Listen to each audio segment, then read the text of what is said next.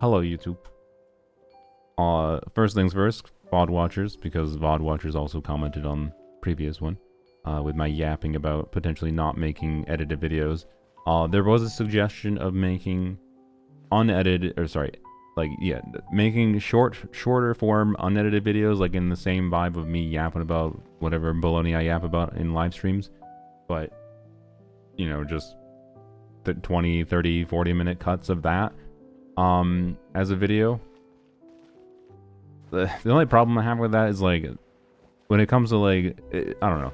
If it comes to just me vibing, yapping about whatever, maybe I could transition to, like, making every other day or even every day unedited videos, right? Where I just hop on Genshin, do whatever for a few minutes, and then yap and throw that up as a video, right? Give cats a treat. I owe you a cat treat redeem already from yesterday, but that's fine. A double cat treat redeem, because I forgot to do the cat treat redeem at the end of the previous stream. So now I'm gonna give the cats churros. I'm gonna give them each a full tube of a churro.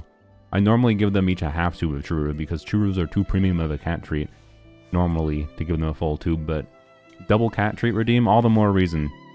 So we're gonna give churros to the cats shortly. So anyways, what was I saying? Oh, yes. I hadn't really considered it really before. Like, it would take my brain would have to, like, reformat to how I consider making videos on YouTube. And it'd be a little bit, I'd have to figure out how I would want to make thumbnails for it, but I don't know. Maybe that's a consideration. To do something like that. There also are software features, like, it wouldn't really take editing time for realsies to just use it. Like, if I don't take the time to have to, like, review things and make sure it works properly, just use, like, I believe DaVinci Resolve, which is the software I use for editing, has a feature to, like, automatically cut out parts of the video that have gaps in, like, speaking. So if I just, like, don't talk for 5 minutes while I'm doing something for a, you know, unedited video, I could technically throw it into the editor and have it still be edited, in the sense that just tell DaVinci Resolve to, like, cut out all the gaps in talking, so that it's not like a 40-minute video with 5 minutes of dead space, right? And go from there. So anyways, Cat, what are you doing? Oshru, by the way, attacked this toy and then he flipped it over, like, make it he grabbed it, yoinked it. It's like a heavy toy. I don't know how he did it. Oh, my plan for the day? He's vicious with it. But doing whatever I feel that like, toy, that's the automatic. Hello, Cat. That's the. Sorry, his, like, half closed eyes are funny. So where he is sitting right now is where that toy was, like, 30 minutes ago before I started the stream. He attacked the little, like, butterfly thing on a wire and, like, yoinked it right there and flipped it over. Anyways, we'll give them treats very shortly. So anyways, delete avatar one. Okay. I don't know what Aqua's talking about in chat, but we'll give the kitties churros a little bit. So anyways, yes, I should try something different. If I've lost the motivation to do, like, my previous style of edited videos, I should just try something different. I agree. I think it's probably not a smart idea to completely give up on YouTube per se. But you know, we'll see what I try in the future. What should we start with? Should we just start with the cat treats? I spy a delicious in the dungeon. I yapped about that a few streams ago, so I brought the box here. So it's a whole box. I haven't read it yet because I'm waffling between, like, do I want to read the manga or do I want to wait for the anime to finish? Because the anime is really good, but I'm pretty sure the manga is. Now that I have, like, the context at least of the anime backing, I can have, like, the character voices in my head style thing. Not, like, literally, but, you know. He probably has anime figures? No, I don't. I'm not really a figurine person. The one figurine I ever ordered, I canceled the order the next day. I was like, why did I order this? I don't even have a shelf to put it on. I don't even care about this character that much. It was just, like, a funny figurine. I kind of liked it. And I was like, wait a minute. This is $80 for a figurine that I don't even actually desire to display anywhere. So No. I don't. Sorry. If they weren't $100 for... Like, the cheap figurines that I'd be willing to pay for are they're ugly as fuck. And then the better looking ones are expensive as all hell. So, no. Basically. Anyways. My best Lanyon team is Mona official over Bennett Farina till I get Durin. That's interesting. Mona official. I guess, yeah, you get the EM buff, and Lanyon having a good portion of her damage being EM scaling is one of the really weird and sneakily good parts about her. I'm biased because I like Lanyon, but I don't know. This passive making her a weird dual EM scaler. Like, her being a dual attack EM scaler she has like the ideal balance between EM and attack scaling. She gains meaningfully from attack buffs because like someone like Dia has a problem in that she feels like she doesn't like if I buff her attack a bunch, you know, it doesn't feel as impactful relative to like her just giving like damage bonus because it scales more universally. And like Lanyon's a little bit the same way, to be clear, where she wants a lot of damage bonus because, you know, EM and attack, she's dual scaling, so they don't do quite as much. But it's much easier to have both EM stats like on both Lanyon directly or buff from the team from different characters in the game, and attack buffing at the same time, compared to like, you know, there's no HP buffing in the game. There's not really that many options for def scaling for like Chiori, who's a dual def and attack scaler, right? I don't know.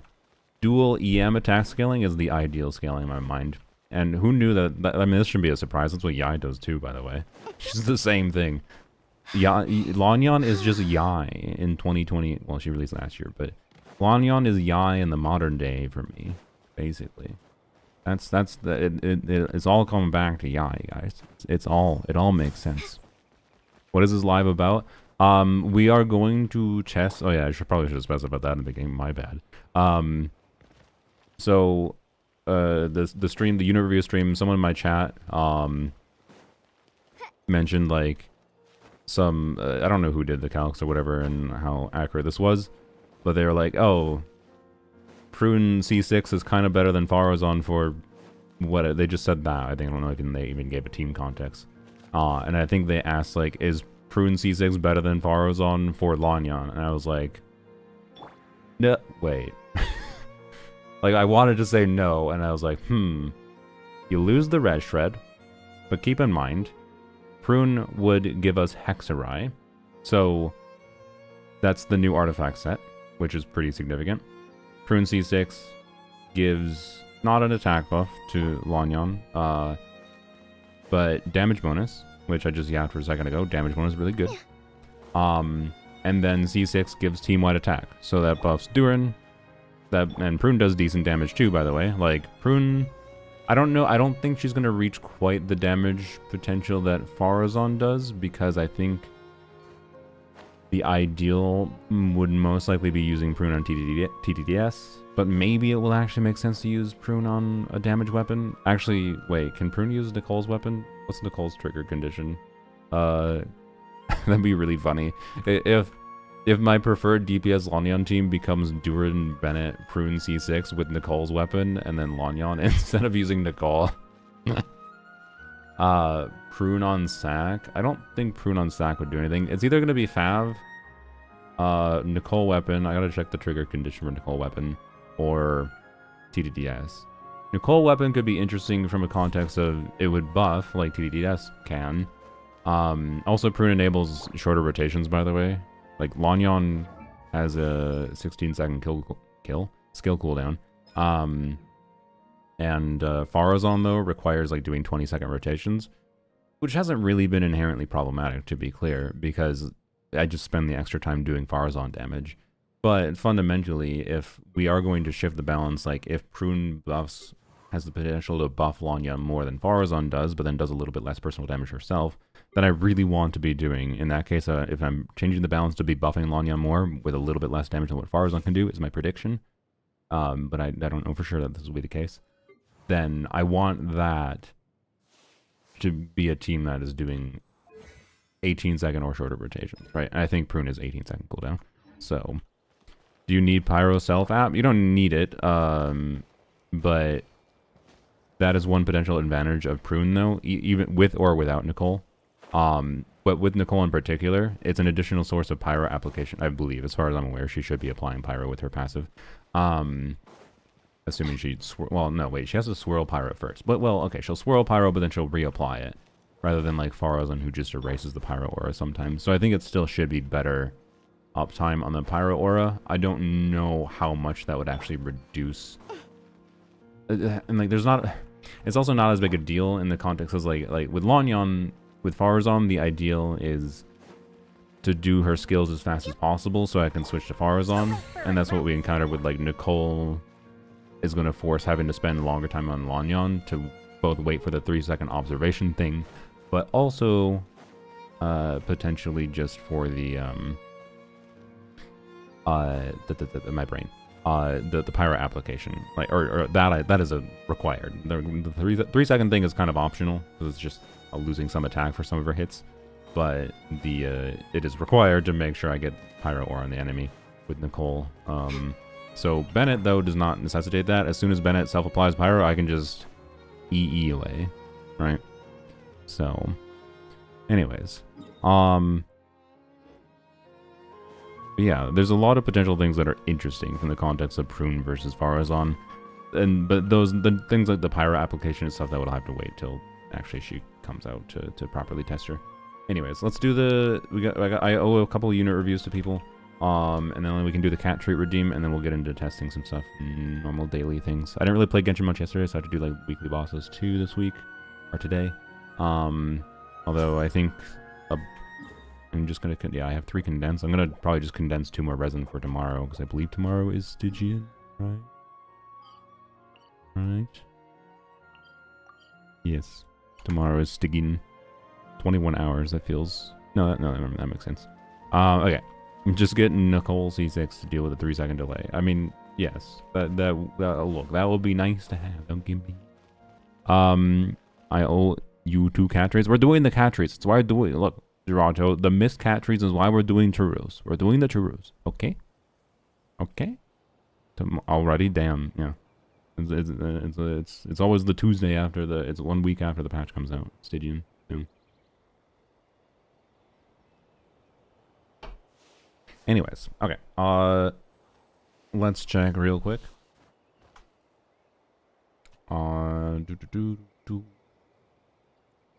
This thing, 741 base attack, 16% attack, attacking blah, blah, blah, blah. After equipping character, creates a shield. No, you need to create a shield. Fuck. Okay.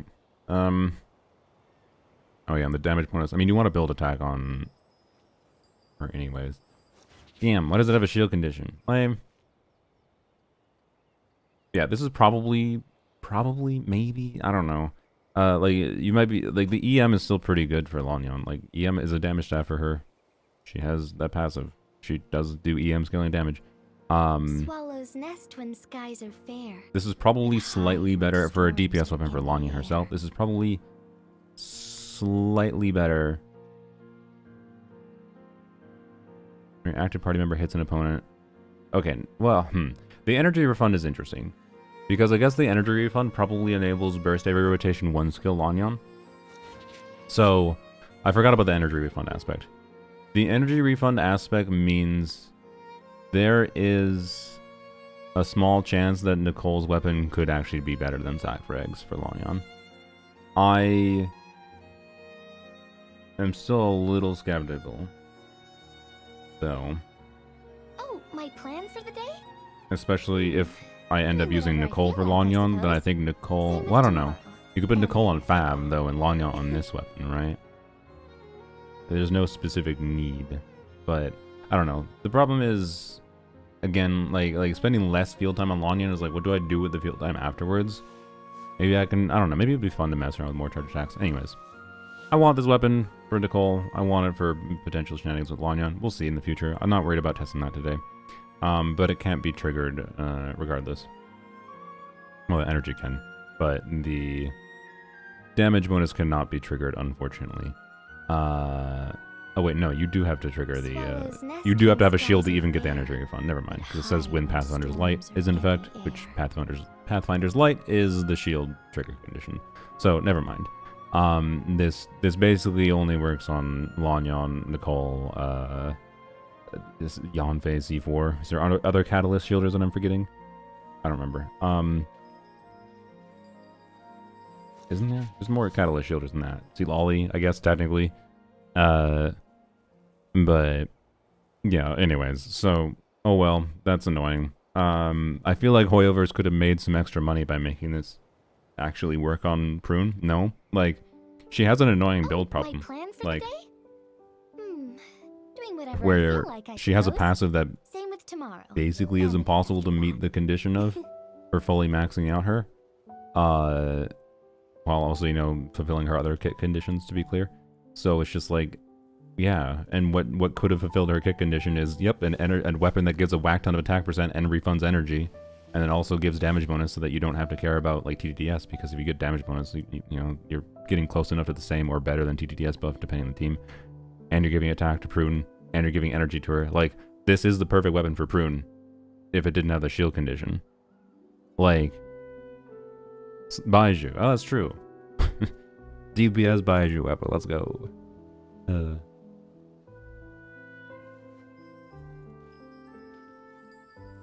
Okay.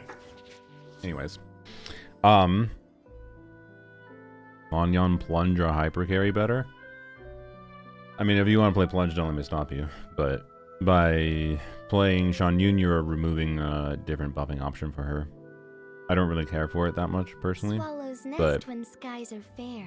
because but I hide when Plunge is what storms are I in the do air. on a character if I feel like they don't have a viable other way to utilize their kit for an on-field DPS playstyle. Yeah. That's fundamentally where it's at for me. So, I don't really give a shit whether it does more damage, and I can't even test whether it does more damage without having to fucking simulate a non-C2 Shan Yun buff and whatever for me. But fundamentally, I don't know. Every fucking Plunge team plays exactly the damn same. The only difference with Plunge Lanyon is that, yeah, you still get to do an E and a Q if you have your Q available. But then you're just doing 8 plunges in a rotation, and it's fine if that's what you enjoy. Don't let me stop you. But, like, I got bored of it for a reason, because it plays the same with every fucking character. So, other than, oh, pole arms you have to normal attack cancel instead of dash cancel. Right? I don't know. Anyways, and the only ones... The only teams that I've long term that I've enjoyed playing with Shan Yun realistically is Yai. I still do like Yai Plunge because Yai feels like she is the right balance of taking advantage of Shan Yun plunging things. But even Yai, I would argue, it isn't 100% satisfying. But it has the right balance of, you know, being able to do the 8 plunges while also refreshing her skill and being smart with timing her burst. So.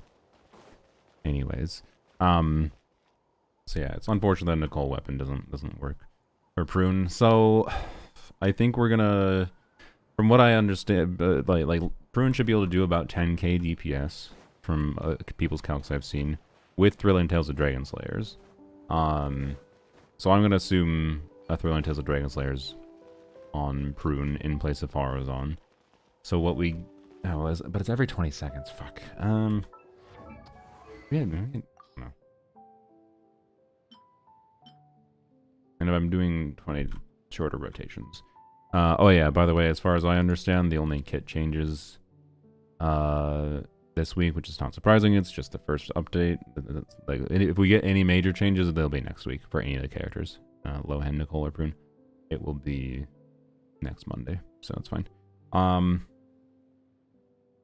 But I think Nicole's C2 res shred increased from 20% to 25%, and then her C2 attack buff went from 240 to 300, which basically just means if you have C2 Nicole,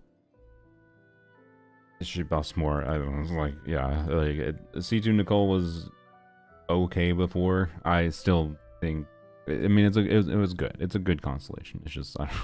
Slightly increasing the C2 buff doesn't really fundamentally do much. I still maintain that, like, if they actually want to make C2 really tempting, put the fucking, like, stupid this baloney with this thing in her Nicole C6, which basically just says you don't have to do the stupid 3 seconds to wait for the on-fielder buff. Just delete that. That should be in C2 in my opinion. But anyways, Prune. You have 221 base attack. Okay.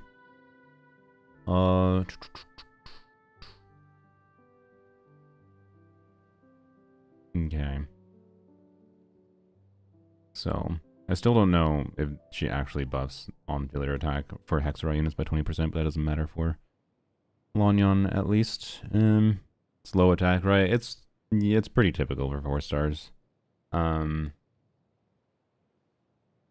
Not like low, but it's not high. Like compared to 5-star modern DPSs who all have like fucking 350. This is level 95, so I guess I don't know.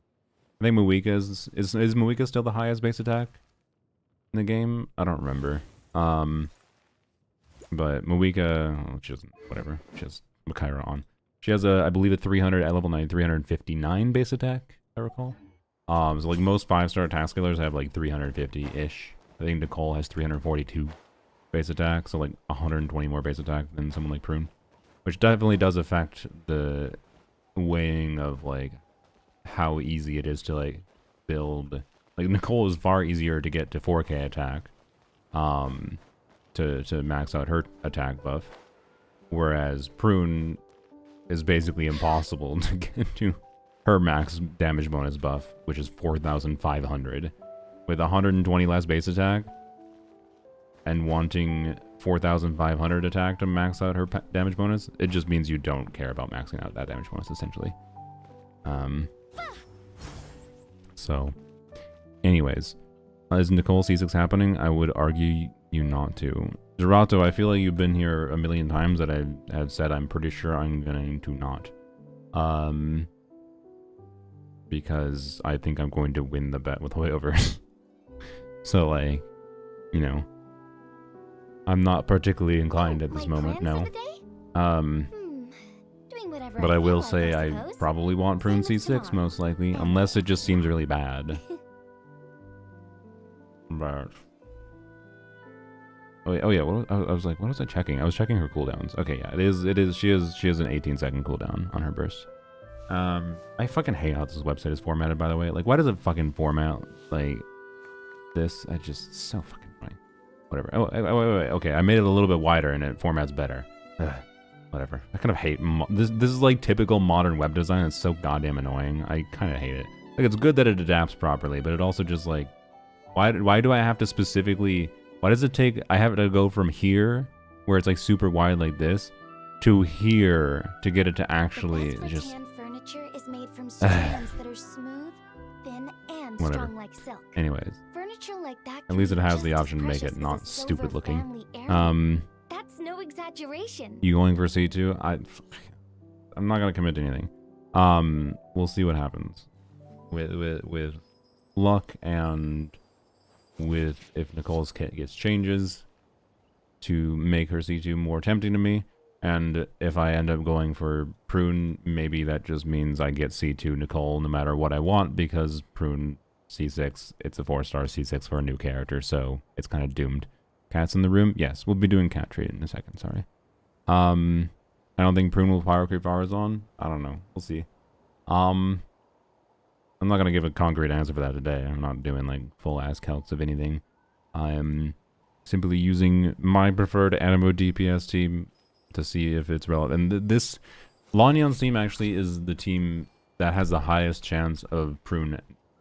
Well, okay, I shouldn't say highest chance, because she gains potentially significantly from the artifact set. Like no Nicole, like keeping Bennett in the team, gaining double hex on the team, gains red shred from Durin. You gain the Hexarite artifact set, which is good, which would also be on Durin. Bennett keeps on Noblesse. Prune uses VV. And Lohan seems more interesting. Yeah, I'll get him in poems only. I mean, he's got an interesting main DPS kit. I think he's a really great character if he's a standard banner character. I like cool, interesting kit ideas, in particular for standard banner characters. But anyways, I wouldn't say he's that interesting though. To be clear, I have a strong inclination that like if the Escoffier team formats will be fine and they'll be enjoyable enough for him, and he'll do decently there, at least maybe with C1 or decent investment in general. But like other than that, like yeah, he's interesting, but he is like pretty heavily designed around needing off-fielder damage to happen, and that is a key thing of why like Duran melt makes sense with him, where Duran's the one getting melts, and it's just like, okay, yes, that's cool, but like what other team options does he have other than that? Maybe future stuff with like Stellar Conduct or whatever, I don't. So also Lohen's kit is absolutely designed to try to sell a Duran rerun. Ain't no way Duran isn't rerun. Also, I think this was already supposedly what information is coming out. Almost assuredly, just based on how the kits are designed, Duran will be rerunning with Nicole, because that better sells the double Hexerai weapon banner too, which is good for me, not good for everyone per se. Some people would have benefited more from like a Mawika Nicole alongside together. And they could, again, you could say they could still do the double Hexerai weapon banner by doing Lohen and Duran together, I guess, too. I just think it's more likely they try to do the Duran-Nicole combo, but I don't know. I'm relatively indifferent. I'm just saying. It could easily end up being that, like, how future things are balanced. Lohen isn't that particularly compelling ever outside of like this one particular team format. They've been pretty good at designing units lately to feel meh outside of one particular team format. And like Varka is an exception to that, which is why I appreciate Varka as much. Varka feels surprisingly decent outside of his one team format, but it depends on your investment, to be clear. Again, I do think to some extent just getting R1 Varka alone changes the changes the evaluation for Varka and how interesting he is to consider in doing different teams. But anyways, no one will be benefiting from a Mawika banner. What do you mean, like Mawika Nicole banner? I mean, if you're pulling Nicole and then you want a Mawika's weapon and you are fine with getting Nicole's weapon, yeah. But I don't actually think that's that good of a weapon banner. Yes, is what I would say, because Nicole's weapon is not that good. Anyways, oh, Lunaris has ICD information. Interesting. The fuck is this? Sorry. Does she not apply any elements on her? This is her skill, right? Yeah, that's her skill. So it does the Animo hit and then it does the other hit. And then her burst, yeah, her burst doesn't infuse directly, but then her passive, after the wish, blah, blah, blah, blah, its damage triggers swirl on it. It will also summon a Bane Hunter Oathhammer. It will deal 150% of Prune's attack as damage to them, the damage type matching the elemental conversion. So this is what I thought applied an element. So Bane Hunter Oathhammer. Why does it list a bunch of different elements here for the application? Why do they list this? It's very weird. And they don't list her passive, so we still don't actually know whether or not her passive applies an element. Wee woo in the background. Website is this Lunaris. I want to savor every Stop my way. every footnote before I turn to the next one. Fuck off. What are they doing obnoxious sounds? Whoop. Anyways,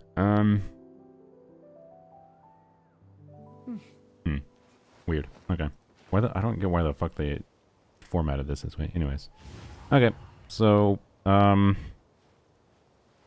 anyways, we'll figure out what I want to assume for.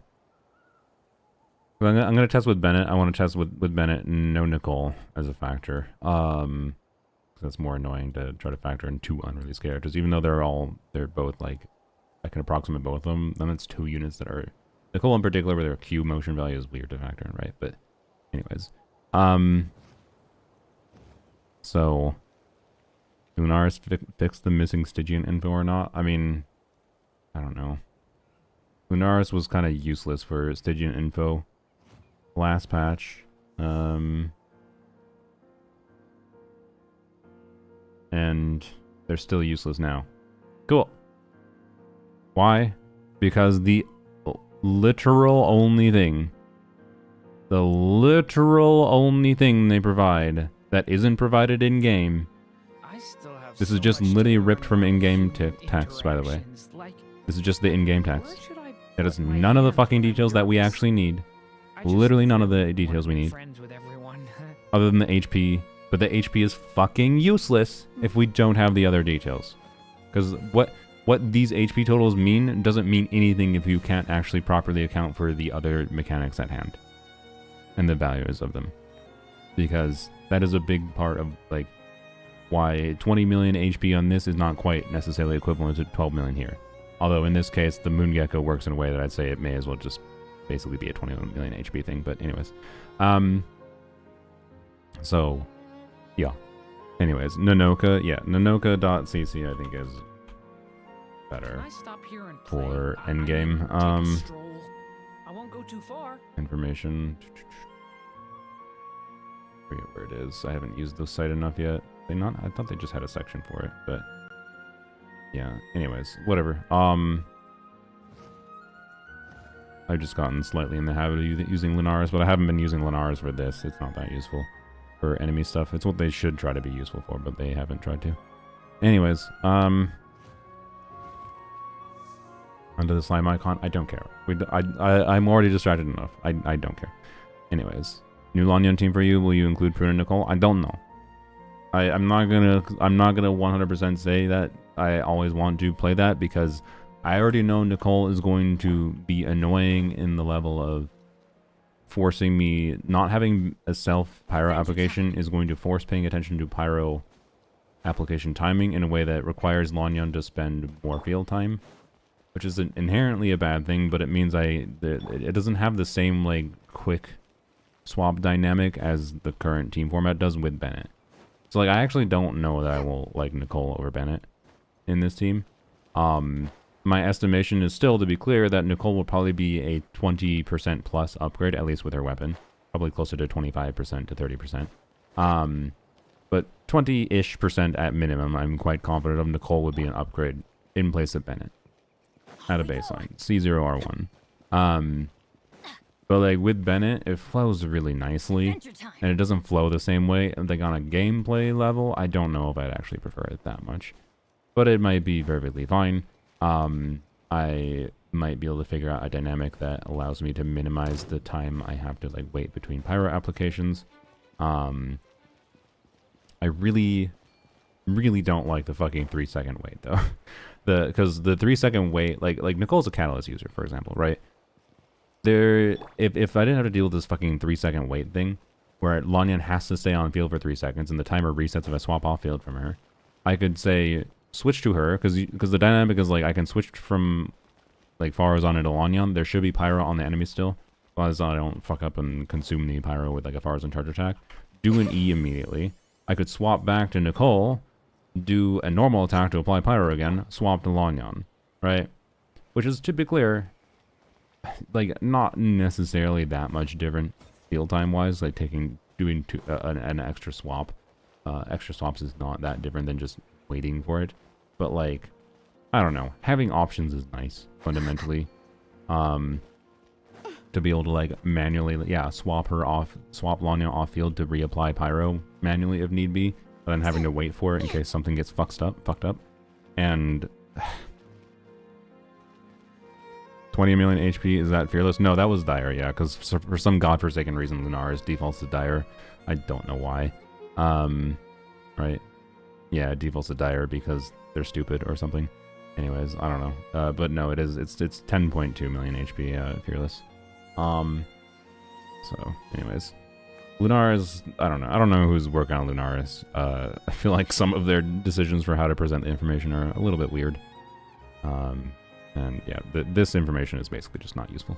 So, anyways. Yeah, I don't know.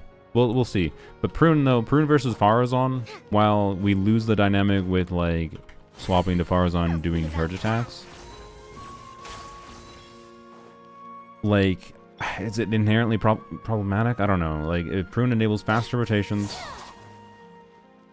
and does decent damage herself, and then I just spend some extra field time on Lanyon instead of whatever. Can Prune do 2 skills per rotation? Sorry.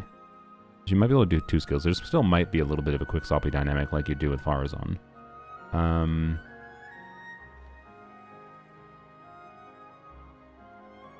No, she does 1 skill per rotation. Lame. Okay. Fucking Hoyoverse loves goddamn 15-second plus skill cooldowns lately. They really don't want to do lower cooldown skills. Lame. Whatever. 70 burst cost. What is your burst cost with C1?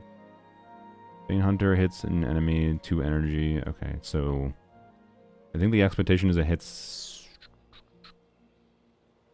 Swallow's nest when skies are 7 times? Is the assumption 7 or 8 times in the air. for her Bane Hunter Oathhammer? So this is probably, I believe, 14 or 16 energy.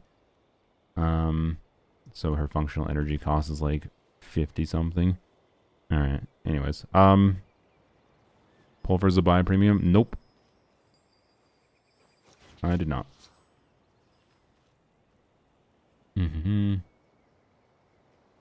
Anyways, let's do the reviews quick that I owe. Shadow, Shadow, what did you even want me to look at? Zabai? Or sorry, was it Zabai or was it Shalonen? And then we have 2 other reviews I owe from the previous unit review stream. Because they are paid ones that I missed by accident. Shalonen, okay. C6 Xylo, 200 crit damage. Wow. Did you just want to do this to flex on like Sylveons or something? I don't remember the stats on Sylveons exactly, but that's my vibe. I feel like you just wanted to flex on Sylveon. I think Sylveon might have had more defense stats than you. But this seems to be a very strong DPS Shalonen build. Yep. That's all I had to say. I don't know if you want... I think Sylveon had more ER than this. But heck if I know how... Like, to be clear, she can do decent damage with her burst activation, right? She can get 2 ticks of, 600% def scaling damage. So, it is not irrelevant to have energy on her. But, yeah. Do you think C6 Shalonen is close to C0 Zabai? Doing whatever I feel like, I suppose. Same with tomorrow. And the day after that. I don't remember how many instances of this damage she gets. I'm gonna lean heavily towards no. Heavily towards no, but yeah. Sylveon and Shadow can go and check. Wait, do you both have C0 Zabai to compare against? It's funny. So, anyways, I had 150. Okay, yeah. Anyways. She'll only get any stats on cons. I mean, her C2 does buff herself. Her C1 makes her on-field like Night Soul last longer. C4, I think this buffs herself. Characters of Blooming Blessing increase. Yeah, this does buff her. So she gives a flat buff to herself. So this is basically a flat buff to herself means it just like is a flat 65% increase in her motion value, right? So like her normal attack multipliers are actually def scaling. So you can add another 65% on top of these Blade Roller hits. Like that goes from 110% to 175%, right? Which is sizable. But it is, I think, limited to 6 times. So it's not a very good flat buff. It's only 6 instant. Ugh, that's so sad. Only 6 instances of damage. Oof. Oof. Oh well. Anyways.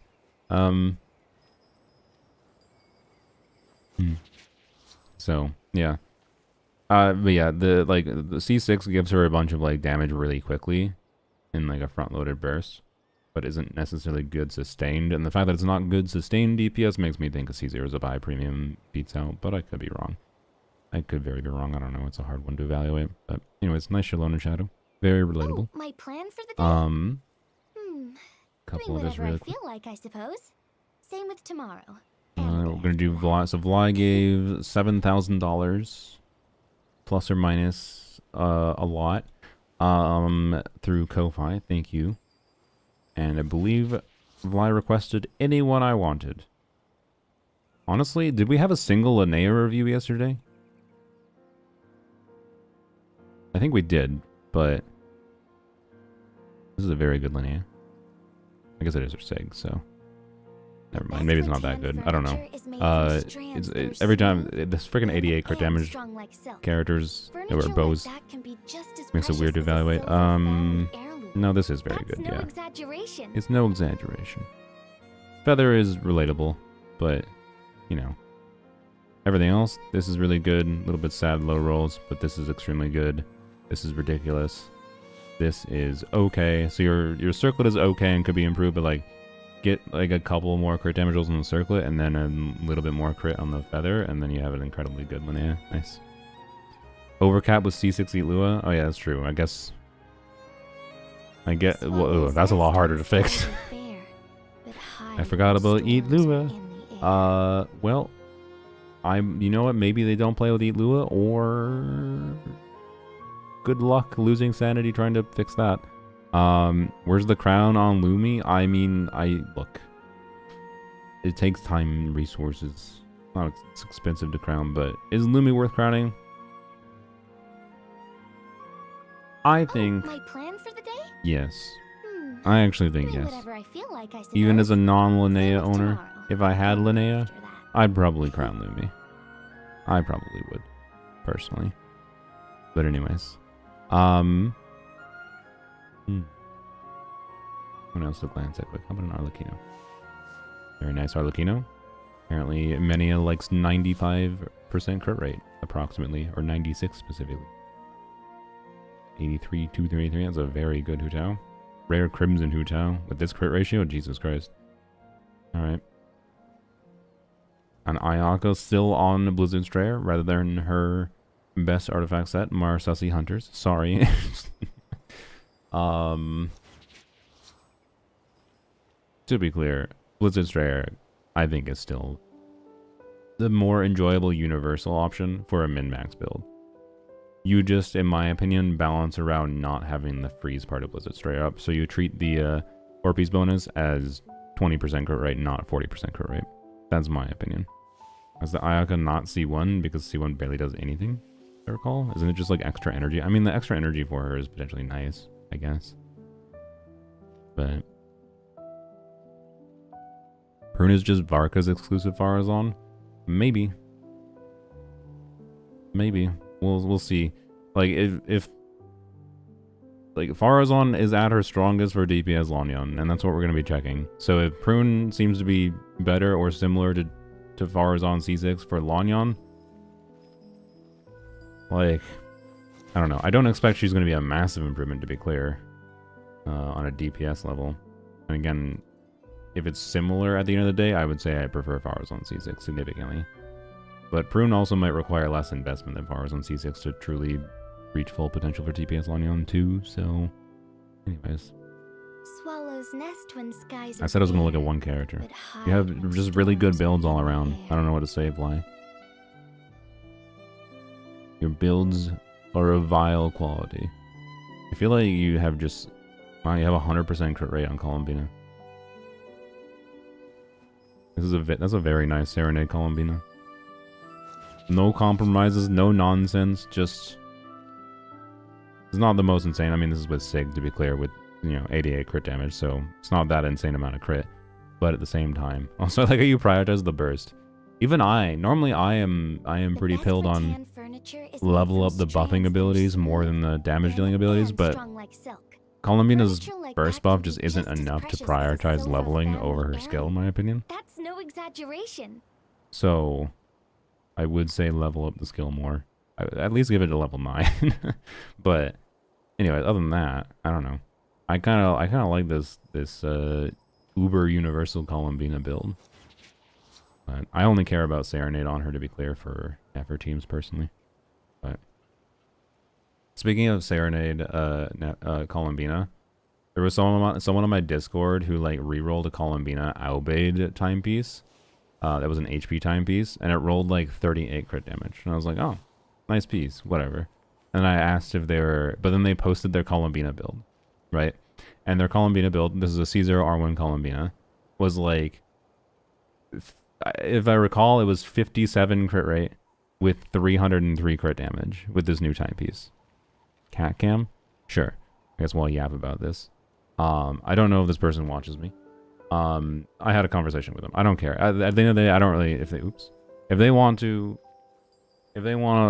build your characters to have 300 crit damage because you want 300 crit damage on the thing, that's fine. But like, I asked if it was a DPS build because that was like a good ratio for like an on-field DPS build. I didn't notice it was Albade at first. And they're like, no, it's an Albade off-field build. I was like, oh, okay. Well, I'd recommend a crit rate circlet because the crit rate circlet would basically perfect her. And then blah, blah, blah, blah, blah. They came up with a million different reasons of whatever. And ultimately, I was like, okay. Ultimately, you prefer 300 crit damage. That's fine. But then one of the reasons, and this is why I'm mentioning it, that like, no, my build is fine. Having 57 crit rate at a baseline is fine because yes, she gets 15% crit rate. But I was like, okay, having 72 crit rate while having functionally, remember Columbina's weapon, right? Oops, I don't need to, I forgot I had zoom. This gives a frick ton of crit damage in the passive, right? So, like, their build was functionally like 370 crit damage with 70% crit rate. Unless they were out with Llama, to be clear. And with Llama, it's still only like 82%. And either way, that's like a pretty ass ratio for how much crit damage they had. And I was like, I was basically like, okay, you're in a situation where crit rate circlet would be almost assuredly a lot better, even with Llama, potentially. Although Llama would make them want to bias maybe towards like tweaking one other artifact, maybe. I didn't double check exactly. But either way, the bigger thing though was like, they said, oh, no, it's fine. I actually have 82% crit rate with a Lunar Bloom team, right? But I was like, I had to resist the urge. I didn't want to comment on it because I was already like, whatever, just, it doesn't matter. Just let the person who likes Columbina have their 300 crit damage and let them be happy with it. Even though, like, I don't get satisfaction from having 300 crit damage if I know that, like, I'm just, like, that, because crit damage only does anything. It only does anything if you crit. So, like, having super inflated crit damage stats, but then 20% plus of the time, you don't see a crit. The best rattan furniture is made from strands like, that are smooth, to be clear, not every character and prefer that. strong like silk. But for, like, Furniture off-field like characters, that like can be just as Columbina, precious as I a generally silver speaking family would prefer to balance the heirloom. ratio That's no properly. exaggeration. But if you prefer bigger numbers, and 80% crit is obviously perfectly fine in a Llama team. Except, do you know what the problem with using Albade in a like, Albade Columbina. Albade Columbina. Off-field Columbina in a Lunar Bloom team. We're talking Nefer, guys. What artifact set is optimal in a Nefer team? And this was, by the way, they were prioritizing crit damage over all else. And they were saying they were playing Columbina in a Lunar Bloom team, and she had like 20 or 30 ER. I was like when they mentioned that, I was like, no, must resist. Because it was like that was the worst thing of all. It was like, oh, because they were trying to use their justification of Llama buffs the crit to be like, this is why my Columbina having 300 crit damage is fine. And like, yes, it is much better if you had 80% crit rate with 300 crit damage than 70% crit rate with 300 crit damage. But if you have no ER in a fucking Lunar Bloom team for Columbina, that is the one team context where she always needs the ER. She always needs ER. And I'm not saying you can't make Albade work, but you need Albade to have... You need a lot more ER in like stats on your build to make Albade work on a Lunar Bloom team. It's not technically useless, but you definitely also should probably just do Serenade. Because the passive for Columbina's Lunar Bloom damage, Albade does not scale, because the only thing that scales the value of Llama's buff, because so much of freaking Columbina's Lunar Bloom damage comes from Llama's buff, and the only way you scale the value of that buff is with crit stats. And like, oh yes, they built a bunch of crit. But then 4-piece Albade doesn't do anything.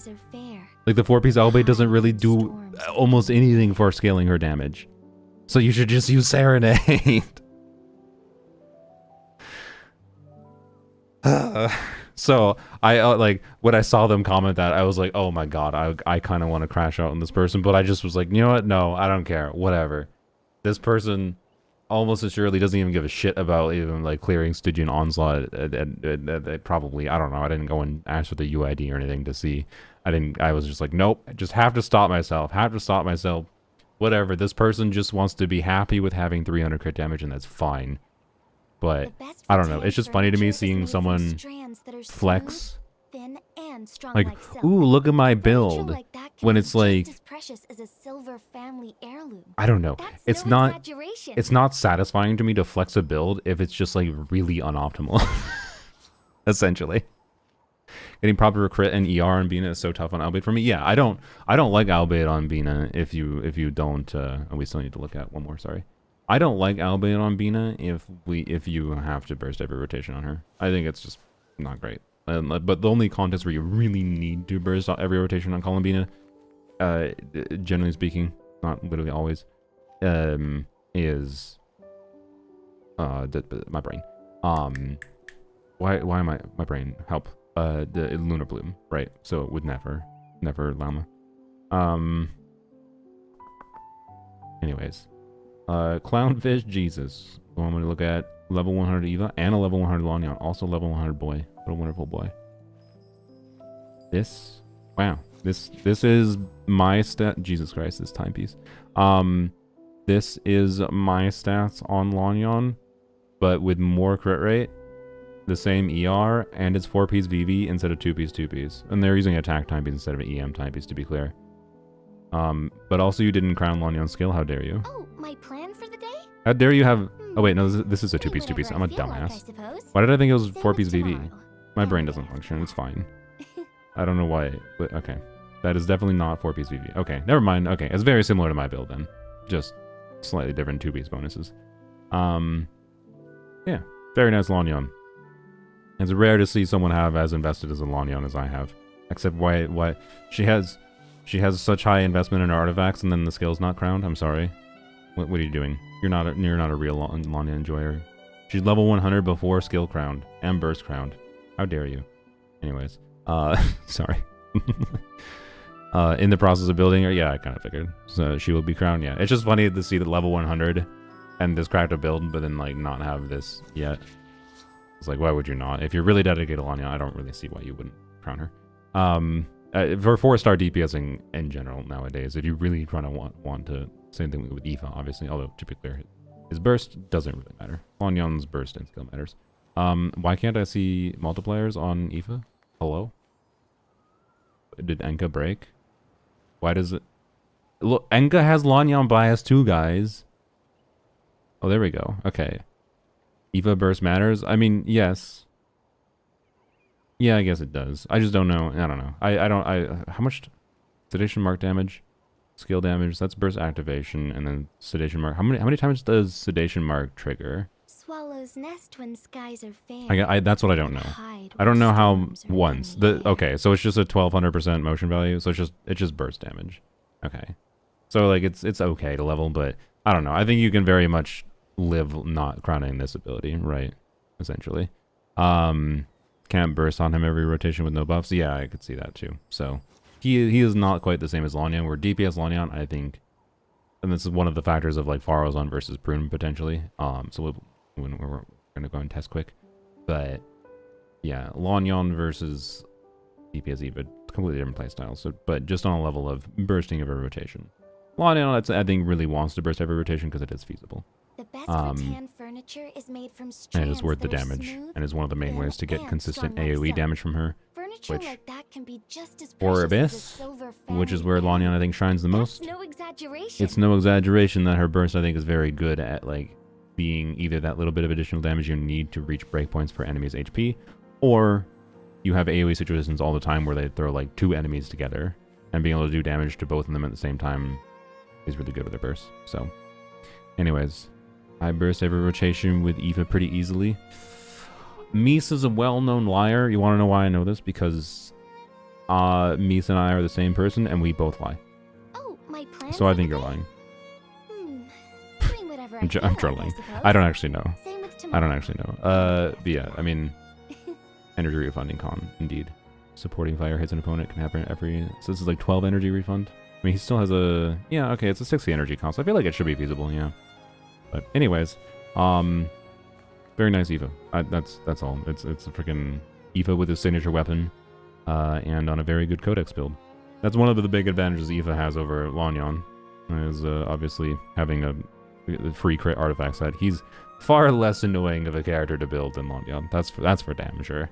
So I absolutely understand if you prefer someone like Eva over Lanyon as far as an animo 4-star DPS goes. That's for dang sure. So it's pretty fun.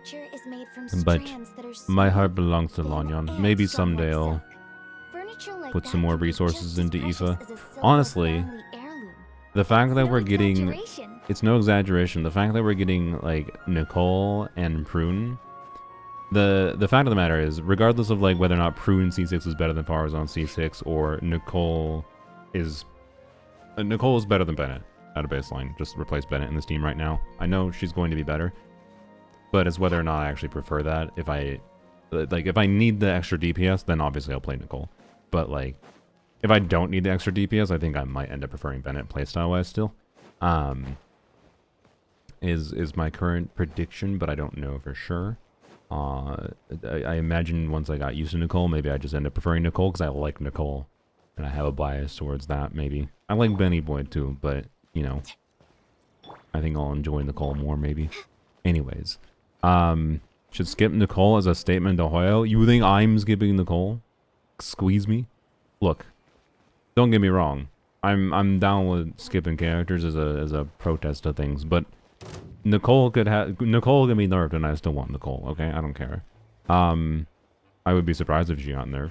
What am I in combat with?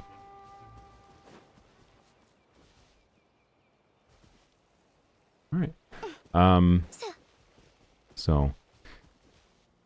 Lohan, is it necessary to pull Nicole and Duran from? Necessary, I think, is a strong word. The reason you would want Nicole is because Duran Lohan combo to baseline is made to be around Duran doing good damage off-field, and giving Duran a 600 attack buff from off-field is pretty damn strong.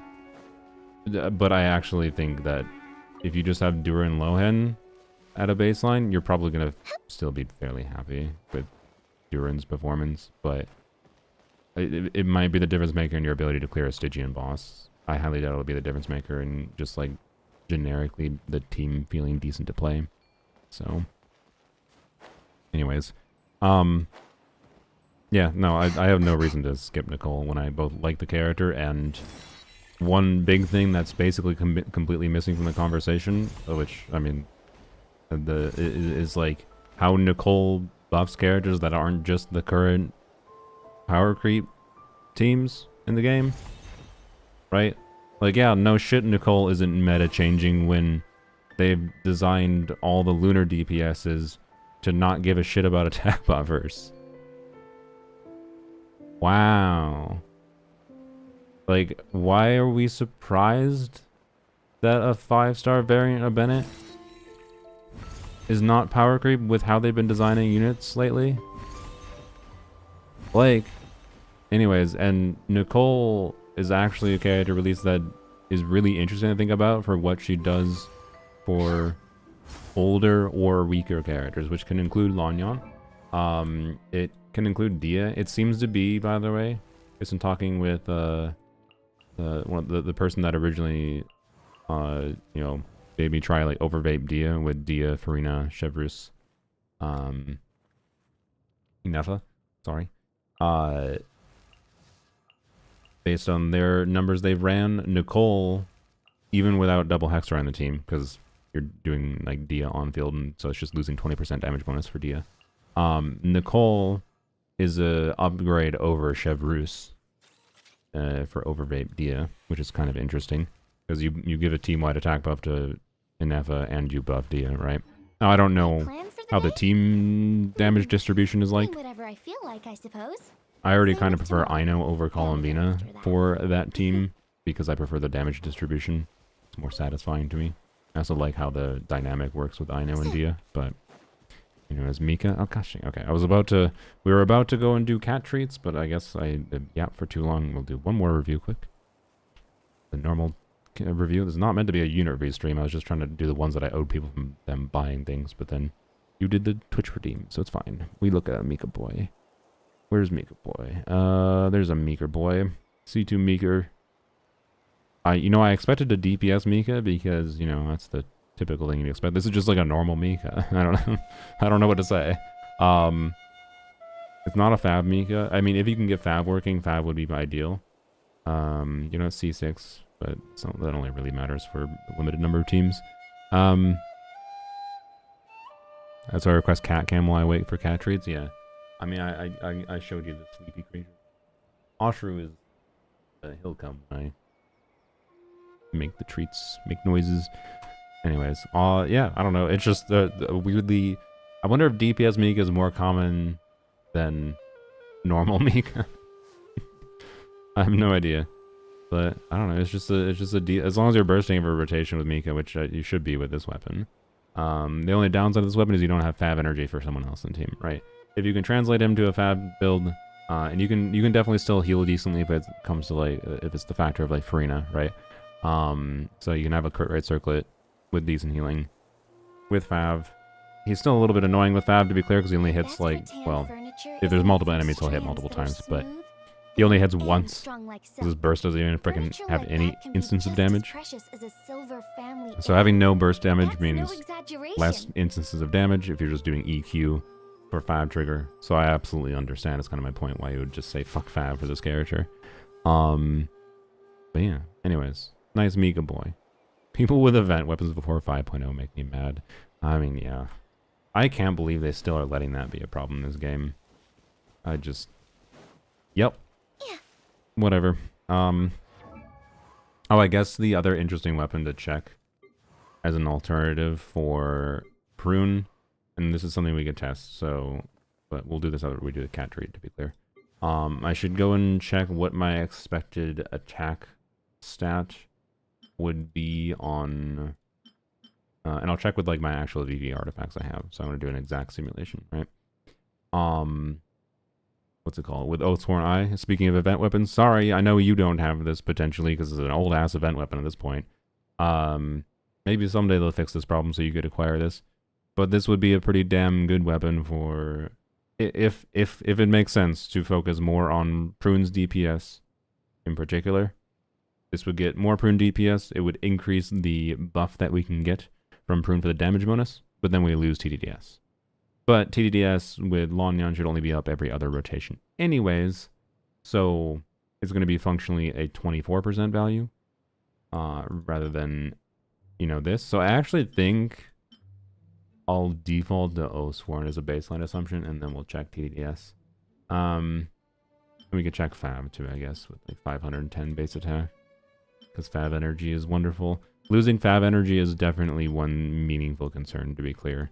Fab energy is why Lanyan, with as much ER as I currently have on her, can burst every rotation. So that would have to be something I'd figure out. And that might mean I just prefer Prune on Fab anyways.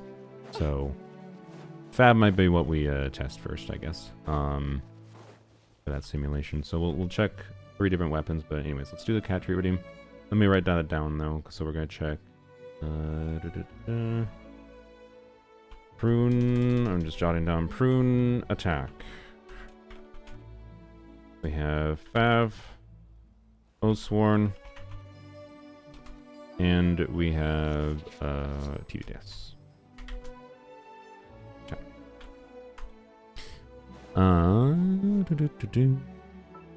And why did they release another fucking catalyst weapon that requires a shield to give a damage bonus effect? Fucking balls. It'd be so nice if Nicole's weapon worked on Prune, but it does not. Oh well. You legitimately would easily be able to get the 40. I shouldn't say easily, but you would definitely be able to get the 4500 attack buff.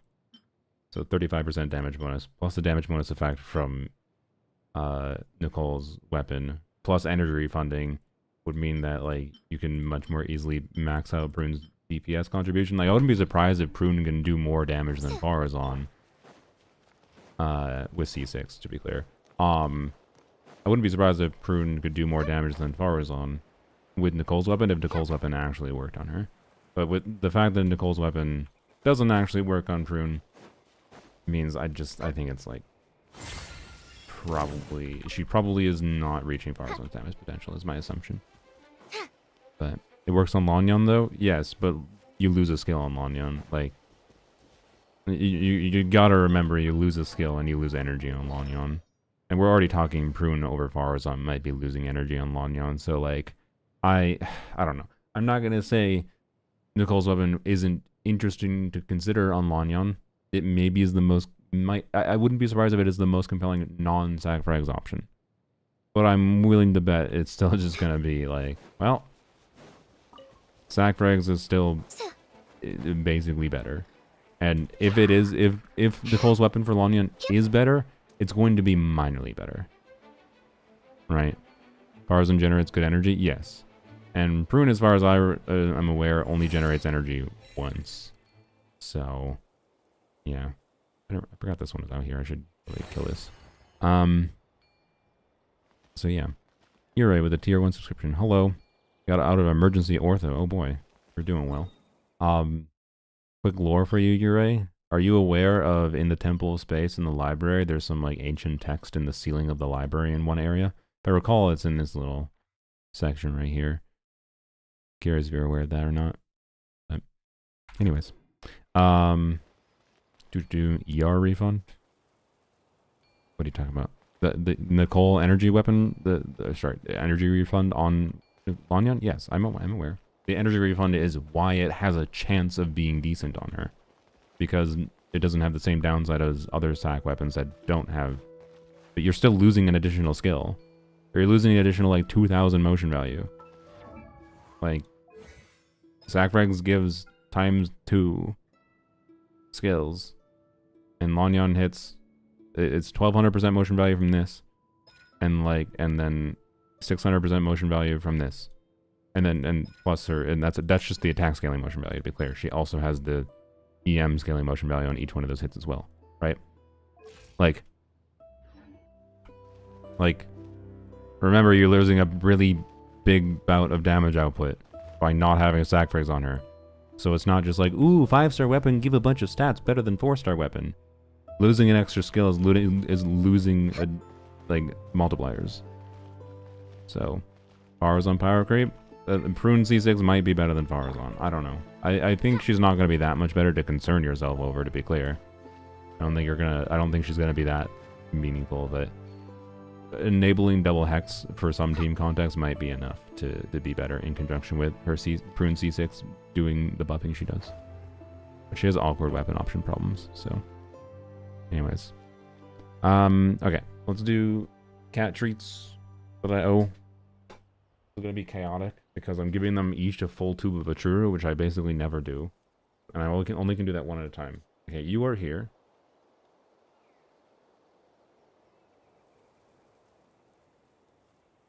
You need me to open it? What did you say? Oh, I'm old now. He's like, I'm not going to be baited. My ears. I'm not going to be baited until it's open. Then I'll see if I can pick that up. Okay, fine. Just...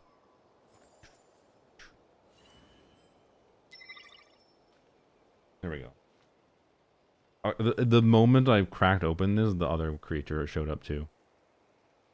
Okay, well I guess you're getting this first. You want to jump up here? Might be more. Okay, it's gonna be hard to shoot.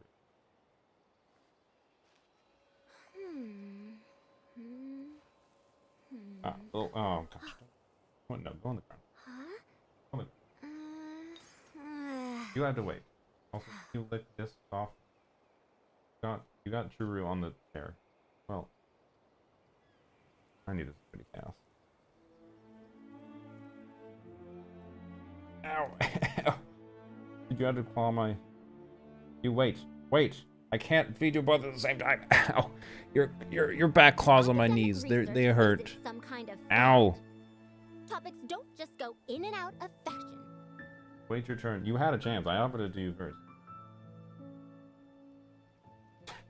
He's got a bunch on his nose.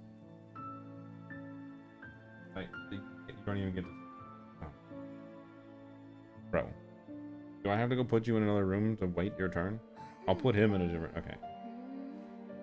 You know what? I am going. Sorry. 1 second.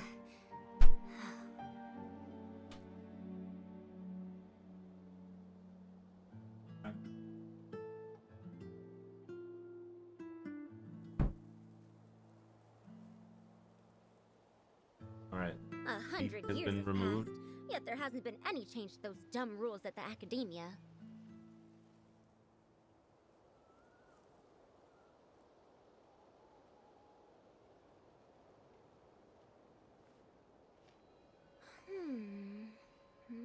How did you get some in your ear?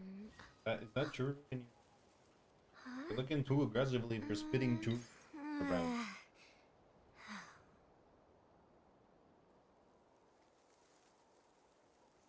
A lot left still.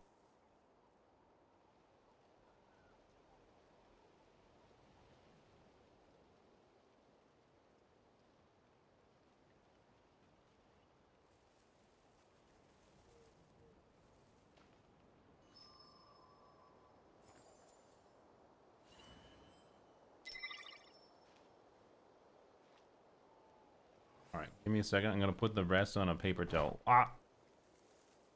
Did I show my ugly face? I think I showed my ugly face. Oh no. Oh no. How dare I?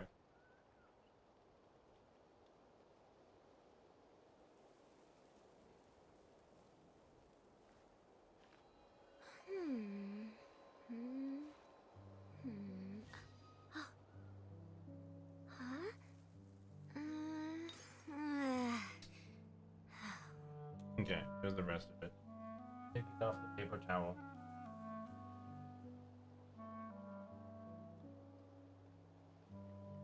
Fine dining. I dropped.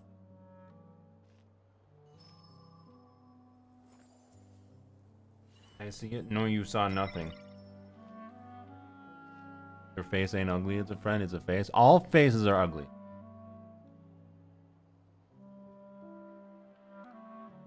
I have a right to my opinion that all faces are ugly, okay? That includes mine.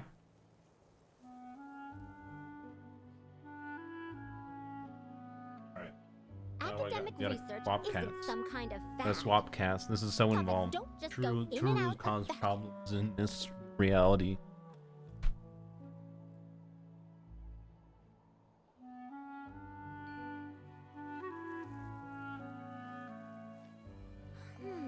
We're distracted. Sorry.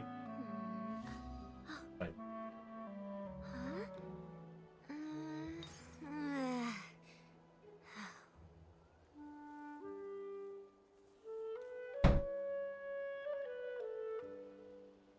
Okay. And the second one. All faces are beautiful. You have your right to that opinion. For that's why I must exist. I must exist to counter your perspective. How much for an account review? Need some advice. Not specifically having a price on that for now. I'm not saying that there is no price, but, you know, I don't have a price. It's not a specific service I'm advertising offering at this moment in time. But, you know. Money is nice, particularly because of the fact that Hoyoverse has removed my ability to make a lot of money, so now I need more sources of revenue. Can you... Oh, you're licking the stuff that Osher got in the chair? I see. Can you go on the ground? I don't want you to look at... What did you say? That's not the ground. Oh, I'm old now. Bro. So every Go other back phrase down. escapes my ears. Down. Try calling me Madam Get your- Faruzan. Then I'll see if I can pick that up.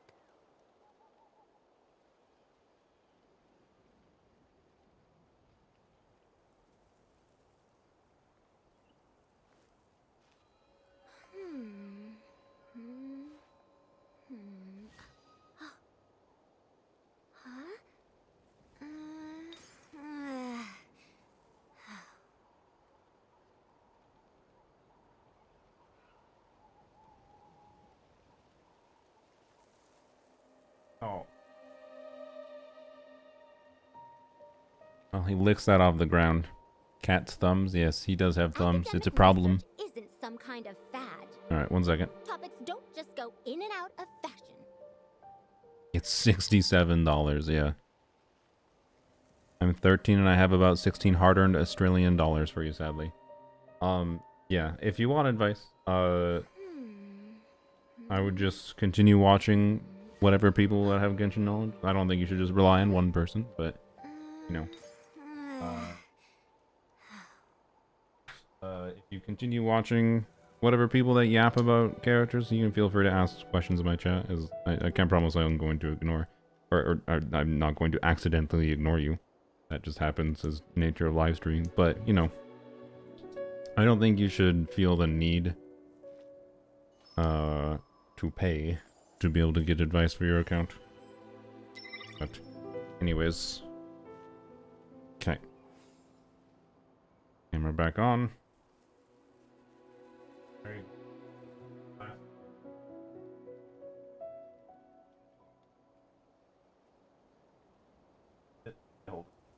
Stop it.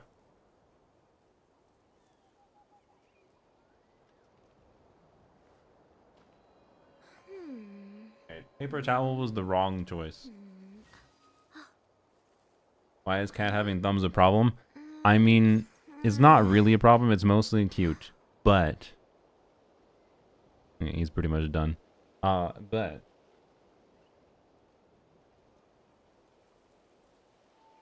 yeah, there's nothing left there, sir. But I'm not kidding. I think he will eventually figure out how to open cupboards. Which might be a little annoying. Like, I can give you an example. There's nothing left there, sir. There's nothing left. You ate it all.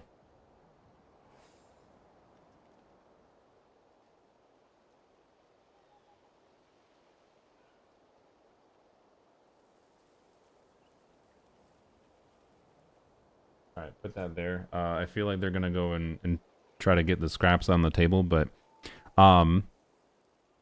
there's a cupboard in my bathroom. I gotta go let the other cat in. 1 second.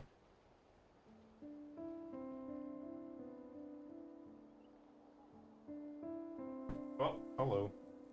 Just charged in, expecting a treat or something. As soon as I opened the door, I don't think he was not waiting outside. But I walked back to my seat and he came charging in. Also, there's a glare at fingerprint. It was fingerprint. Oops, that was on there the whole time. That's a much clearer image now. Want to know if my Bina build was okay on a Fab weapon? Fab is one of her ideal weapons. So, yes. But I don't know what I mean, get some crit on her and she'll be okay.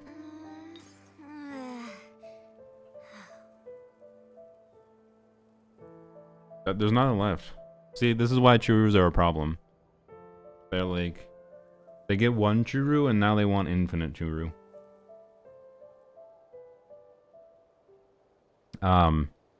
Treat them to some catnip. They like churus more than they like catnip. Also, this one doesn't give a shit about catnip at all. Orange one does like it though. What's the flavor of the treats? One of them was chicken with cheese recipe. The other one was chicken with scallop recipe. How exciting. No. I told you, no. You're gonna rip apart that paper towel, aren't you? Yet there hasn't been any change to those dumb He rules was licking of his, academia. he was licking his hand.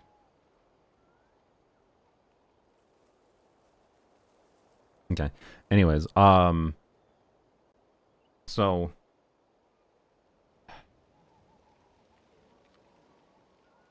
please don't investigate that. I don't want to deal with you taking I don't have anything. I don't want to deal with you pulling garbage around the floor in the apartment. I make enough of a mess as is. It's all gone. There's nothing more to extract other than very minor scraps.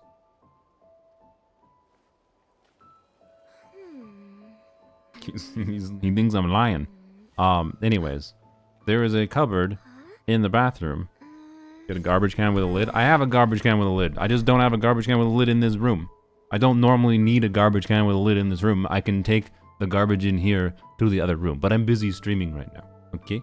Anyways, cat, please. You know what? I'm just gonna pet you. For the cat treats, yes, I could get a garbage can just for cat treats in this room. Specifically while I'm streaming. I probably should. I'll consider it next time I'm at the store if I remember. Anyways, how do you simulate Dura and see one of the dummy? You don't, unless you do calcs. If you do calcs to figure out how much damage it adds, then you can like add stats that are similar to the amount of damage it adds, but you can't really directly. Anyways, Didi with his extra toes, aka thumbs, he has legitimately almost, he's managed to crack open the cupboard in the bathroom about like an inch. Like I legitimately have seen him like, you know, grip the knob and like pull the door open, but he hasn't like managed to get the leverage properly. He doesn't quite have it figured out, but I won't be surprised if he figures out how to eventually. All right, I think we can finally do what I had a topic for the stream 1 hour and a half later. It's fine. I knew it was going to be an unfocused day. Hey, we're almost at 160 resin. Not that matters. Is Fontaine Treasure Compass work and see a bygone eras? I believe so, yes. I believe so. I'm not 100% sure though. This route. Prune is great for non-C6 Faruzan havers? Yeah. Like it's not the Prune is not a bad addition. Again, I don't think she is going, even if she is better than Faruzan in a lot of cases. And again, I'm not testing every case today, but she is not, I don't think she is going to be problematically better. It's not going to be like, oh, great. Now I have to feel like for my insert anima DPS here, I must get Prune C6 and Durin or Nicole combo to be able to take advantage of the double Hexerai for the artifact set and whatever. To be able to feel like I do compelling damage with my anima unit. I don't think it's going to be that. I highly doubt it. Because you lose Faruzan's Res Shred, you lose probably some damage potential, although so many people don't build their Faruzan to do damage. So, anywho's. Prune and Dorman port yet? No, I don't think I have. I also haven't seen that NPC. Sorry, my brain is like, what do I buy? It's just more. I'll need the Mora. If you ever. Okay. That's the wrong region. I guess, let's see. I can spend, it's gonna take 16 minutes, but I can go and do 2 weekly bosses. What is happening? Why is it scrolling not working? Do 2 weekly bosses, and then I can spend 40 resin, and then I condense the rest of the resin.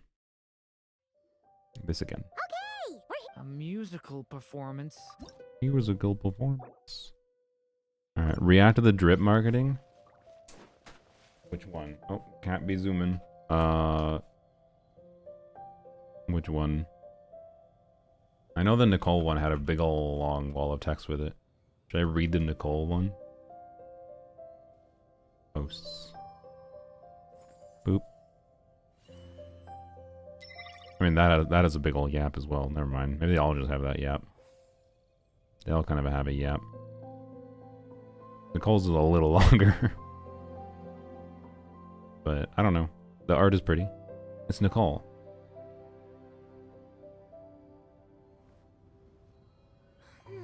I don't have much to say about it, to be honest. Nicole's, Prune's pose is pretty cute, yeah. It's a funny pose with her hammer. I think I do think the, like, trope of a small person with a big old hammer is kind of boring, to be honest. But I don't know. It's just it's typically just a video game trope. So have you read her whole essay?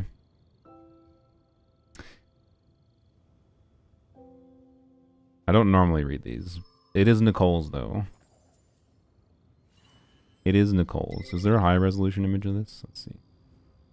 Nope, that's low res. I'm sure there is a high res image of it, but that is not very high res. Okay, fine. Many of the stories Nicole envisions begin with a phrase as old as stories themselves. Long, long ago. Perhaps, for some authors, long ago is less the threshold. I'm Faruzan, old shut the now, frick so up. every other phrase escapes my ears. Try calling me Madam Faruzan. Then I'll see if I can pick that up. Perhaps, for some authors, long ago is less the threshold of a tale than a refuge from all further questioning. For once a story is consigned to unreachable distance, this is written in such a hoity-toity way. I'm sorry. All the people and events bound up within it may as well have faded into obscurity, leaving no path by which the present might truly follow them back. This is like I took AP English and this is how I write. Sorry. This is anyway. And yet, in Nicole's thoughts, those stories of long ago endure still. Long ago, the lights of many nations filigreed the earth in gleaming gold. Long ago, the daughters of heaven wandered in carefree grace betwixt divine courts and mortal cities. Long ago, the sovereign of ages past, who had descended into deepest darkness, had not yet brought disaster back to his homeland. Long ago, the 3 radiant moons that hung aloft in the night heavens were still 3. Cat, the Truru is gone. Chill out. Sorry. Anyways, the years brook no pause, the wheel spinning onward all the same. Within a cycle emptied of hope, the spark of paradise perished, along the lives annihilated. God, see, AP English ass writing. Servitors. Dude, there's nothing left. Stop it. Okay, I have to go throw the crap away. Sorry, 1 second. I have to go throw the crap away. The creature is trying. No, there's nothing left.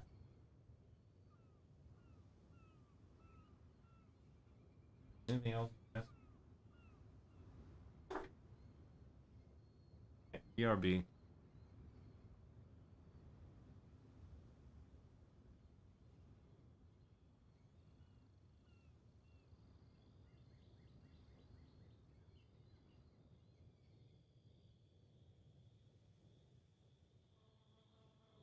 Alright, there we go.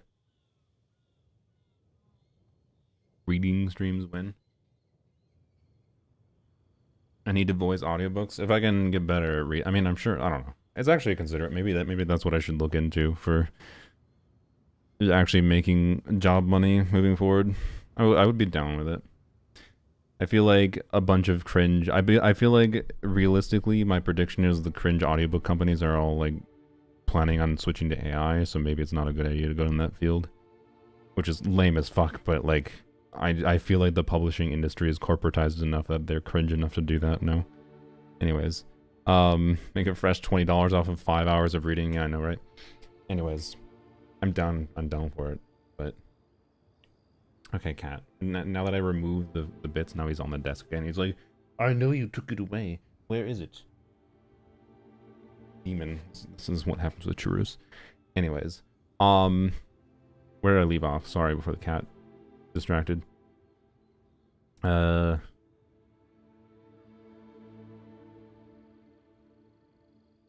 think servitors. Yeah.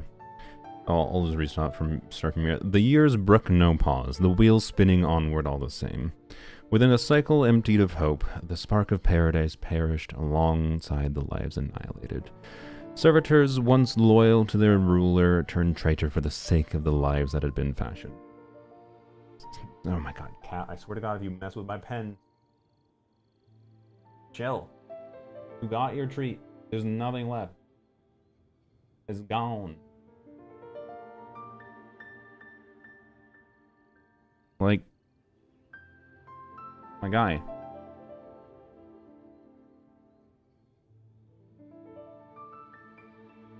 There's nothing. There's nothing. There's nothing left. It's gone. Okay, anyways. Cat just distracted, jumping around and things. the Black Dragon Lord returned from beyond the stars, the moonlit chariot of the heavens shattered like crystal. The story had not reached its end. Rather, it was those who had once read it, and those who had once listened to its telling, who had long since taken their leave. The angel who once longed to write laughter into the world lost all that had once made laughter possible. In the end, she even lost the voice with which she laughed, and could speak no more. Thus, it seemed that the story Nicole kept within her would never properly find its beginning. She could only go on cradling her many long-agos, roaming the world and watching as all things passed, changed, and were remade by time. That remained so until the day she met a tiny mage in an enormous hat, its extravagant brim tipped up with such pride it seemed almost ready to brush the sky. Compared with the hat she wears now, however, it was still a fair few sizes smaller. The little witch tucked herself down at Nicole's side and listened intently as one story after another unfolded, not stirring until she had finished her drink and emptied her bag of biscuits. So, you really are an angel. And those stories were real too? Yay, I can't fucking pretend to be a small Alice. Then yay, that works. I'm a mage and you're an angel, so we match perfectly.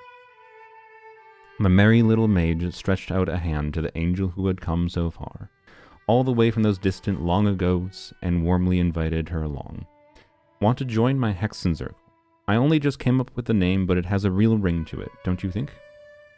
It's going to be the funnest, awesomest, best club in all of Tevat, I promise. No answer came from the angel. None could. But the little mage did not wait for one. She caught the angel's hand in both of her own and slipped the last piece of candy into her palm. There. Now our mage's pact is made. Nicole had no thought of joining them, nor could she have guessed what this little gathering called the Hexen Circle would one day grow into. But at the very least, it did sound like a place with happiness enough to spare. That was very good. Yeah, I liked it. Alright. Anyways, read bedtime stories to you. Yeah, I don't know. Maybe that's my niche in the future. Maybe I can just do daily reading random baloney videos. I wonder, is that a niche filled on YouTube? Just read a chapter of like open source books or whatever. I don't know. Anyways, yeah. Hopefully you enjoyed. We gotta figure out numbers now. Actually no, we gotta. Oh my gosh. 2 dailies. Then we'll go. I'm gonna do Polearms only 2. Just get that done. I didn't put a cryo team. Well, you know, I haven't used Longing against this. I guess we're gonna see how it goes. YouTube Shorts for the drip marketing. I feel like my speed of talking with trying to read in a nice sounding way, would take a while. I don't know. Would it be actually short content? Maybe. I don't know. I don't remember what the limit for shorts videos is.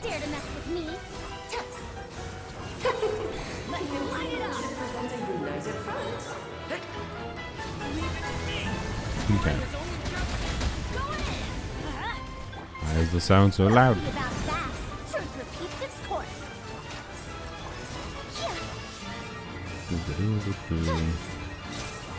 Alright.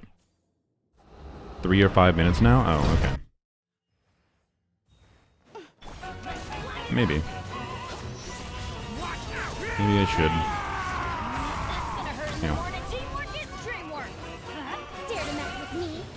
Ow. Ah, you one-shot me. What a dick. Nuclear Bennett. That was Bennett problem. Okay. No. Okay, you know what we need to do a Lanyon skill just to get a shield up. I thought I had memorized. Need a million energy. What happens if I don't do anything for this? Find out.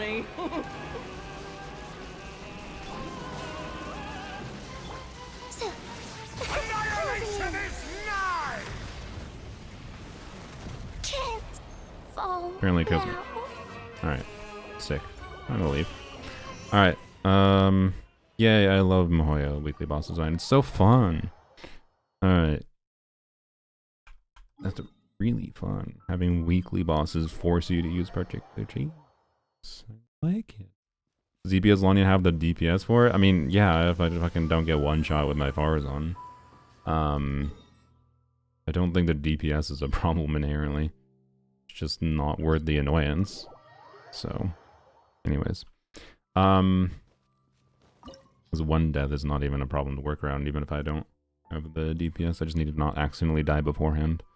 So, anyway, it's not that problematic to brute force this thing, to be clear. It's just annoying to have to do it. Like, was that necessary, Hoilers? Did you have to make it annoying? I don't know. Anyways. Alright. Mm-hmm. Shower me with praise. Let my name echo in song. Can I switch? Thank you. Say cheese. Breaking out. Okay, you avoided all my damage. And we wait 10 minutes to... I don't even know if I need to farm this boss anymore, actually. The only reason I am is because, like, I know I'm low on one of the materials, but it's because this boss trolls the living shit out of me. And doesn't give me... Oh my god, cat. Jesus Christ. I thought you were just gonna fly and launch off. Sorry, I don't know if you heard that.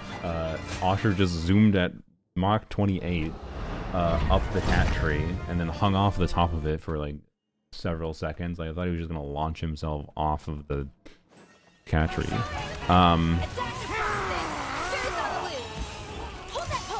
Anyways. Dude.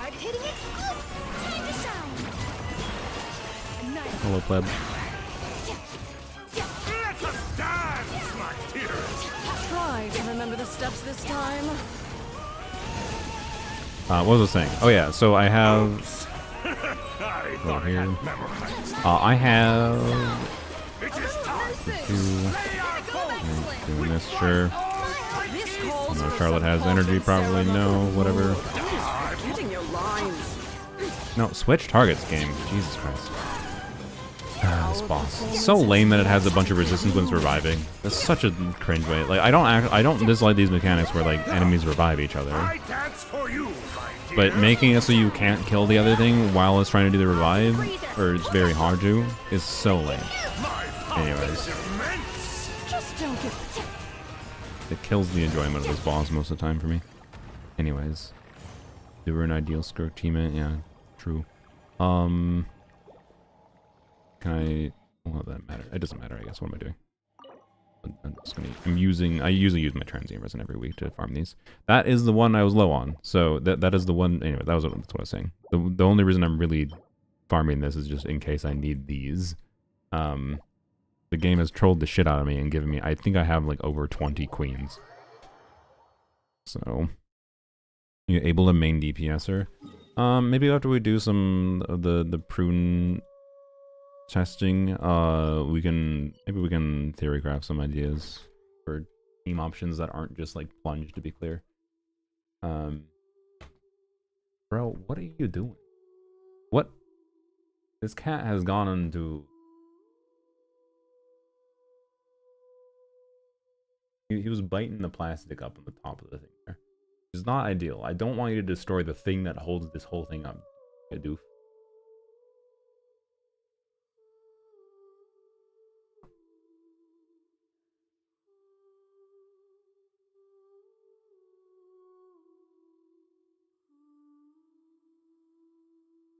He attacked you, chat.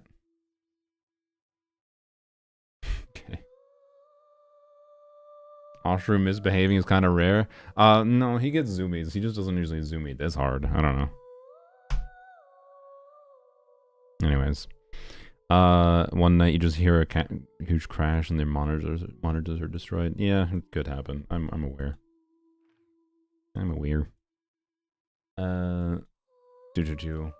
Yeah, honestly, like, DD is usually the more chill one most of the time, actually. But they both get zoomies. But he's just sitting and judging.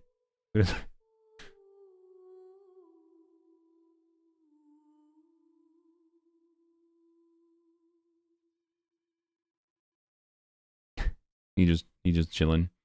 He was definitely like staring up at Osher doing things. Now he's staring out the window. Anyways. Alright. What were we doing? Sorry. Oh yeah, the Dottore. What was my boss drops for Dottore? Because at this point maybe I just farm crystals that I need the most, or predict I need the most, I suppose. I know I have no animo crystals, so 4, 7, 6. That's not many. I'll just farm this. Alright. Whoops. Oh. Wrong button. Let's see. Okay, switch to... No, we'll do Lanyan this time. Wait, are they dead? Did I revive them? I hope they're not dead. Oh well. No, they're fine. Well, not really fine. I need energy. The marrow of the 3 moons in my hand. Can't hit him? The false moons fall. There we go. Oh, I forgot he refills energy too, which is nice. That makes this boss far more pleasing to fight.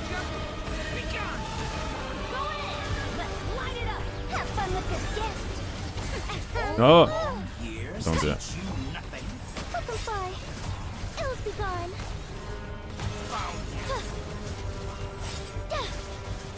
No.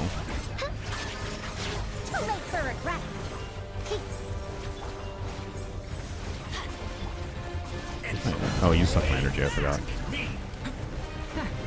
I forgot you absorbed my energy. Everybody stand back! Too late for regret! Years of the storm! Up and away!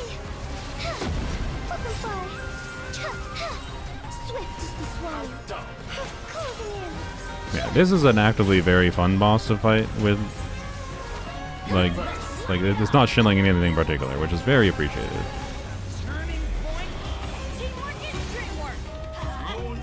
Oh, camera be wigging out. It's telling me to focus on other mechanics. I ignore them. In this rotten, decaying world. Alright. Yeah, it is a lot better than the other boss. Lock that piece, please. No. Alright. Electro crystals very low. Oh well, it's fine. Okie dokie. Okay. And now spend this. I do 1 run here, and then I condense the resin for staging tomorrow. Alright. Do-do-do-do-do.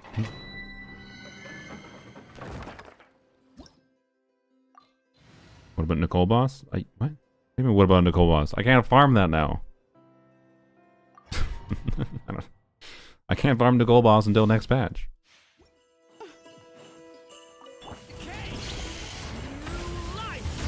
Let's light it up! Everybody stand! You know? Not exactly a factor right now. It's terrible. What? It died while I casted my E. Isn't it the one Zibai uses? What? What are you talking about? No, she uses the new weekly boss.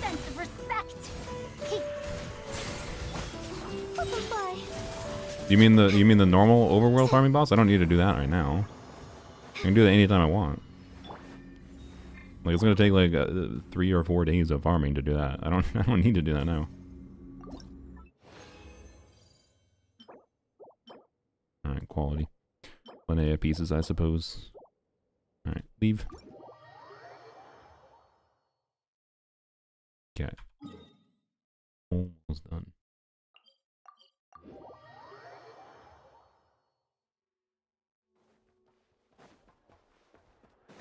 Yeah, I think it takes, what does it take? Like, I already have enough pyro crystals. I checked that, by the way. My only concern is, you know, leveling another fucking animo unit potentially. So no, I have literally like nothing. I have 13 of. Yeah. To be clear, I think I have enough if I convert everything away. I can convert all the cryo crystals, for example, and be fine-ish. I prefer not to convert electro crystals since Sandrone might be electro. But yeah. Forever on the edge of barely having enough crystals. Also, I want to level up Razor, so more reason not to do whatever, right? So, alright, we're gonna get a Husk Timepiece, 4-line perfect rolls. That means... Actually, do I level this? How good is a Death Circlet on a Chiori with Jade Cutter?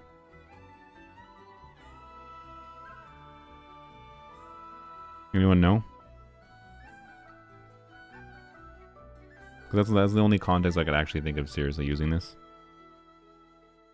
But I have no idea. Jade Cutter's weird. I feel like no, it's definitely crit damage Circlet, right? No, sincerely a C6 Chiori haver. Okay. Yeah, goodbye then.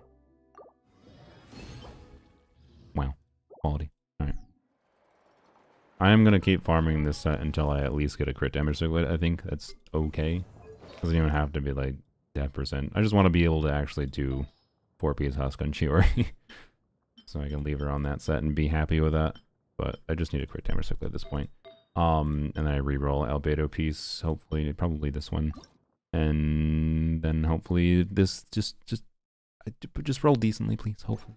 And just want better than this and I'll be happy, right? Like, I can get 3 crit rolls but have higher roll values and I'll be happy. And then Chiori can have this because Chiori likes attack percent, so that's a pretty good piece for her. And then she can stick to that, and she can stick to that, and she can probably stick to that goblet, and then she uses an onset circlet, and Chiori's pretty happy, I feel like. And I could either use Jade Cutter or I could use Harbinger of Dawn on her selectively, depending on what makes sense. So, yep. Husk better than Golden Troop. I think it's not that different, as far as my understanding is. Like, I'm not gonna say it's better, per se. But I'd prefer it, personally. So, and yeah, I like Chiori's burst, so.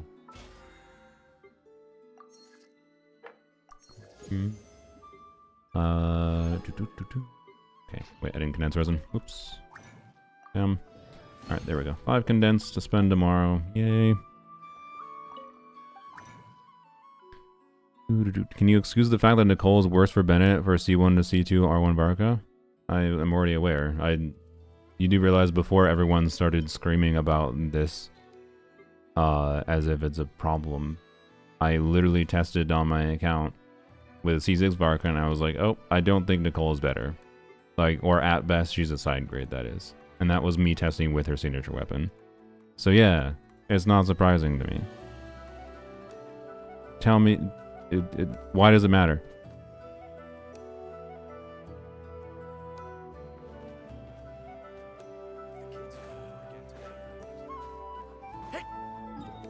Doesn't matter? I would argue it's a good thing. I would argue it's a good thing that you don't fucking need to pull Nicole for Varka. I think Nicole is most fun, actually, for a team-wide buff, which is the fact that she buffs all-fielders.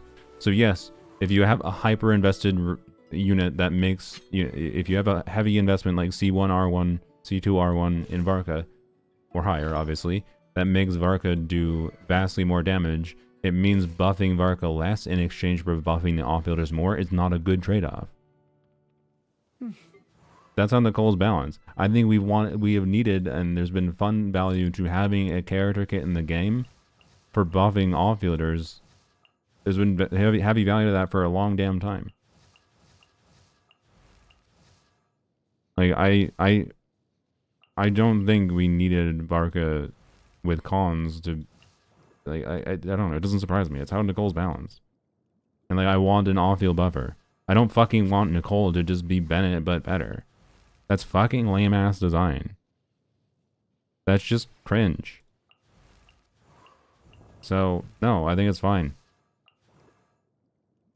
And also, yeah, are we surprised that they balanced to fucking... Oh, their intent... Because the people that are likely to get C1 R1 Varka are also the people that are probably going to get C1 cons on Nicole, too. Statistically speaking, I'm pretty sure that is what it is. and therefore, like, they balance around that. And that's not surprising either.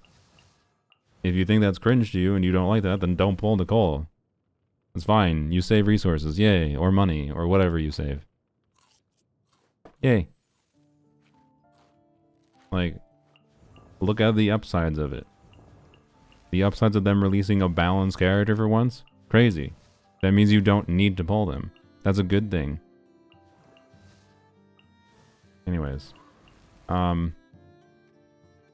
Yeah, nobody's talking about how she buffs older units or just weaker units in general, because everyone complains about power creep, but then everyone is so damn pilled on power creep that they only think units are good units if they're power creep as fuck now. Like, it's just... the conversation around new units in Genshin is so goddamn lame now, because it just entirely revolves around, are they the right amount of power creep for me? It's just like, okay, cool. Kanich getting a nice buff? Yeah. I think Emily is one of the biggest winners. The Nefa team formats are definitely a winner. Then Yai is a winner. Yai is a good off-fielder that can have meaningfully better value from an off-field attack buffer. Like, Power Group is okay when it's a character they like, yeah. To be clear, I understand why you might be upset on the level, like, if you chose to, like, skip Varka's Sig weapon in favor of waiting for Nicole and expecting Nicole to be better than Varka's Sig weapon, if that's where you're upset or whatever, but, like, I don't know. But we're talking, like, C1 R1 Varka. You already have Varka Sig. You already have heavy investment into Varka. I don't think you actually really needed that much more damage on Varka. Like, what do we need? Would it actually fucking matter? Would it actually matter if Nicole was slightly better than Bennett? Like, that's the most optimistic scenario. They might buff her, to be clear, to make her C0 for, like, Varka with cons slightly better than Bennett, to ensure that, like, all Varka players pull Nicole, right? Because right now she's at a state where, like, someone with higher investment into Varka could very much be like, I don't need Nicole. I think that's a good thing. And they could buff her, but, like, does that actually matter? Does it actually, do you think it's actually going to change your experience whether or not she gives, like, 2 more DPS than Bennett? Because that's the most, clearly they have her balanced in a way that they don't want to risk her, like, replacing Bennett in a bunch of teams in the game. Like, they still don't want to completely power creep Bennett at, like, baseline C0 investment level. I would argue that's a very good thing.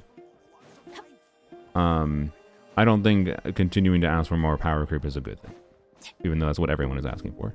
I understand the perspective, to be clear, that, like, oh, they've already fucked everything with game balance anyways, with, like, C0 Zabai investment, with Zabai premium being 180k DPS, right? Like, I get it. Like, just completely power creeping Bennett out of every team that he is relevant in from older teams, and making Mawika close to Zabai level would be not inherently a bad thing because of what they've done with Zabai and Linnea together. And Itlua, it's the conjunction of all four, and it's not just any one character. I don't think it's worth focusing on the conversation on blaming any one character, to be clear, because there's people that are yapping about, it's not Linnea's fault, it's Itlua's fault, it's not Itlua's fault, it's Zabai's fault, it's not Zabai's fault, it's blah blah blah. It's all of them together. They designed 4 units together to be significantly better DPS at baseline investment level than any other team in the game. Like, it's all of them together. Why is everyone yelling at each other about, like, it's this character's fault, it's this character's fault? Anyways, so anyways, bare minimum should be she's better than Bennett in Hexen teams. Sure, I guess. I don't know. I don't think it matters. I don't think it matters, personally. I don't think Nicole doing 10% more DPS than Bennett universally for every Varka investment level would matter. That's my vibe. To be clear, I think for Varka, their intent, and the really cringe thing they did with Varka, and their intent is, like, they have split the slight power increase for Varka between, like Varka at baseline investment level in particular, between both Prune, with Constellations on Prune, and Nicole, and the artifact set. And that's why Nicole's in a weird fucking spot for Varka. Because, like,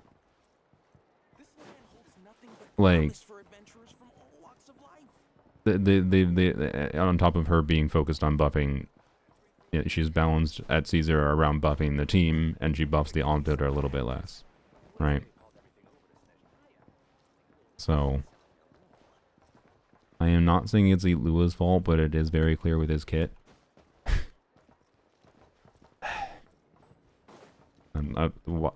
Really, Drato? I literally said the point, like, why are we having this conversation was the conjunction of things, and you're like, no, it is Lua's fault. Just... We can delete Linnea from the game, and Zebai is not power creeping things. We can delete Ilua from the game, and Zebai is not power creeping things. We can delete Columbina from the game, and I think Zebai is actually still power creeping things. I would argue being that it's the main DPS that has the baseline multipliers that scale the value of the units that buff her more, and the conjunction of how they made 2 units, in particular, both Ilua and Linnea, hyper-focused around being designed around Zebai as well, on top of Zebai's base multipliers being like higher than they should be, given that they knew that they were making Linnea. Like, I originally thought Zebai's multipliers, like damage performance without Linnea, right, was high enough that I was like, okay, there's probably not going to be an off-field, you know, there's not going to be a Linnea release. And then they released a Linnea. Like, they knew they were doing that. They designed all these units in conjunction with each other. I think the one that is least the fault of is Bina. It's not Bina's. Because Bina is actually relatively balanced for the context of Zebai, I think. I don't think she actually is the problem. To be clear, her doing geo damage and Linnea buffing her geo damage and Eat Lua technically as well, he gets some crit, right, is part of it. But again, it's the conjunction. Like, you can remove any one thing and it's not the same anymore. So, like, anyways, Eat Lua is so niche. Again, what's the difference? What's the difference? If we remove Linnea, it's also still fine. What's the difference? Yes, he's niche. Yes, that's lame. But, like, Linnea on the level of, like, how problematic it is that they're power creeping things, like they are. Linnea is the same thing, but the only difference is she can be used in more teams regardless, and that's good. It's good she's more a self-contained unit, I don't disagree. But being more self-contained doesn't have anything to do with the conversation of the problem of the power creep. So, even Zajef said Linnea is a problem? Yeah. And you can say Linnea is the problem because she came out last, but, like, I don't think that actually meaningfully matters. They designed all the units together. They designed Zebai, Linnea, Columbina, and they knew what they're doing. They're not dumb. All these characters didn't get, like, a single change. They basically got no changes through any of their betas. For the most part. There was minor changes, don't get me wrong. Anyways. Weird interaction with Inquisitor, Baptism, Venti Burst. Venti Burst for some reason can stagger the enemy, and it takes damage without the 210 resistance at the very start of the fight. Weird. And there's a lot of enemies that do that, to be clear. Like the Cryo Automaton, if you're... He's still in Abyss, right? You can go and test this. If you start doing damage, like right away to the Cryo Automaton in the first, like, second or two, you will notice it doesn't have its resistance yet. That's pretty common. Off we go. So... But if you can... There's not usually a way to make it keep that lower resistance. So if that Venti tech makes it keep that lower resistance for longer, that's interesting. And that's more something you can actually utilize for tech. Anyways, so I don't know. I think if my point of the power grid conversation when it comes to, like, wrapping back to Nicole for Varka is that I don't actually think it's just because they already broke open, like it is more acceptable to me that they did what they did with Zebai and balancing Zebai, Linnea, Eat Lua all together, Columbina 2, whatever. It is more acceptable to me if that is the exception, not the new rule moving forward, right? If that's the exception, not the rule, that's more fine then if every fucking unit we need to evaluate now is shit garbage because they don't reach 180k DPS at C0. Right? Is that what we're gonna say? That every unit that isn't 180k DPS now is shit garbage? Because that's kind of the way most people seem to be acting. Adventure time. And it's like, no, we can just have this one team as the exception, being higher DPS at baseline investment level. And then everything else can stay around this, hopefully for a while at least, this 140k-ish threshold that they seem to be liking. Because that seems to be what they balance most other like new main DPSs with their premier supports for. Like Varka C0 with Nicole, Durin, and then Prune or Venti seems to be balanced around that threshold still. Right? But yeah, a side effect of making Varka stronger with C1, R1, whatever, and higher is that Nicole is not balanced around buffing. She's balanced around buffing the off-fielders more than she's buffing the on-fielders. And that means she is less relevant the higher investment you go into the main DPS. People are ranking Nuvilet higher in Varka than DPS, which I don't get. You know, that's just, I don't know. Not inherently wrong to make qualitative rankings of like saying Nuvilet is better, I guess, because Hydro DPSing. To be clear, Varka can be a Hydro DPS, but not in the same flexibility that, you know, I need to clean my data, that's what we're doing. Not in the same flexibility that Nuvilet has, but I'm willing to bet that most of the people, to be clear, that would rank Nuvilet over Varka, almost assuredly, one, probably didn't play or pull for Varka, or if they did, they don't have the units to make him work properly, or in the investment in Varka to make him work properly. But more likely, they just like didn't pull Varka, but they do have a Nuvilet with like C1 R1. There's a lot of people with C1 R1 Nuvilet that from Nuvilet's launch make Nuvilet out to be stronger than he actually is, even today, I think. So he will now be one of the best teams in the game. Yup, indeed he will be. And I think it's better if they just try to stay at least for a while, hopefully. Like, if for the rest of the year, we only get units that, like, they balance around at C0 investment level, this 140k-ish DPS threshold, that's a good thing. And they don't do another 180k, or, God forbid, a fucking higher DPS team until over a year from now, that's a good thing. And I think Nicole being balanced this way, according to that, is also a good thing. And, like, yeah, if you make Nicole buff Hexerize more than... like you add a if there's 3 Hexerize in the team, Nicole gives an additional 8,000 attack. I'm exaggerating. It could be literally like 200 attack would be enough. I'm pretty sure. Maybe not even. Wouldn't even necessarily need to be that much, right? Might be just a little bit more buff. If 3 Hexerize in the team, get 200 more attack to make her always better than Bennett with 3 Hexerize in the team. So like for Varka, like. Does that actually change things enough to matter? In any way other than just like forcing you to feel the need to pull Nicole to pull for Varka? And then also, big surprise, guess what they'll also do when they do that, by the way? They'll increase the enemy's HP in like fearless difficulty. So I don't know. I did not pull Varka and I have Nuvi C0 R1, yeah. So, I mean, at least you have C0 R1, not C1 R1. C1 R1 is the really common combo for Nuvilet that I see from people that are like, oh, Nuvilet's super strong. And it's like, okay, remove the C1 R1 and Nuvilet does half the damage. He doesn't have very good weapon options. So, it'd be clear you can do weird min-maxing with Nuvilet with Widzith or whatever in some team context and whatnot, but... Anyways. So... Hope they slow down the power creep. I don't know if they're necessarily going to slow down, to be clear. Honestly, I'd be surprised. I feel like as soon as, like, we're probably going to see We're going to go into Snezhnaya. My prediction is, like, we'll have whatever off-fielder, probably Sandrone, maybe someone else, I don't know, right? Release that is an off-fielder meant to synergize. I think they're going to follow the same pattern, basically, as they did last year. It's going to synergize with on-fielders they release in version 7.0. But with that off-fielder, and if you pull them in the patch before or whatever, and then whatever on-fielders in 7.0, those units, those on-fielders are going to reach 140k DPS, right? But then once they release the Cryo Archon, those teams will reach like 160 to 180k. That's my prediction for what's going to happen for the rest of the year.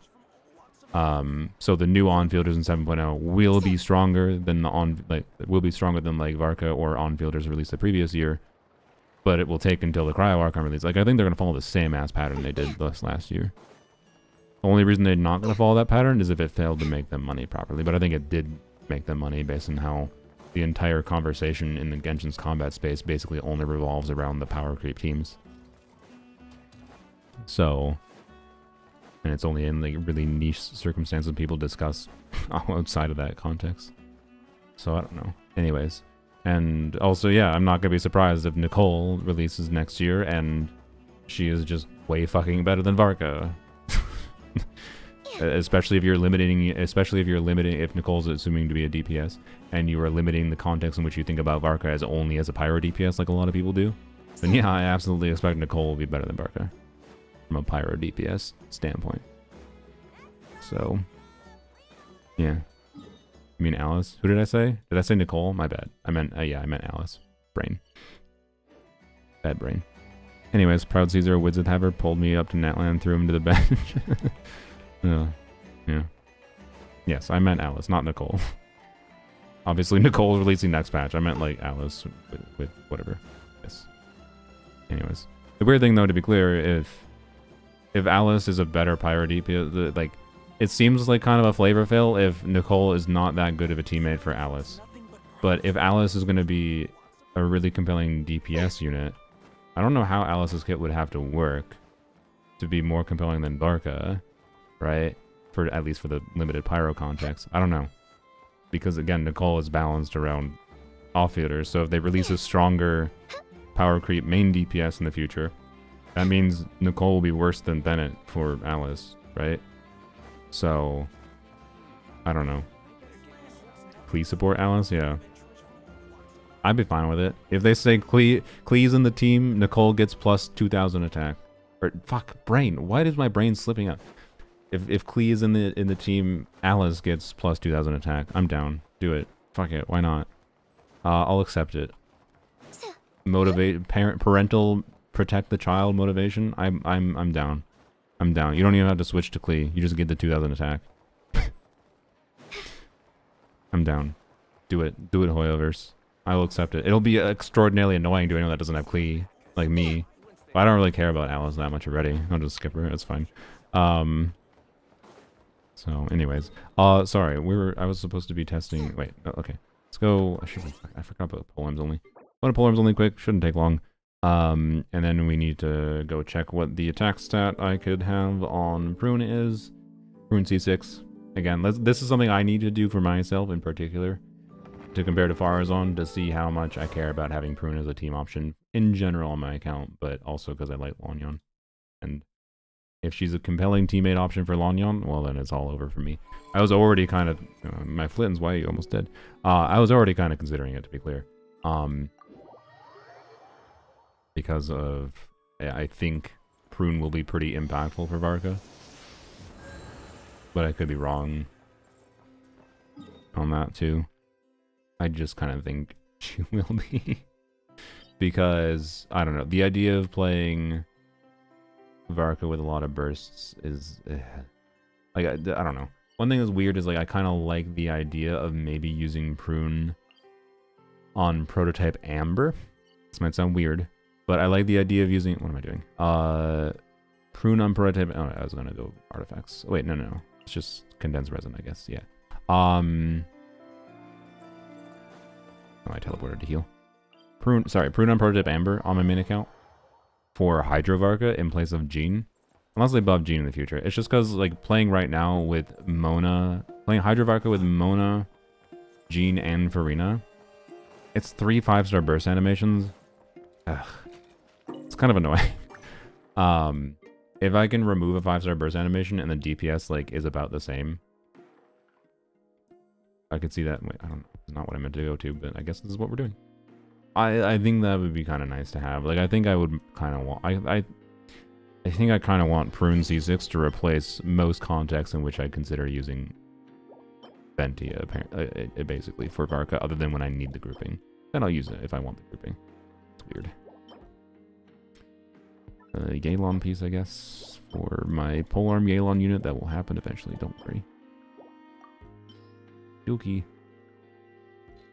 Someday it's a perfect circlet, but that day's definitely not today. Okay. Okay, no circlets for me. Nope, nothing. Not even a dream. Isn't Faruzan better for Varka C6? Nope. Not mine, at least. She wasn't even close. Like, Faruzan C6 was worse than I expected for Varka C6. So... I was severely fucking up anything, but I'm pretty sure I was doing decent rotations back when I tested it.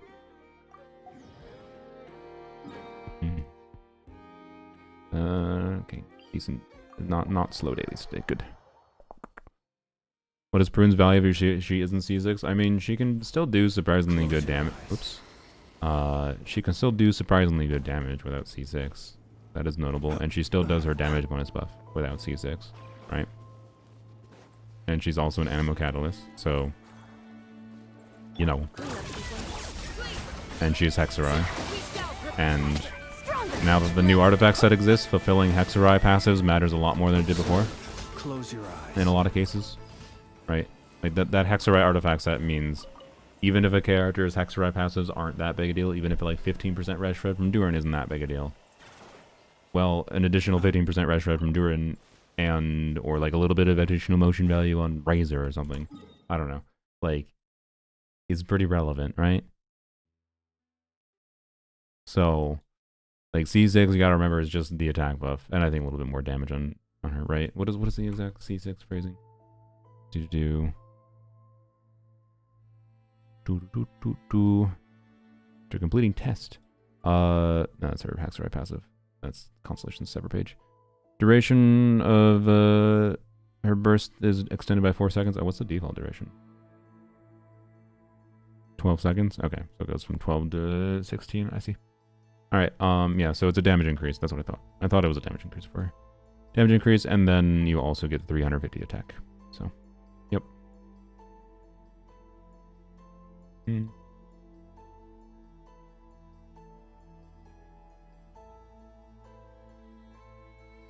Oh yeah, I was like, what am I doing? Dailies, duh. Okay. The Dragon Eye profile picture? What Dragon Eye profile picture? I don't have a Dragon Eye profile picture. It's not a Dragon Eye. It's quite literally, I believe, from the artist, designed off of a Tiger Eye, FYI. The artist has made a Dragon Eye variant. I used the Dragon Eye variant as a profile picture for a while. But it's literally not a Dragon Eye. So, I don't know what to tell you. But anyways, in my YouTube... did I link it? Oh, if I don't have it linked in the Twitch, I definitely should. But anyways, the artist that made it is... goes by the name of Katie Lipscomb. She has a website. She has an Instagram, I believe, too. She makes really cool, really amazing, like, watercolor type arts. I use it because I like the colors of it, and it looks cool. And I think as far as it wasn't an intentional branding decision. I used that. I've used that or the Dragon Eye variant, so the Tiger or the Dragon variant, for I think over 10 years at this point, far longer than I've been doing YouTube. It was not a thing I was like, I think I need to make sure I have a eye-catching icon to make people watch my videos. Like, fuck no. Is that a side benefit of it? Maybe, I don't know. But what is the effect of an appealing-looking icon on people's willingness to watch your videos? Maybe it's something. I don't know. I don't think it's that meaningful. Over Lohan or Nicole aside from content creation, I'm pulling Lohan on my Polearm account. The only consideration pull Lohan at a baseline on my main account would be, it's an option. If Lohan and Nicole are running together, then I could presumably get Prune Constellations on Lohen pulls as well. And then, so I wouldn't have to go for Nicole constellations, but I'm kind of assuming that won't be the case. Also, I'm assuming Prune is going to run with Nicole. If they don't, I'm going to be extraordinarily pissed off. Because of how much Prune is, like, at a baseline definitely meant for Varka, right? So, if Prune is fucking on Lohen's banner, I just... Not that you can't use Prune for Lohen, don't get me wrong, but, like, you know...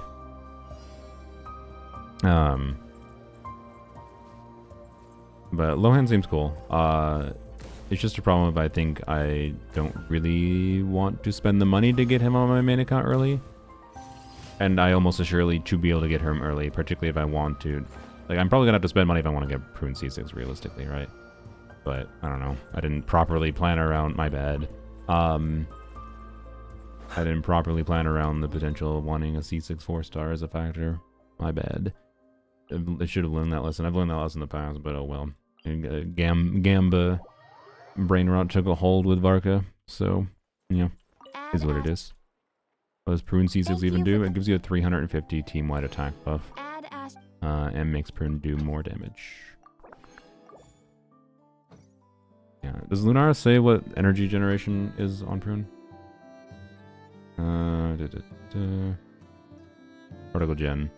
5 with 100% chance on cast. Okay, so yeah, that's what I thought. Okay, it would have probably been better for Lanyon in particular if she generated energy like with this passive hitting, but I kind of figured it wasn't because it counts as burst damage. But yeah, okay.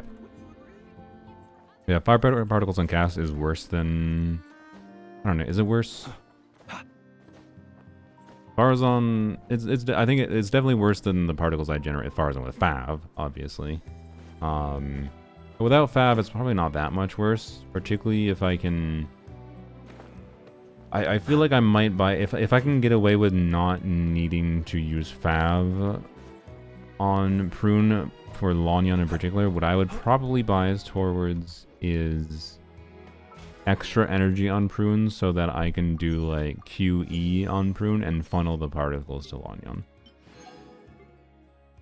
And then because 5 particles funneled to Lanyon is really good, and that would probably make it so I don't need Fav. Right? 350 EM? No. I mean, 350 attack for the rarity of attack buffs and the fact that it's a team-wide attack buff, right? Does it include Prune, actually? After a Hexorite character in the party affected, that triggers an elemental reaction. Prune's attack is increased by 45% for 5 seconds. If the elemental reaction triggered is... Oh, wait, what? No, that's a fucking passive. Whoops. I was like, wait a minute. I thought it didn't have a Hexorite condition. No, okay. Thank God it doesn't have a Hexorite condition. That'd be annoying as fuck. Duration is extended, and after party members affected by tolling the rally trigger any elemental reaction. They will cause Prune and other characters, current active characters affected by. Okay, so no, it's not a team-wide buff. It's just Prune and the active character. My bad. Okay, that's interesting. That makes it a little bit worse because it means it's not buffing Durin, for example. So that's a factor too. So I'm not going to add the Prune C6 buff to Durin, obviously. So it would just be, and her tolling rally buff, by the way, is just her passive like damage bonus buff. So you gain the tolling rally effect, which is only a 5-second buff. So this is a buff that gives you damage bonus based on her attack. To keep up the uptime of it, you have to have her passive triggers, which requires her burst going, and her burst has to trigger a swirl to be able to keep up the buff, right? So, yeah. Anyways. Her passive is a team-wide damage bonus buff, to be clear. This just says other nearby party members gain this effect, which is why I thought the C6 was a team-wide buff, but no, it's not. At least based on this description, if this is accurate. This says active character specifically, so it's just Prune and the active character. But, to be clear, as soon as I switch to a different character, like, Durin could get the buff technically, but that won't really be relevant, I don't think. So, yep. Frina. Okay, I guess we'll look at Frina real quick. People ought not be so frightened. I'm too yappy today. Too yappy today. I'm gonna get to testing this. endlessly about their past affairs. Tenacity, Farina. I mean, you can... most teams you can burst every rotation. If you can't burst every rotation, you could give her an ER timepiece. Not the end of the world. And more crit than crit damage, yeah. Obviously this Farina ain't doing that much damage. But I would argue that's fine. I would argue, realistically, that the difference between that Farina and my Farina, which has 100 more crit damage than that, is not that significant in most team contexts. But yeah, I would level her burst more, for what it's worth. That's where all her buff comes from. Especially, if you get a better build, then her skill talent will matter a little bit more. But, yeah. So, I actually have the drops for her skill, not the Mora. Yeah, that's fair. You could farm more every week if you wanted to. I don't know what team you're using her in, to be clear, so I wouldn't necessarily over-prioritize it, but... yeah, relatable. Very... This is KQM investment for you. No. That's below KQM investment, I think, actually. But anyways, it's funny. You actually have like some individually like quite compelling longer term pieces maybe on her. Like the circlet, I would probably actually like, yeah, it doesn't have any crit damage rolls, but like honestly, it's a nice balance. And then the feather crit rate HP, I'd say it's good enough to keep long term. And then the other three pieces are kind of not great, but you know, it's a functional build. She'll work. All right. I guarantee you most of the time if I was using Farina on that build versus whatever build, it's very rare it would be the difference in my ability to clear. So, you know, I got min-max Farina on Tenacity because I wanted to. Not because I felt it was actually that necessary. Okay. Yeah, Prune's an interesting character. She's much more interesting than I first thought at a glance. The nuance of like what she does versus Faruzan I think is worth investigating. So, we will just use a random animo. Oh, we can just put. Actually, that'll be fine. We can just put Sucrose in the team. Sucrose in the team will let us test like the effect of TDDS without having to like add 24% attack to simulate half uptime or whatever. And then Sucrose will give the Hexeride passive endurance. We don't need to modify any res stats. And Sucrose I think also generates the same amount of energy, right? Where's I don't know where an enemy is. Just go here, I guess. I pulled Eula in 2021. Nice. So, Stay clear. no, you're 4 particles, aren't you? Absorption test. Yeah, you're 4 particles. Okay, so Sucrose is a little bit less energy, but I can kind of simulate. I'll probably just turn on infinite energy for a little bit for most of the testing, to be clear, for simplicity. But I can kind of simulate the field time requirement potentially of Prune by doing, you know, like a Q and then an E and then funneling those particles to Lanyon and see how those go. It would be similar. So, anyways, she fulfills the Hexeride passive, and oh fuck oh wait, okay, the EM is maybe a problem though. I kind of need to not swirl. Okay, never mind.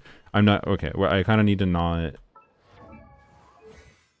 do anything on Sucrose because I don't want to trigger her EM passive because Lanyon will get damage value from the EM passive, and I don't want that to be a factor. Okay, so I'm just going to like switch to I'll do the same thing I was testing before. I'll switch to Sucrose and just like stay on field for a second to simulate like Prune, EQ, QE, whatever, and then switch to Lanyon. We'll just turn on the energy. So not going to be testing energy today. That's fine.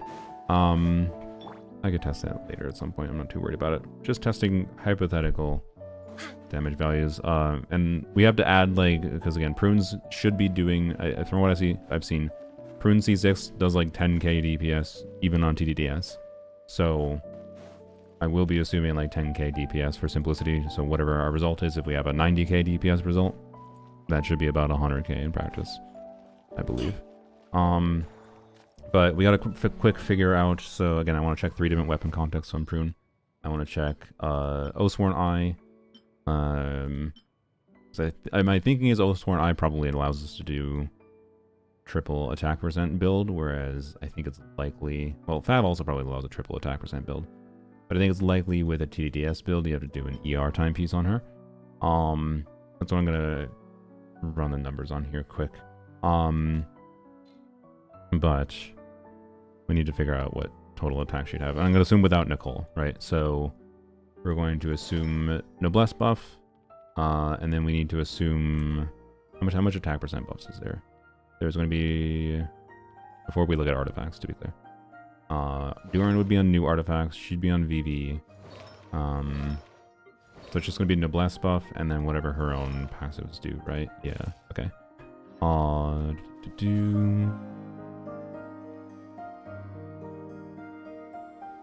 Which I believe is 45%? Yeah, Prune's attack is increased by 45%. Okay, so... We are at... I'm just going to keep track of this. So 20, or 0.2, plus 0.45, plus... not that. I guess her Ascension passive should be 24. Yeah, 24. Plus 0.24. And then... Anything else I missed? Anything Constellations? Oh. This is energy. Oh, there's this. During the burst, in Seeker mode, Prune gains the Hunt the Witch effect. Prune's attack increases by 10%. And the Witch Lure Belt on the Bane Hunter Oathhammer has undergone conversion, hits an opponent, increases attack by another 5%. Okay, so this takes a little bit to build up, but it does build up to 40%. Okay, that's a little weird. Does anyone know if people calculating with Prune C2 or higher were assuming 40% full uptime in their calcs? Or were they assuming like 20% for like evening out? Because the current assumption, I believe, is that Prune's passive can hit every 2 seconds. I think we have footage that showed this somewhere. And that would mean, so in the burst, tell the holes which Bell is in Hunter Seeker mode. She gets the witch. Okay. I haven't been out in a while. And the Witch Lure Bell and the Bane Hunter is gonna conversion opponent. So yeah, it takes like fucking. I feel like the assumption is like 20%, right? Should I be conservative and assume 20%? Wait, what's C4 do? Undergoes conversion. It'll ricochet. Oh, it's a C1 Yehoder. But not with a 50% chance. Okay. We'll see when Yehoda has a 50% chance to ricochet. But then it does full motion value. This does lower damage value. But has guarantee, which is interesting. So C4 is just more damage on her. Okay. And then these are just mostly useless because it's just personal damage. Okay. Assume 25. Yeah, we'll assume 25. Okay. Oh, it's gone. Can I go So before artifacts, we're at 114% attack. 114% attack. No artifacts. And what is their base attack again? 221.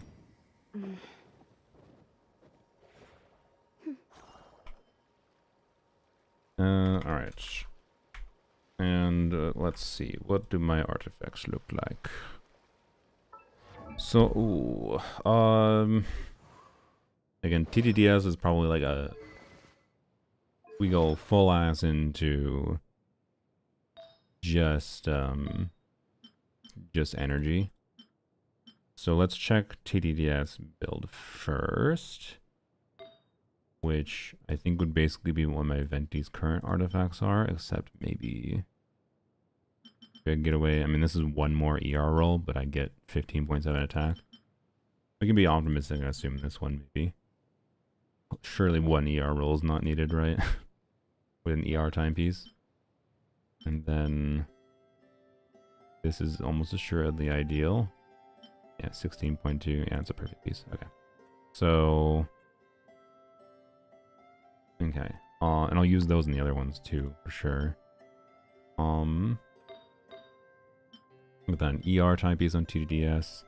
Has no attack percent. Sad. Although I could potentially do an off piece. I have this, right? And if I can get away with this to give her more crit, I absolutely will, right? I think with TDDS, I probably have to lean towards this. I'm gonna be pessimistic with TDDS. I will be optimistic and maybe with the other ones. In one actually, I don't need to be optimistic. I'm gonna be pessimistic with all of them. Just assume equivalent bias towards ER for all of them for simplicity, because we'll just assume generically 10k-ish DPS. In practice, when it comes to actually having Prune, min-maxing the team will involve min-maxing Prune's damage, and I would like to make something like this goblet work, absolutely. But for now, I'm just going to assume this. So, anyways, no extra attack stats there. And do I have an attack circlet? I do. I have this one. Okay. Which is not great, but it is something. Okay. So, I'm curious if a crit rate circlet would actually be worthwhile. Do Fab first. Well, no, I'm gonna check non-Fab. So I could do an off piece. So what is gonna okay, well, between other than the timepiece though, I think I'll assume this is the same one. There's no extra attack sets there. I'll assume this is a plus 31 flat attack. All right.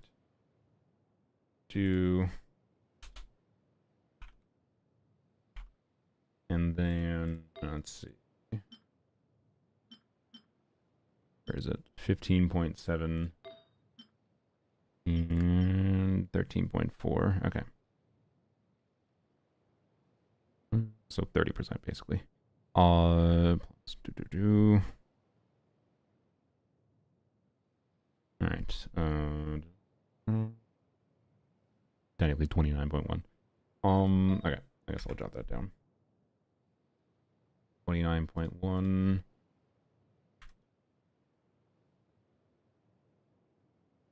In substats. So TDDS though. TDDS would do an off piece with ER. Let's switch to a character. Switch to Bendy. ER attack percent. So this piece, yep. I'll assume this piece for TDDS. All right, 19.2% additional for TDDS. Plus 19.2% TDDS. Okay. And then what about the timepiece for non-TDDS? We have this, that has no flat attack. I just have the one. Okay. I mean, it would be nice to do an off-piece circlet so I could have... So if I'm doing a non-TDDS build, I think I would prefer maximizing Prune's damage more, right?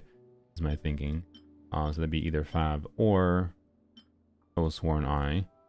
In which case, I would prefer to have a circlet with better crit substats, and that would mean off-piece circlet. Like, the ideal would be doing this, if I hopefully don't need the ER kind of thing.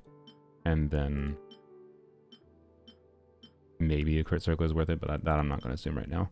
But then an attack circlet that is like 30 CV or whatever, with hopefully some ER, which I do have as an off piece, but not as an onset. It would be hard to get that as an onset. So maybe I just assume this piece that has 2 ER rolls, right? Like, why not? So yeah. Okay. So that would mean 0.466 plus 0.466 plus 0.466. 139%. 139.8 for non-favs. For non-TDDS. Non-TDDS. Main stat. Also 311 from flower, of course, for flat. Also, we need to add, I'm assuming C6, so 350 flat. Well, and then minus 0.466 for TTDS is 93.2. Okay. I guess I'll do the 93.2 plus the 19.2 from the timepiece. So that'd be... and so 112.4% plus for TDS.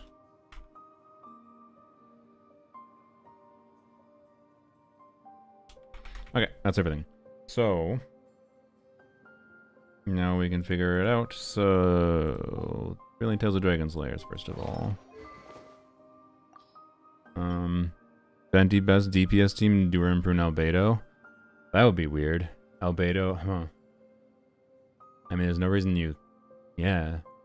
No, Albedo and Paw Patrol in particular is kind of interesting, huh?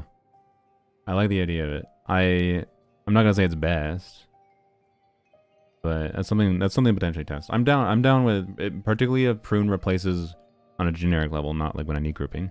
But if Prune replaces my use for Venti with Varga, then most of the time I'm actually probably more comfortable just having Venti on a DPS build and messing around with that more. So I'm down. Kind of Strawbox from VV, honestly, yeah, it might be. So okay, PDDS is gonna be the lowest base attack, obviously. So level 90, it is 401.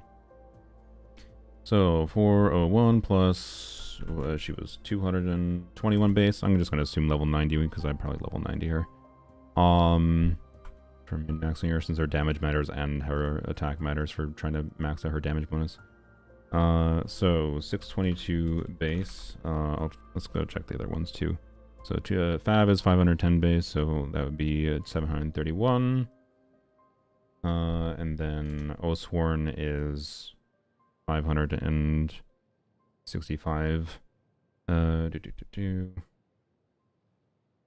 Osworn also gives attack percent, so that has to be added as well.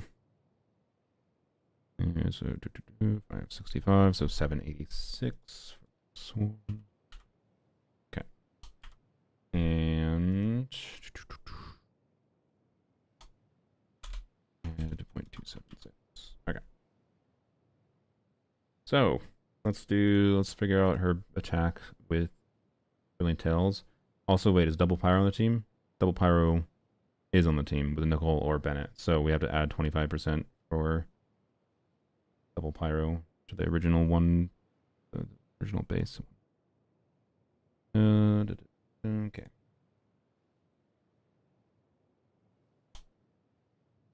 Because I'm trying to figure out the damage bonus that I'll get from different builds, right? Okay. So, miss anything? Double Pyro.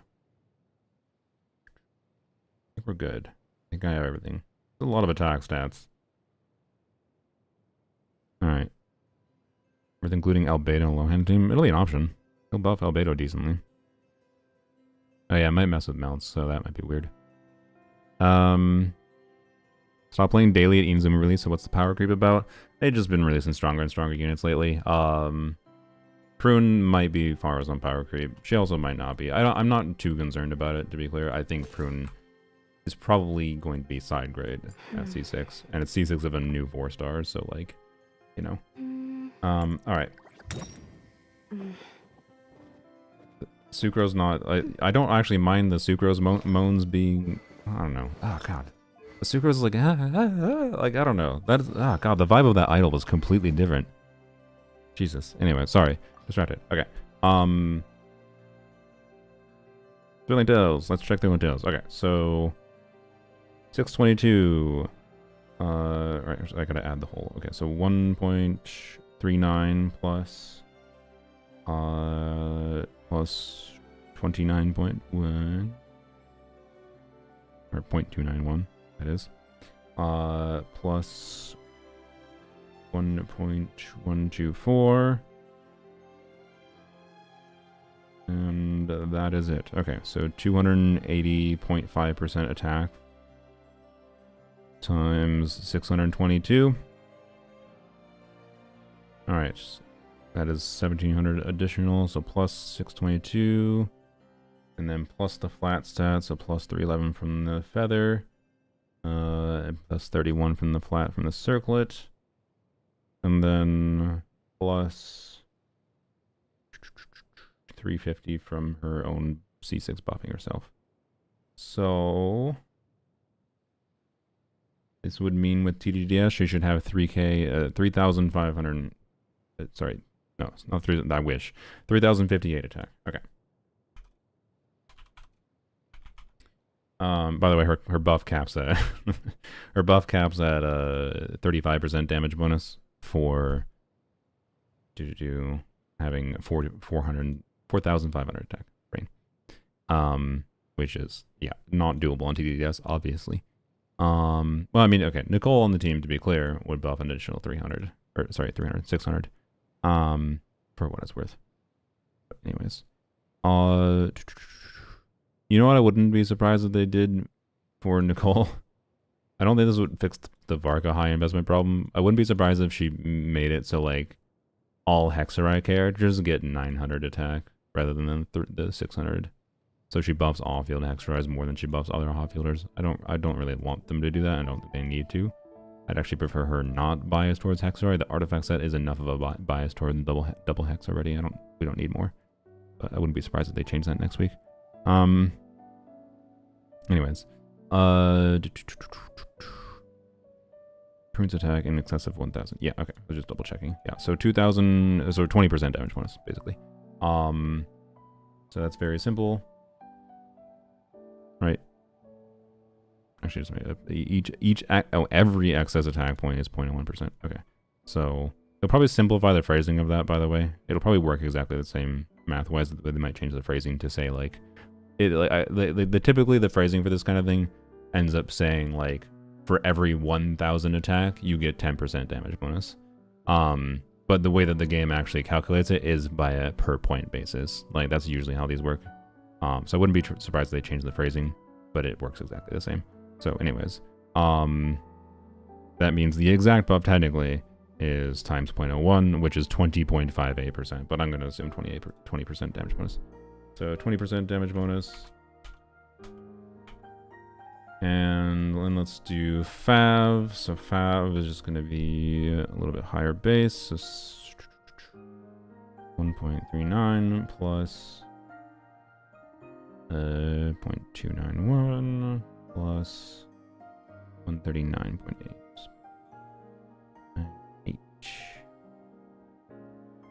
Right. Checking. Yes, that's it. Okay, so this is 308% about times 731. All right, plus 731.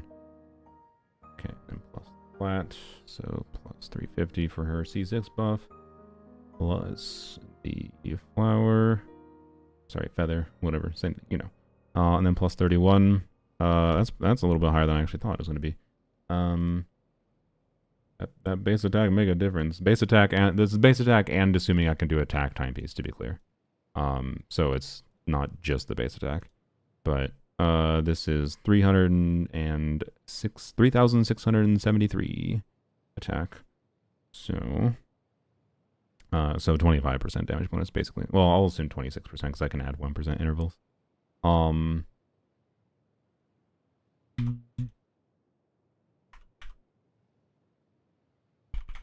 Alright, and 26% damage bonus. Okay. So is 5% damage bonus on and Fab energy better than, and potentially, and more damage on Prune better than like TDDS attack buff every rotation, every other rotation? I don't know. So, yeah. Did 127 pulls in the Zabai banner, got C0 Zabai, but not even one Elua. Now did 65 pulls in Linnea banner, got C2 Linnea, but no Elua. What the fuck? I mean, at that point, just honestly give up. I just... you have C2 Linnea with C0 Zabai. I just use a different compelling... You're fine. You'll be fine without Elua. He's not the end-all be-all. That's crazy. That's crazy luck, though. Having C2 Linnea and C0 Zabai and not a single fucking Elua. That is... Yay, 4 stars are pain. Okay. So, Osworn has a little bit more attack still, but no Fab Particle. So this would be the maximized personal damage for Prune and maximized damage bonus, but no Fab energy, right? Okay, so it's gonna be the same 3 that, but add 0.276 times 786 base attack. And that. This and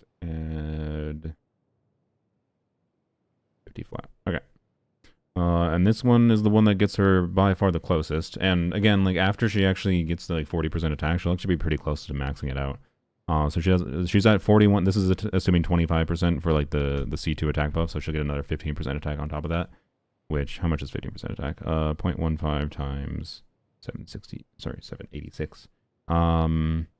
Is another 120 attack. So she gets actually pretty close to maxing out her buff, but still, it's like, even with Oathsworn, she doesn't even max it out. So I don't understand why, frankly, right? Like what other fucking weapon possibly could max her out? Like, I guess Nicole weapon could max out Prune's buff, but like, you're not getting any other benefit from Nicole weapon. You're not getting any energy from it because she can't trigger the energy passive. You're not getting any buffing from it. So it's like, is it even better when Nicole weapon might be minorly better than Oathsworn, but I bet Nicole weapon means in a lot of cases you'd have to use an ER timepiece, right? Like, yeah, the max buff feels like bait to build a character wrong. It's possible they could change this. I hope they actually do. I hope they lower the amount of attack you need to get max buff. But anyways, we'll assume it stays as it is, obviously. So we'll assume 31% from this, right? Because it's 3100 attack over. So yep. So that's where it is.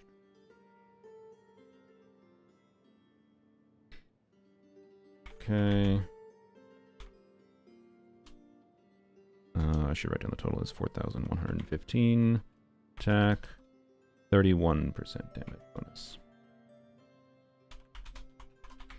Okay, that means now we're ready to go in and test. Okay, so first I'm going to test with TDDS on you. Again, I'm not going to swirl on her because I don't want the EM buff or anything. And all we need to add, so we need to add damage bonus to, so we need to add damage bonus from, so add 40% damage bonus from the artifact set. For Durin, right? Because Durin would be using that. And then we need to add her damage bonus, Prune damage bonus. And we need to just add like 10k-ish. Again, her Prune's damage contribution might be meaningfully higher than 10k on the non-TDDS builds. I'm not sure exactly. I'm not gonna. We could go and calculate what Prune's damage contribution would be, but I'd also have to do energy calcs with that, and I don't feel I need to do that right now. Just add 10k plus to whatever our damage bonus, our damage results are going to be here, right? So add Prune damage bonus, and then we need to add 350 flat attack to Lonyon, and that's it, right? Yeah.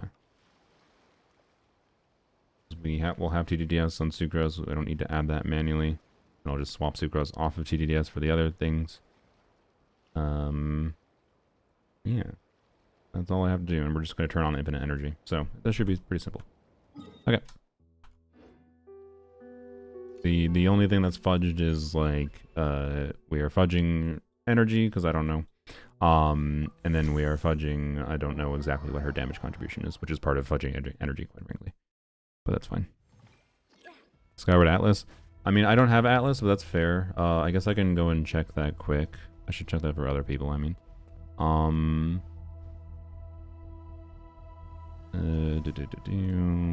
gotta check what... I think it's 608 base attack, right? With 55.1 attack, but I don't remember what the passive is. Atlas. Atlas? Oh, 674, my bad. Okay, interesting. And passive does literally nothing. Well, no. Passive increases her damage a little bit, which is something, I guess. So, okay. 674 plus 221 is 895 base. I'm gonna assume ER timepiece, so I'm gonna assume TDDS, like, attack percent. Okay. So, scroll back, grab that number. What was that? No, I just add it again. I don't remember. So, okay, 1.39 plus 0.291 1.14 280.5. Yep, that's what it was. Okay. So assuming ER timepiece for Skyward Atlas, take that times the 895. Okay, plus 895, plus 311, plus 350. And grab the flat stats from the substats.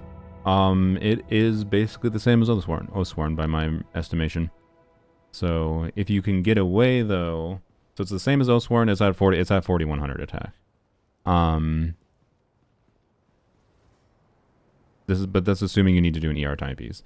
If you can get away with not doing an ER timepiece, which I think is it's a big assumption in my opinion, but like she has enough energy refunding, and you know maybe you have other fans in the team. I don't know, because if you're playing with, like, say you're playing with Nicole. Well, if you're playing with Nicole, you should run ER timepiece because Nicole would put her at 4600 attack in this context anyways. So with Nicole, you definitely run ER timepiece with Skyward Atlas most likely. Well, again, unless you, well, I guess attack timepiece to min-max her damage potential. But I still think you maybe do ER timepiece, because ER timepiece would give you more wiggle room for min-maxing, not needing as much ER substats in the other pieces, and then you can have more crit substats, right? I feel like that's the play, but I could be wrong. It's Prune Venti replacement in Varka teams. Yeah, it's C6 potentially, but not necessarily as like super massively. And I do have elegy for Venti, so it's possible that Prune is just a side grade at C6 for my Varka. But I'm not sure. So, anyways, I was getting around 3900 attack with Prune with Skyward Atlas, assuming 20% attack on attack. Really? That's pretty low. I mean, to be clear, I'm calculating with my artifacts with really good substats. Were you factoring in the 45% attack she gives herself? This seems a little low. I don't think I fucked up anything here. But anyways, if she is with attack, this is with 20% attack in substats on an ER timepiece, by the way. So we need to add an additional like 25%. So I don't have to go and add everything again. Times 895. So she'd be at about 4300 with my artifacts with Skyward Atlas. So again, I think my artifacts are kind of perfect build for it. So well, perfect build for maximizing your attack, not necessarily perfect build for maximizing your crit. That's going to come down to how I can min-max her ER needs. Okay, so yeah. Anyways, I think Skyward Atlas is basically the important takeaway there is I think Skyward Atlas is basically similar to Oathsworn Eye in that it gives you enough bonus attack that you can just go to ER timepiece and get a similar high attack stat.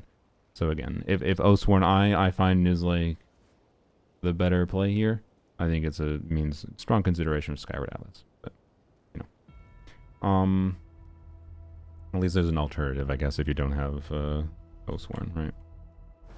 Okie dokie. So I put Sucrose on DVH, right? Testing that first. Also I need to do, because it's every other rotation most likely, and I want to do 4 or 18-second rotations. So I'll try to pay attention to that. It's gonna be a little bit weird. I'm gonna have to figure it out a little bit. Like I'm just gonna on-field Lanyan a little bit longer because I don't think there's a reason to swap back to Prune. Maybe it's technically optimal to swap to Durin. I don't know. No, I think I can. Yeah, I think you just on-field Lanyan a little bit longer. Just do some charge attacks on her, whatever. And then once 18 seconds, swap back to Durin, right? So need to do 18-second rotations. See how it works. Sucrose. Yes, she's on TDDS. So yes, this will be up every other rotation. And I want to do 4 rotations. Prune gives herself 65% attack. It says Prune gets 45% attack, and the character triggers this world gets 20% attack. Well, then I didn't factor in the 20% attack, but I don't know. Fuck. I forgot about the. I still don't have strong clarification on whether or not that attack buff is the additional swirl thing is her. Character that triggers the swirl gets 20% attack, but Prune will trigger swirl. Yeah. What is the uptime on it? I guess based on the phrasing, it should give her attack. I forgot about that. That's passive, right? Oops. Hexarite character in the party affected by tolling rally. Is she affected by this already? Needs to trigger a reaction. Does she... Tolling rally. So tolling rally. After Prune hits an opponent, other nearby party members will gain the tolling rally. No. So she does not trigger this herself. But Lanyan can't, because Lanyan's not Hexarai. So no. In this team contest, she does not. With Varka team contest, she would. Yeah. Okay. Cool. So my number's accurate. That's a little bit weird, but yeah. So she'd probably get like 1 or 2% damage, more damage bonus with like a Varka team, assuming the same everything else, right? Okay, so what the fuck? What was I doing? Oh yeah, I was testing beta things. Benny boy. Up here, why did I scroll that far down? Oh, he's already in the team. That's why. Okay, thank you, brain. Onion. Let's hit the town. Hit the team. I want to help. Okay.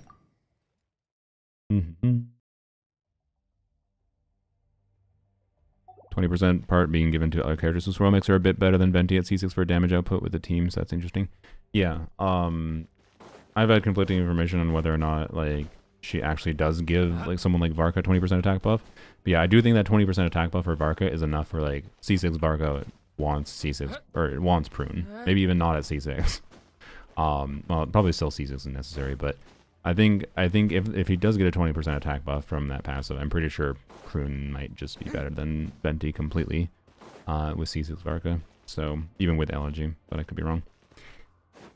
I don't know. It'll be interesting. I'm not really too concerned about Varka, to be clear, with my investment, because like it's already fucking C6 Varka. I don't really care that much, but I would prefer I would be fine with her being equivalent even to a Venti with Elegy, because then I don't have to deal with a 5-star burst animation, right?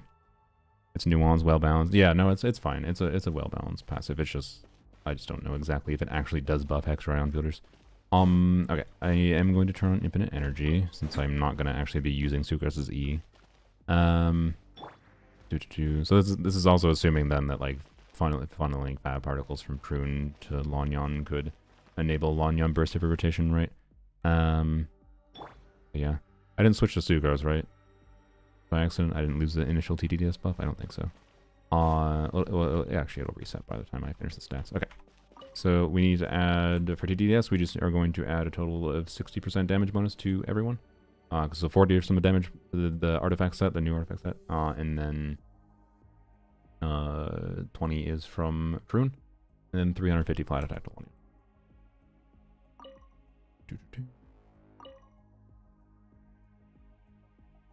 I assume Nicole would be better than Bennett in this team context too, by the way. Nicole would enable more damage bonus from whatever. Well, I don't know. Would it be? Probably. I don't know. I'm not going to worry about the Nicole factor instead of Bennett here. Okay. So I need damage bonus.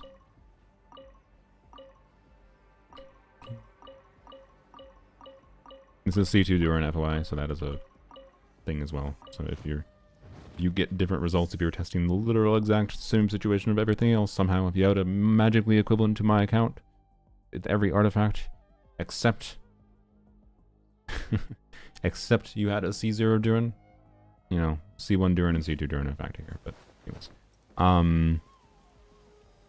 okay, go to Sucrose. It doesn't matter.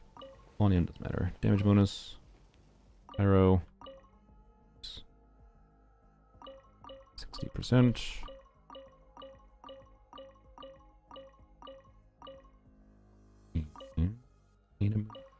I still have so much to learn about human interactions. Like, where should I put my hands when I'm nervous? I just And really then want to make friends attack. with everyone. Flat attack. And 350.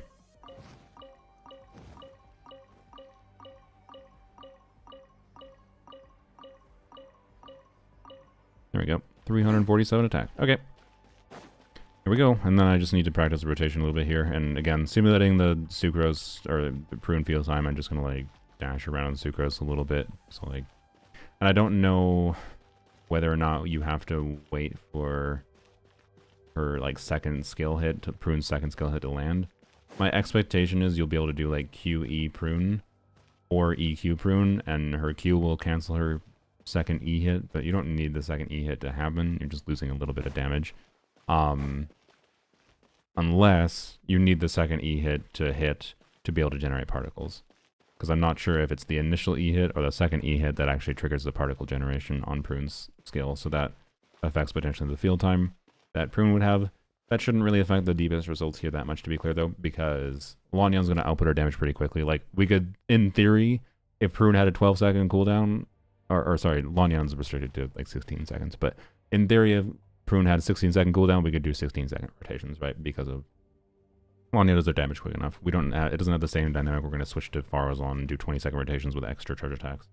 Instead, it's just going to be doing a little bit of charge attacks or whatever on Lanyan until 18 seconds happens. Like Duran's burst comes back, right? And Prune's stuff.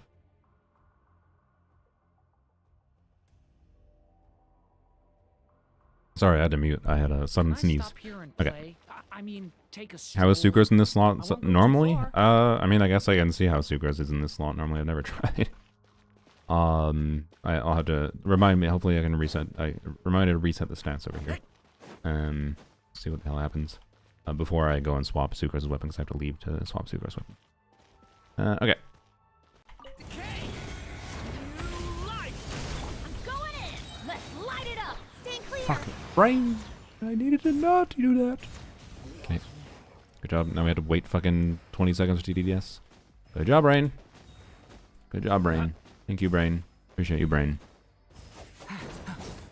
A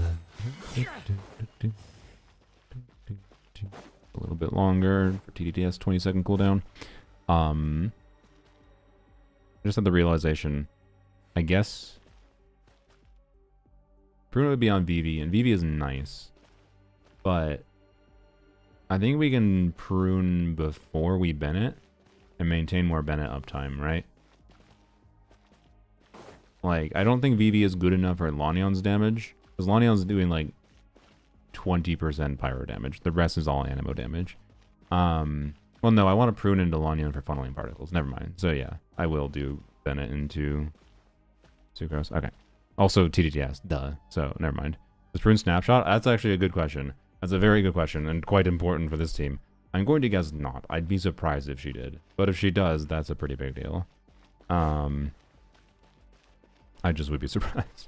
Especially with Nicole release, like, they probably want you to play Nicole Prune together, right? That's probably right now why Prune has a fucking 4,500 attack cap on her stupid buff. Because it is possible technically to reach 4,500 attack with Nicole. But without Nicole, it's not really possible. That seems to be why it's 4,500 attack and why it might not get changed. So, even though I think they should. Anyways, Everybody stand back. Okay. Closing in. Dancing in the wind. Flip and fly. Closing in. Ha. Sha. Yeah. Watch out! Kane! Teamwork is dreamwork. Huh? Oh, I didn't spend a lot of field time on her. Whoops, I had to wait a little bit. It's fine. Not that big a deal.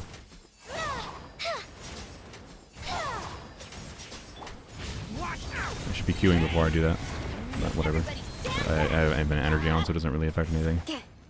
Flip and fly. Hills be gone. Closing in.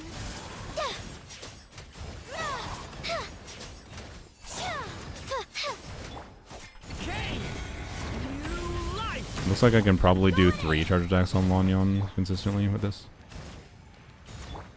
Up and away. Swift as the swallow. Flip and fly.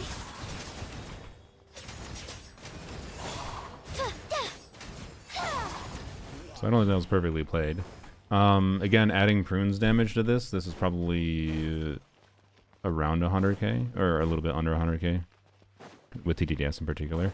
So, I think it's worse. I think it's worse than my Faruzan. To be clear, again, this is a team context where Faruzan can get meaningfully higher damage than she can potentially in other team formats. So, I don't know. This is like on the borderline of it really depends on what Prune's damage contribution ends up being, right? It's my initial vibe here. This is with Thrilling Tales. So when we're gonna remove Thrilling Tales, we're gonna add a little bit of damage bonus. But I assume Lanian's damage contribution is gonna go down. But then we have to, like, you know, imagine the higher DPS from Prune, right? What do you normally get with Faruz on this team? So there's some crit RNG, so I should do this a couple more times to be clear, to simulate this, just in case there's some crit RNG happening here, with 70% crit rate on Lania and whatever, right? But normally I would get... Swallows nest when skies are fair. Sorry, Hide when storms are in the air. normally I would get like 105k, 100k to 105k, right? When playing well with Faruzan. And Faruzan does like 20% team damage contribution, like a little bit under 20%. She's doing 17 to 20k DPS. Did you hit on Sucrose with VV? Oh yeah, that's fair. Shit. That's annoying. Isn't that gonna trigger Sucrose passive? Fuck. The best rattan furniture is made from strands that are smooth, thin, and strong like silk. How much of an Furniture EM like buff is Can that? be just as precious as a Can I remove silver EM? family heirloom. I don't think you can remove That's EM no yet, can you? exaggeration. It'll give 50. Can't remove EM yet. Yeah. Fuck. Okay. Well, you know what? It's fine. It's fine. We'll do a Sucrose normal attack. Just remove an attack roll. Yeah, I guess we can just remove one attack roll. One attack roll is probably similar to 50 EM. I don't know. Approximately. Hopefully. Maybe. I don't know. Well, let's just remove 2 flat attack rolls, because it's going to be the equivalent of 2 flat EM rolls, and I think EM versus flat attack is going to be similar. So we'll do this. Okay. All right. Yeah, let's do that again. I forgot about that factor. That definitely matters. So we didn't have VV for Durin either. Okay. Well, oh frick, with VV for Durin, it's probably just gonna be better. Okay, so she might be just better then. Assuming again, like at least 10k DPS contribution for her. Everybody stand back. And we do this. Up and away! Ills be gone! Closing in! Yeah, yeah, cha! Cha! Ha! Ha! Yeah! Decay! New life! Teamwork is dreamwork. Cha! Ha! Swift is the swallow. Up and fly! Ha! Ha! Cha! Ha! Cha! Yeah! The story has only just begun! Leave it. Oops, that was slow. Okay. Do. Up and away! Dancing in the wind! Ha! Ah! Cha! Yeah! Decay! New life! Everybody stand back. Let's light it. Yeah! Cha! Closing in! Ills be gone! Up and away! Yeah! Yeah! Ha! Yeah! Okay, I think she's better. Like, she only has to do 5k DPS to match Faruzan. Okay. Okay. And she almost assuredly does more than 5k. Like, even on a bad build, based on the calcs I've seen. Like, people are doing KQM standard calcs. And assuming... And assuming KQM standard calcs, and Prune is doing 10k DPS on TDDS, from my understanding. So, it's not like it's massive, but it's a 5% upgrade. So Prune is better than Sucre, or better than Faruzan, in a team where Faruzan gets meaningfully higher damage contribution.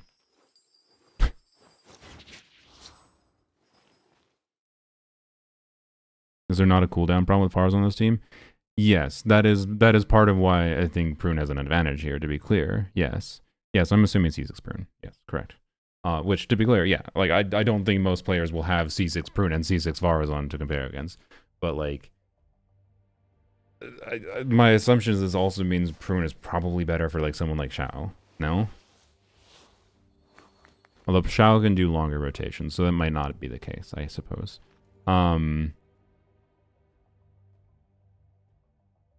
Laughing about Xiao, sorry. Look, there are some people that play Xiao. Their names have an X in them. Shao was already using Aoife. Oh, wait, is he really? Okay. Okay. Also, that might have been... Fucking Shan might be very dead, actually, amusingly. Shan post C6 Prune might be very dead.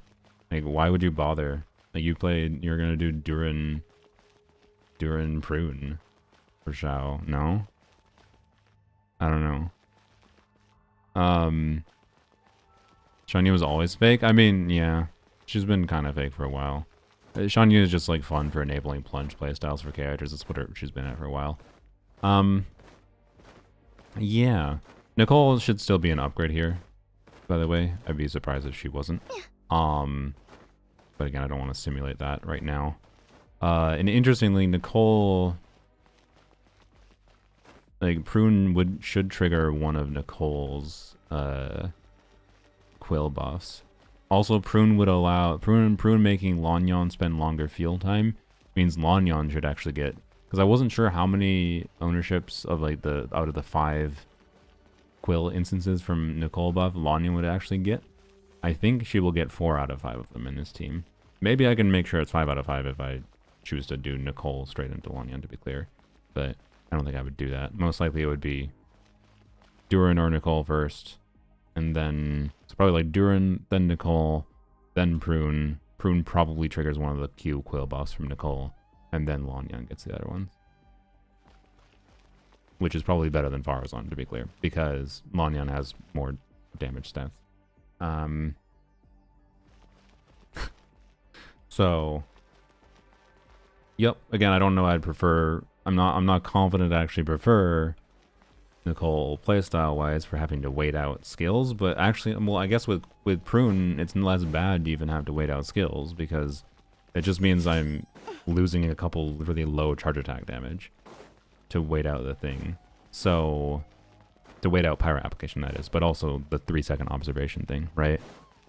So yeah, I just like go on field with Lanyon charge attack, and also again Prune's pyro. Assuming Prune has pyro application from her passive, that will also help with the waiting for pyro application problem. So yeah, just like on field Lanyon, do a charge attack for a second, and then probably start doing ease. Yeah, that's kind of crazy.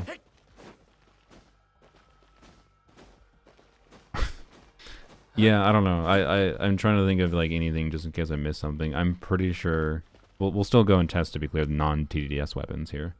I'm pretty sure Prune is just better than Faruzan C6. And then we'll have to wait until she comes out to see how we can min-max her. So using Lanyon C6 is a meaningful damage increase or not? So like in like an average DPS level when I'm only testing here, I did 4 rotations, and in 4 rotations, so this was 72 seconds, right? Lanyon has a 16-second skill cooldown. With Faruzan, because we were doing 20-second rotations, it took 4 rotations before I got... So every 80 seconds with Faruzan, I got an extra skill on Lanyon after the initial one was used, to be clear. So it's good on that it lets you get additional front-loaded damage in the first rotation or saved for different rotations. Like C6 Lanyon is better in practice than it is represented, is my point, on a DPS level. On a DPS level, it doesn't increase your DPS that much, right? But on a in-practice level where you can save it to optimize a round, I think C6 Lanyon is actually surprisingly really good. It's also nice for exploration, but that's a minor thing. Yeah, so in this circumstance with 16-second cooldown and wasting 2 seconds of rotation time, it's going to take like 5 rotations, so I'd have to, then that would add a little bit more DPS, right? But anyways, it depends on how fast you're clearing. If I'm clearing in the current Abyss cycle, right, I clear with Lanyon in less than 2 rotations in most of the chambers. That means I'm never getting a second skill usage. I'm just getting the 1 additional skill from C6, which is still something. But like, at my investment level, C6 Lanyon in Abyss, in this Abyss is only doing 1 extra skill. Each day is In a like new the page previous in my Abyss, like with story. the non-cry I wanna wild hunt savor things, every scene, C6 every Lanyon was footnote giving me before I for turn to sure the 2 next one. skills per chamber. Because it was taking way longer to play the chamber. So, yeah. Test Sucrose. Oh, yeah, test just like using Sucrose normally. Like actually using her E. So yeah, just reset the stats and see what it does. Yeah. Out of curiosity. I'll turn off infinite energy too to simulate that. And then edit stats, reset all. So yeah. I probably should have tested that rotation more, but I don't think anything went crazy wrong there. That was probably fairly accurate. That's fucking... Oh, man. Okay. Oh, fuck me. I guess I'm getting fucking C1 or C6 Prune, most likely. I can't not get Prune for a fucking 5%. Like, that's 5% at minimum. Like, I think it's very... I think it's, like, probably pessimistic to assume it's only 5%. Especially with the factor that probably I would end up playing Nicole Prune. But rip Faruzan, I guess. I don't know. I really like the dynamic with Faruzan. To be clear, I'll still play the other ones, potentially the other team variants. Like, the dynamic, this means that DPS Lanyon is gaining a bunch of team variants. That, like, we have Farina variants, we have Faruzan variants, we'll have Prune variants, Bennett variants, and Nicole variants. Like, this means Lanyon's potential conjunction of team options is exploded. It's not like Prune C6 is massively different versus Faruzan.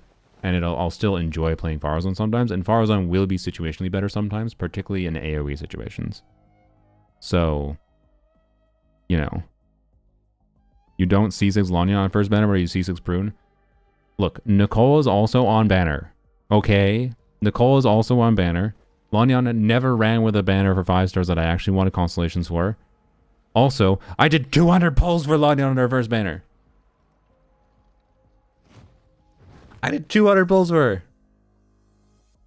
And I got 2 copies. I know it's rage baiting, but like, I spent the fucking pulls to get C6 Lanyon on the first banner. The game just trolled the fuck out of me. The gacha defeated me in Lanyon's first banner. And to be clear, on Lanyon's first banner, I did not know that I would become as invested into Lanyon as I was. That happened slowly over time, right? And I was rewarded for that investment into Lanyon on her rerun banner, where I somehow managed to get the last 3 copies. 1 copy came from a random weapon banner pull. I managed to get the last 3 copies in, or sorry, no, it was a 4. Yeah, 3 copies in like 40 pulls, which thank you, game. So like, because of getting lucky at the very end, my overall rate for getting C6 Lanyon was not that terrible. But the first few copies somehow took 200 pulls in the first banner. It was terrible. Anyways,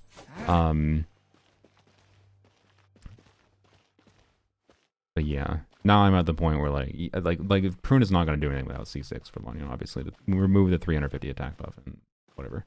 So, random Arabic, yeah, we welcome random Arabic here. Okay, so we are using Sucrose like normal. Did it? Hello? Did anyone else see that? I tried to swap to Bennett. It said can't switch character while jumping. Not even 240 pulls, the average for a C6 4-star. You would have gotten C6 in the next 40 pulls, yeah. I wasn't jumping, by the way. I'm pretty sure I wasn't jumping. Story has only just begun. I'm going in. Animal hypostasis. Dancing in the wind.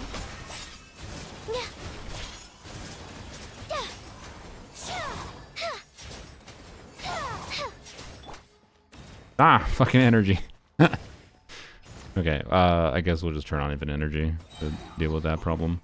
I will burst every... Wait. Sucrose... Oh, fuck, I just screwed up TDS. Sucrose...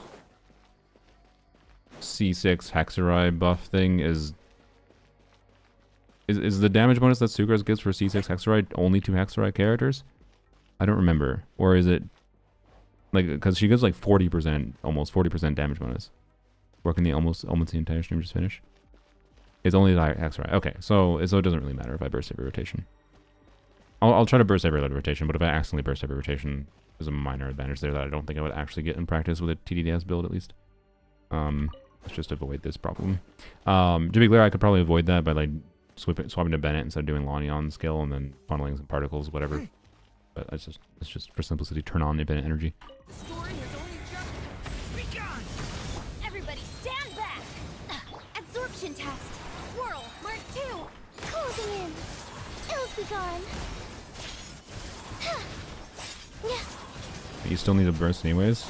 I don't need to burst. I want to burst. But I just don't think I would actually have it in this team. Oops, I don't know why I did that. Stand clear. Animal test 63. Fucking fly. Swift as the swallow. Closing in. Yeah. Yeah. Turning point in space. Everybody stand back. Let absorption test. Animal hypostasis emulation. Up and away. Ills be gone. Closing in. Yeah. Honestly, Sucrose is pretty decent here. Oops, that's slow. My bad. Oh yeah, this team works with a set. Oh fuck, I need to add the set. God damn it. The fucking artifact set. Okay. Well, it definitely works decently enough that I need to jot this down. Hey, it's a good thing I didn't record the Lanion video yet. Nicole, or the new artifact set makes double X very good for Lanion.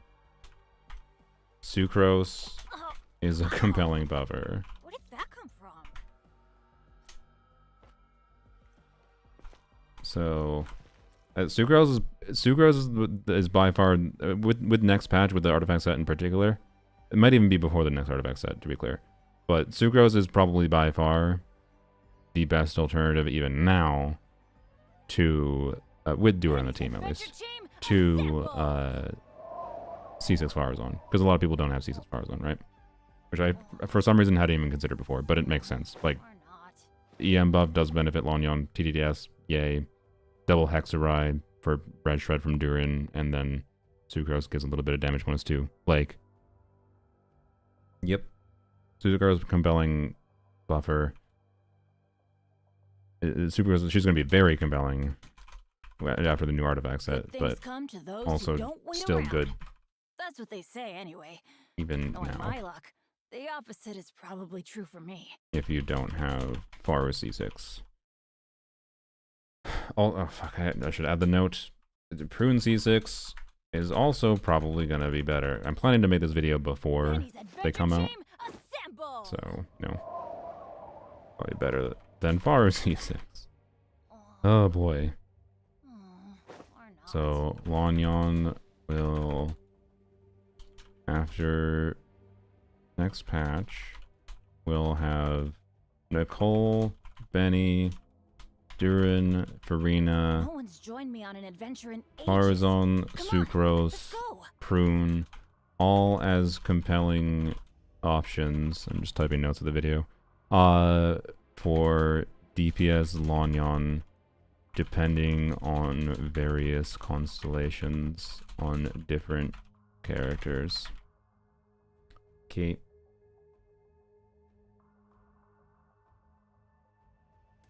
Benny, yeah. So I'm gonna add I think I already have this in there somewhere, but Wow. double adding it in just in case. Benny self pyro app talk about it's important for quality of life at minimum.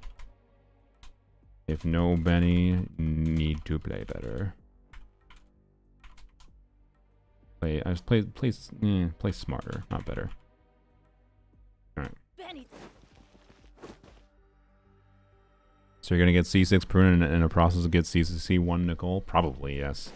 I mean, realistically, getting C6 of a new 4-star does mean probably at least C1 Nicole, but 4-star RNG is weird. It wouldn't be, like, if I get unlucky with Nicole, double pity, and I get a little bit lucky with Prune, like, it's not that abnormal in 150 pulls to get C6 of a 4-star, right? That's definitely lucky. I would say it's lucky to get C6 Prune in 150 pulls.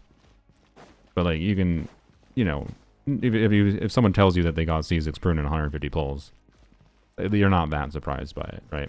You also wouldn't be surprised with someone taking 150 pulls to get a C0 5-star. So it's a crapshoot, to be clear. It's certainly not guaranteed, but if I win a 50-50 on Nicole, and I win a second 50-50 on Nicole, then C2 is also possible. Especially with, like, if I have an average of 1 in 40 pulls for a Prune copy, right? Surely it... I don't so fuck if I know. I don't know. Anyways, Emily on Chronicle just for fun. I really like Emily, and if you're planning on pulling Nicole, Emily is a meaningfully stronger character after Nicole release. So, you know, Emily is one of the biggest upscales from Nicole. So yeah. Oh, I need to add the artifacts. That's what it's going to do. Character 1, attributes. No, that's wrong screen. Damage bonus, pyro. It's not one. So this is testing Sucrose, right? So this exact team, but just with the artifacts set next patch. Wait around. That's what they say anyway. Knowing my luck, the opposite is probably true for me. Okay. Benny's Do it again. adventure team, assemble! Alright, I think we're good. Now let's see. Just don't want to walk past it. Look at chat, that's why. Going in! Ha! Animal test 6308! Swirl! Dancing in the wind. Butterfly. Closing in.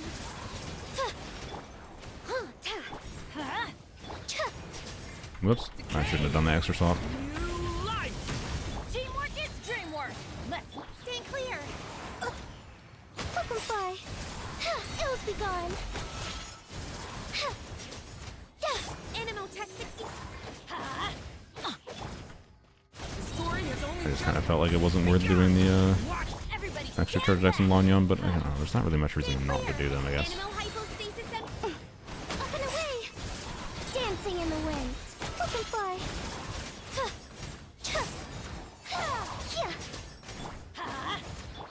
Turning point in space. teamwork is dreamwork! Let's light it! Swirl, Mark 2! Up and away. Ills be gone. Butterfly.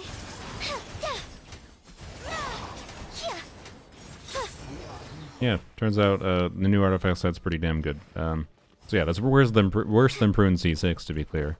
I somewhat suspect... I don't know. Do we think Prune without C6 would be similar to this?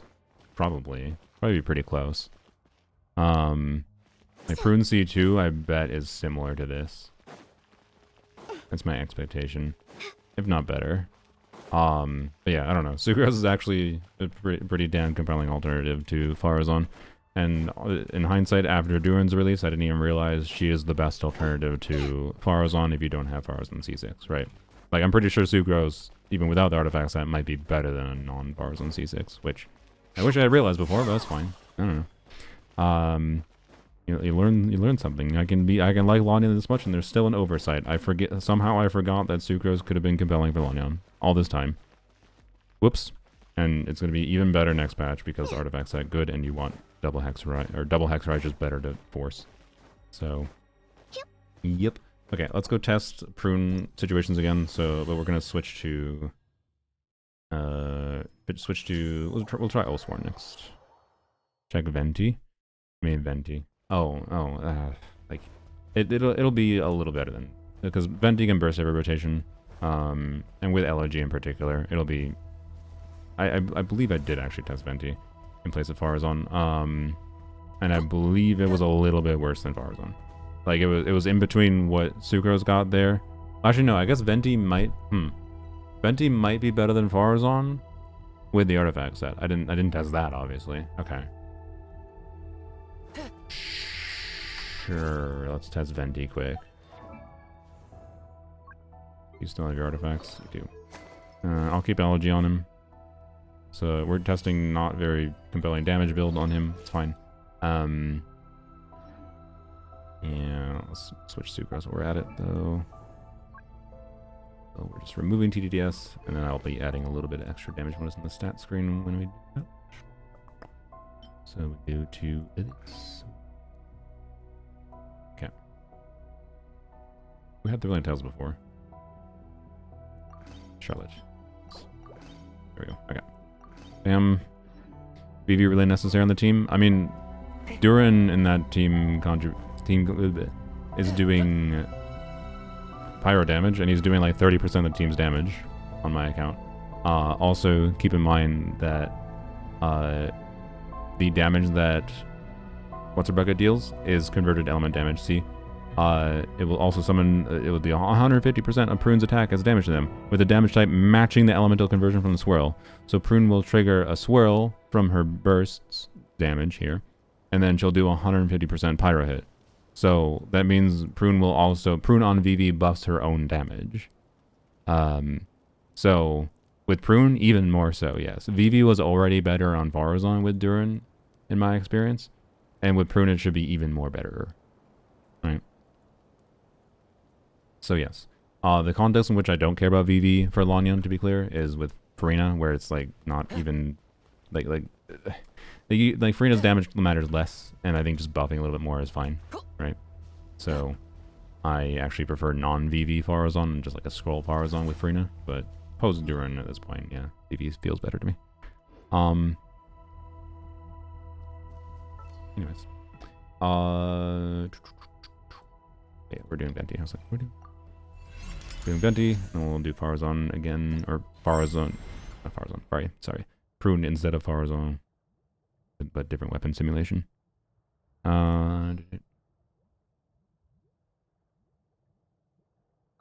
Didn't keep you waiting, did I? So this is Caesar Venti on Elegy. We're going to add the artifact set. Well, actually, okay. First, we can see what it does without the artifact set.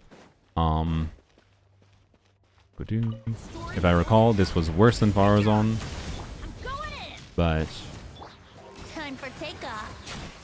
Up and away. It was worse than Faruzan, if I recall, but not like massively so.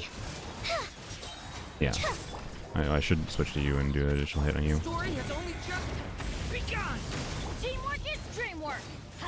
Not like crazily so. Up and away. Ills be gone. Here we go. Oh, that's Lanyan. Oops. Whoops, whatever. Okay. I'm pretty sure it would have just stabilized around that like 96 to 100k.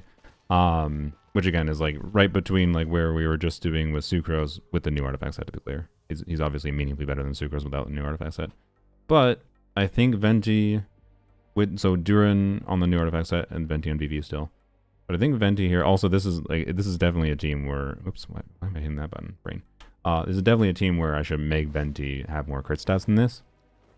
So which maybe is something I should have tested more. So maybe Venti actually has the potential even without the new artifact set to be better than Faruzan. I think with the new artifact set, Venti is probably just better than Faruzan on this team. At least with Elegy for sure. Like I think it might just be better without even having good crit stats on him, right? But will he be better than Prune? That's a good question. That is a good question. That I don't know. We could test that, I guess, by putting crit stats on him and figuring out the energy situation a bit. But be curious to see if Elegy is still worth it over like putting him on Skyward Heart, maybe. Bye, Demio. Thanks for joining. Plan is new set Endurant? Yeah, plan is new set Endurant. Hopefully with similar quality build as my build on him right now. This is a Noblesse build. Bennett also has Noblesse, but that's fine. I don't want Duran to have extra stats that he wouldn't normally have. With the new artifacts. So this would be like what the build I'd be targeting on Duran on the new artifacts is. Okay. Artifacts, or sorry, damage bonus. Send Pyro. I don't know how much pyro damage Venti deals, but I'll add pyro damage to Venti too.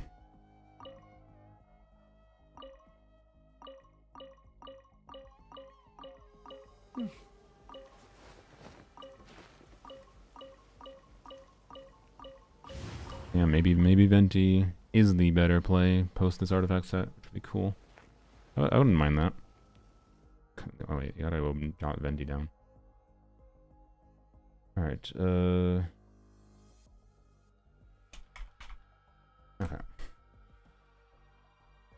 And got that. Onyon. Can I stop here and play? I mean, take a stroll. I won't go too far. Alright. See what happens.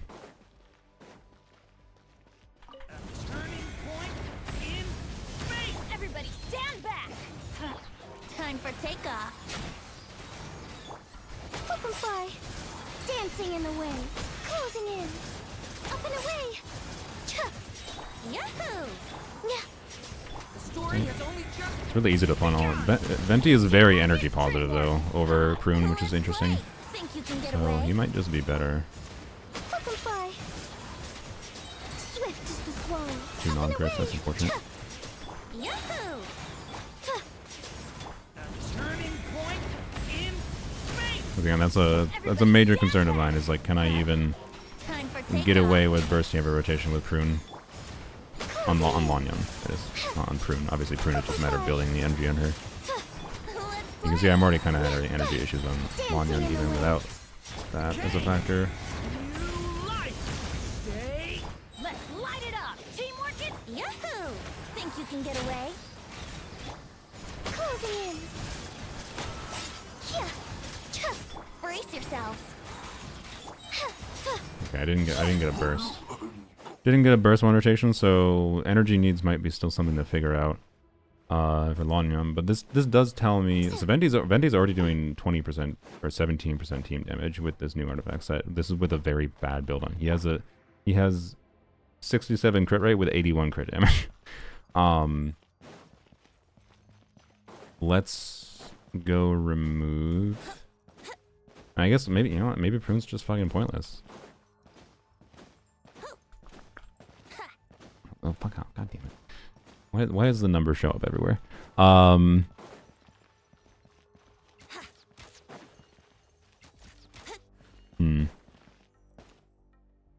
You have to pull Prune C6 to be sure. I know, right? Like, this all comes down to how much Prune's damage could be min-maxed relative to how much you could min-max Venti's damage.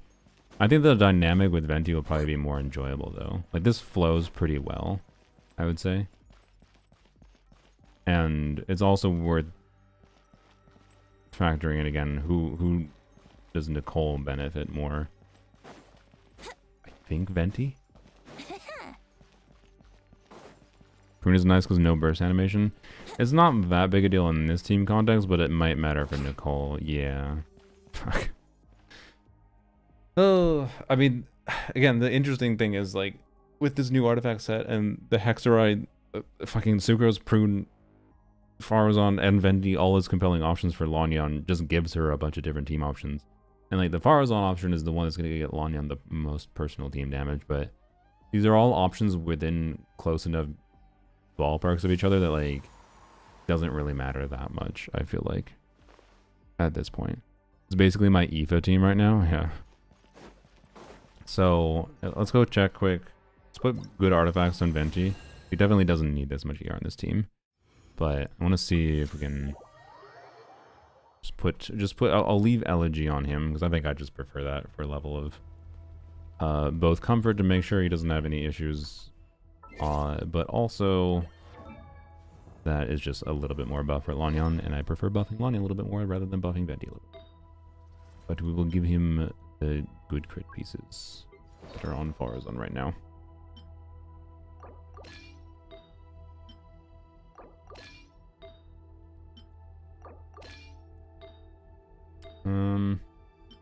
I'll give him that.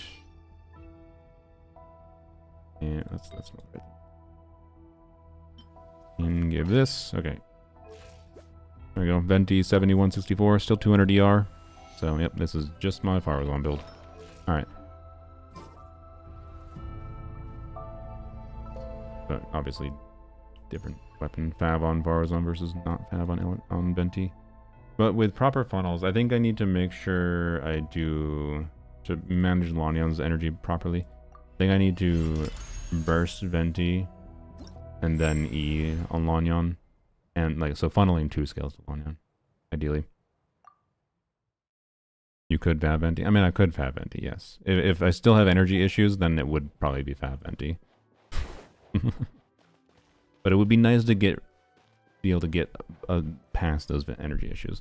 Venti also doesn't have the benefit of making Durin's energy issues be meaningfully less. Also make Nicole's energy meaningfully lower too. So that's interesting as an option. It all comes back to energy. If Venti manages to beat Prune, it's going to be because of energy. That's why, right? At the end of the day.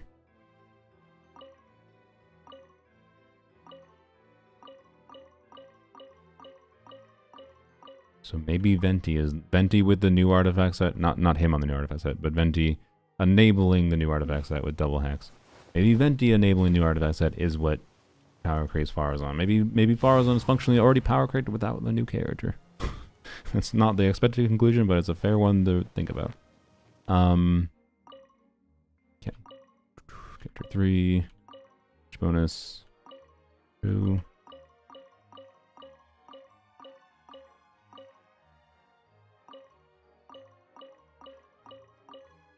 I don't know. Prune is still an interesting character. Like, quite frankly, Prune doing converted element damage off field, by the way, for whatever she swirls, is like, we gotta remember that, like, Yehoda I liked a lot because of her ability to do off field converted damage. As long as if Prune does apply her element every single time she does her passive trigger, then that's 150% pyro multiplier you could theoretically trigger a melt on.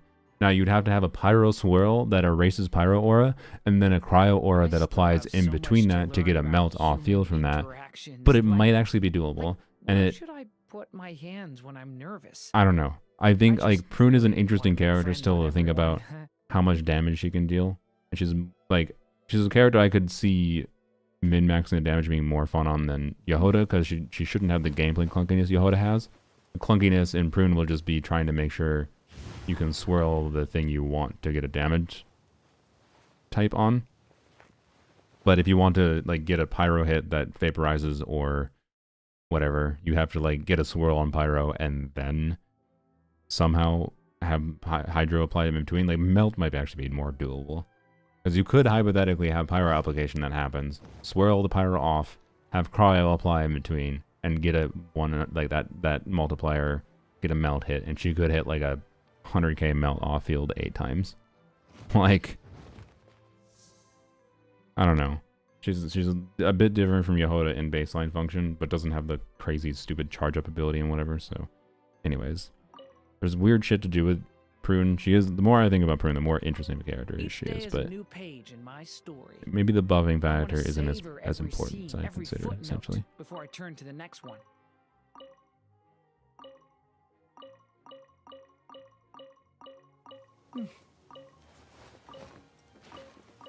Okay. Alright. Let's see. So, Venti's still on LG, but with a bunch of crit stats this time. That is the difference here.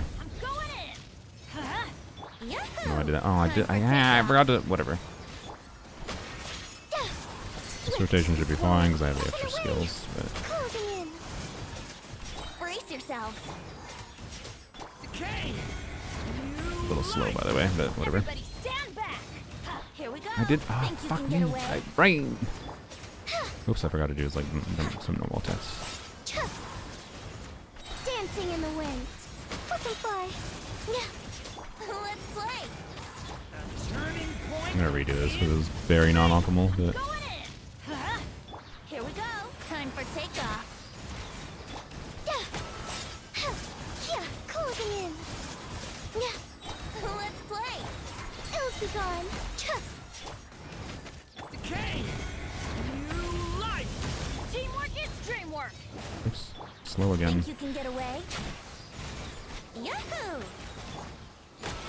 Yeah, fucking fly. Brace yourselves. Still a little bit non-energy optimal, but honestly, at this DPS level, it won't really matter that much. It's like very minorly energy inoptimal. Like the point at which we're like not getting enough energy And this was like misplayed. I wasn't funneling perfectly in all those rotations too, right? The point at which this was energy unoptimal was the point where I'd be expecting to get an extra Lanyon skill from her C6 anyways, which is extra energy particles to help mitigate things. So like I think it'd be fine. And like in Abyss, the chamber would be cleared by now most of the time. Anyways, this honestly tells me that I should have considered min-maxing Venti more in place of Faruzan before as well. I never tested that properly enough before in the first place. So Venti just kinda better than Faruzan? I guess I'm level 90ing Venti is what this means, by the way. Like, I'm pretty sure a min-max Venti build would be meaningfully better than Faruzan here, without the new artifact set. Is Venti crown? Fuck no. He's level 80, not ascended, because I didn't have the animal crystals. So Venti should just be, with elegy, mind you, at least. Venti with elegy should just be straight up better than Prune, right? I still like the DPS distribution here. I have no problem with this. I will say that Nicole will probably make it so that Durin and... like, it'll probably be like almost even split with Nicole, I imagine. Which I don't know if I'll love that, per se. Who would use the new set in this team? Durin in this team, yeah. With Nicole, then Durin should be on Noblesse, probably. And Nicole can use a new set. Actually, it wouldn't really matter. I could do vice versa. It's no different. It just would be who needs the ER more. Which I think would actually be Nicole. So, you know. But, C2 Venti next. I mean, what is C2 Venti? Isn't it only like a little bit of red shred? Eh. If I'm gonna get cons for Lanyon, I'd rather get Nicole cons, frankly. Like, isn't Nicole C2 just like going to be way better than Venti C2? What does Venti C2 do? 24% Animo Shred. Okay, so Nicole gives the Animo Shred, but also more attack. And also see when Nicole does something when I don't think see when Venti does something. I guess more Venti damage, that's fair. Yeah. I don't know. Maybe. Maybe. So I get Prune for Varka, basically, and then Venti is now a Lanyon slave. That's what I have learned today. But also I do want to level up Venti more. Okay. Well, this at least convinced me to level up Venti. Finally. But now I need fucking more animal crystals. Oh god, I need animal crystals for Venti, and I need fucking animal crystals for... okay. Well. Anyways. Prune, fuck. I don't know, I'm not gonna decide on Prune yet. Okay, I don't... you know, I don't think we don't need to go test the Prune on the other weapons, the hypothetical, like, Prune on Oathsworn or whatever. I think it would be a little bit, being that Lanyon was doing 70% damage contribution, which would probably be more like 65, 60% with Prune's damage. I think they're going to be like losing the TTDS buff in exchange for like 5% more damage bonus. Might be better if Prune's damage is enough, right? But now that we have Venti in the conversation, I'm not too concerned about it. So it's going to be minor differences. Again, just the relationship of is Prune's damage more relevant than, and the minor damage bonus buff more relevant than Thrilling Tales of Dragon Slayers every other rotation for Lanyon. Which I think it would be, to be clear. I think Oathsworn Eye would be enough damage stats, assuming I don't need the ER timepiece. And don't need Fav for Lanyon. Honestly, actually, I'm pretty sure I would need Fav on Prune for Lanyon energy, based on the fact that with Venti doing 2 E's. And Prune can't do 2 E's, right? I think I probably would need Fav on her. Which lowers the damage potential a little bit. Lanyon, the only team where Venti isn't fake. Yeah, kind of. Which is funny. Because for Varka's strong enough that he kind of just prefers the other buffers. But Lanyon, it doesn't mind the burst animation as much either. She might mind it more. No, I don't think it'll matter, right? Like with Nicole, it'll be fine because like the only difference is what? I'm gonna lose a charge attack on Lanyon? Whoop-de-fuckity-doo. Don't forget Aoife? Yeah, that's true. So, yeah, I don't know.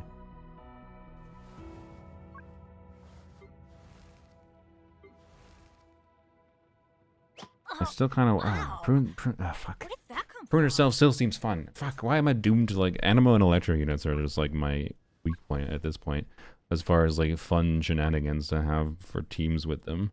So like, I don't know. And imagine Stellar Conduct with Prune, Benny's right? adventure. And imagine Stellar Conduct with Prune. And she can, and who knows how it works, but she can do Electro off-field, hopefully. Right? I don't know.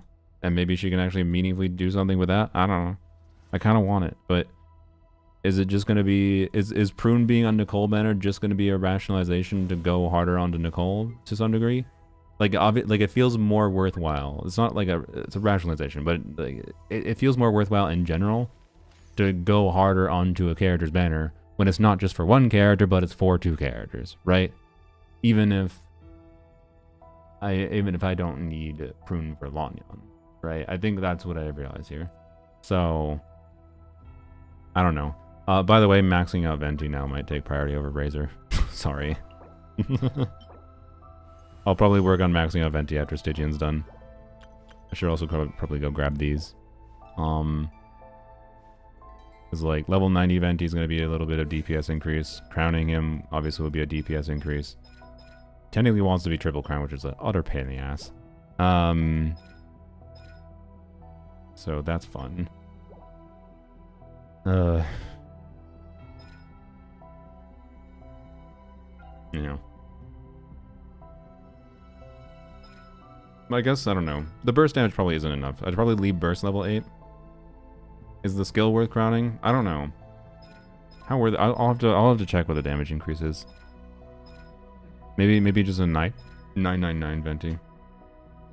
2 broke for triple, yeah. Venti was my second limited unit ever, and he's not triple crown. Yeah, sad. His Venti was a recent pull for me. Yeah, I don't know. I'm actually very down with trying to min-max Venti because I was kind of struggling to find places where I really liked using Venti. Like I've enjoyed Venti with Varka, generally speaking, but it hasn't been like, yes, I always want to use Venti with Varka, and I definitely have contests where it's like, you know, I think I will prefer Prune for Varka over Venti, most likely. At minimum, at least if she does indeed have that 20% attack buff in her passive, but so maybe that's my plan.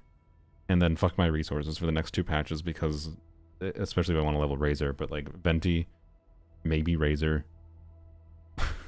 Nicole, and Prune, just end me. At least Prune's damage contribution largely comes from her passives, and I don't need to level Prune talents much.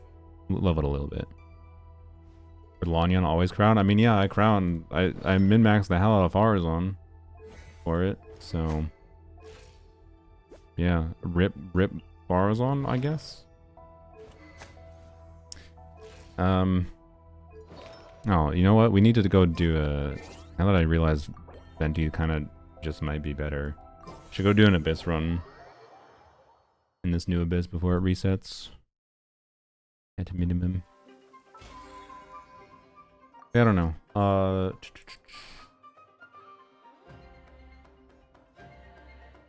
wonder how frequently is Venti has standard ICD, right? How frequently does Venti? If he has standard ICD, similar to Prune, he should help with keeping Pyro on the enemy too, right? If you use Nicole instead of Bennett, right? That's my main thinking. That's again gonna have to be tested after Nicole release. See how much I'm not sure on a gameplay feel wise how much I'd prefer Nicole over Lanyan.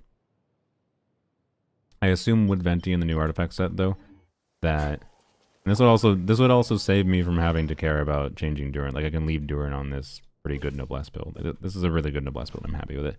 In fact, I could actually min-max it a little bit more because I wouldn't need. I probably with Venti in the team, I don't think I need this ER from the circlet, right? But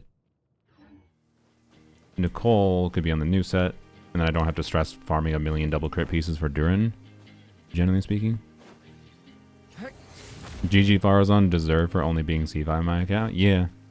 There might just, I think they were just like, There just might be enough options that I don't know. Like what because the results here should extrapolate out. Well, no, okay. With Venti it doesn't necessarily extrapolate out to Xiao. But Xiao is probably better with Prune than Venti, I would expect. But yeah.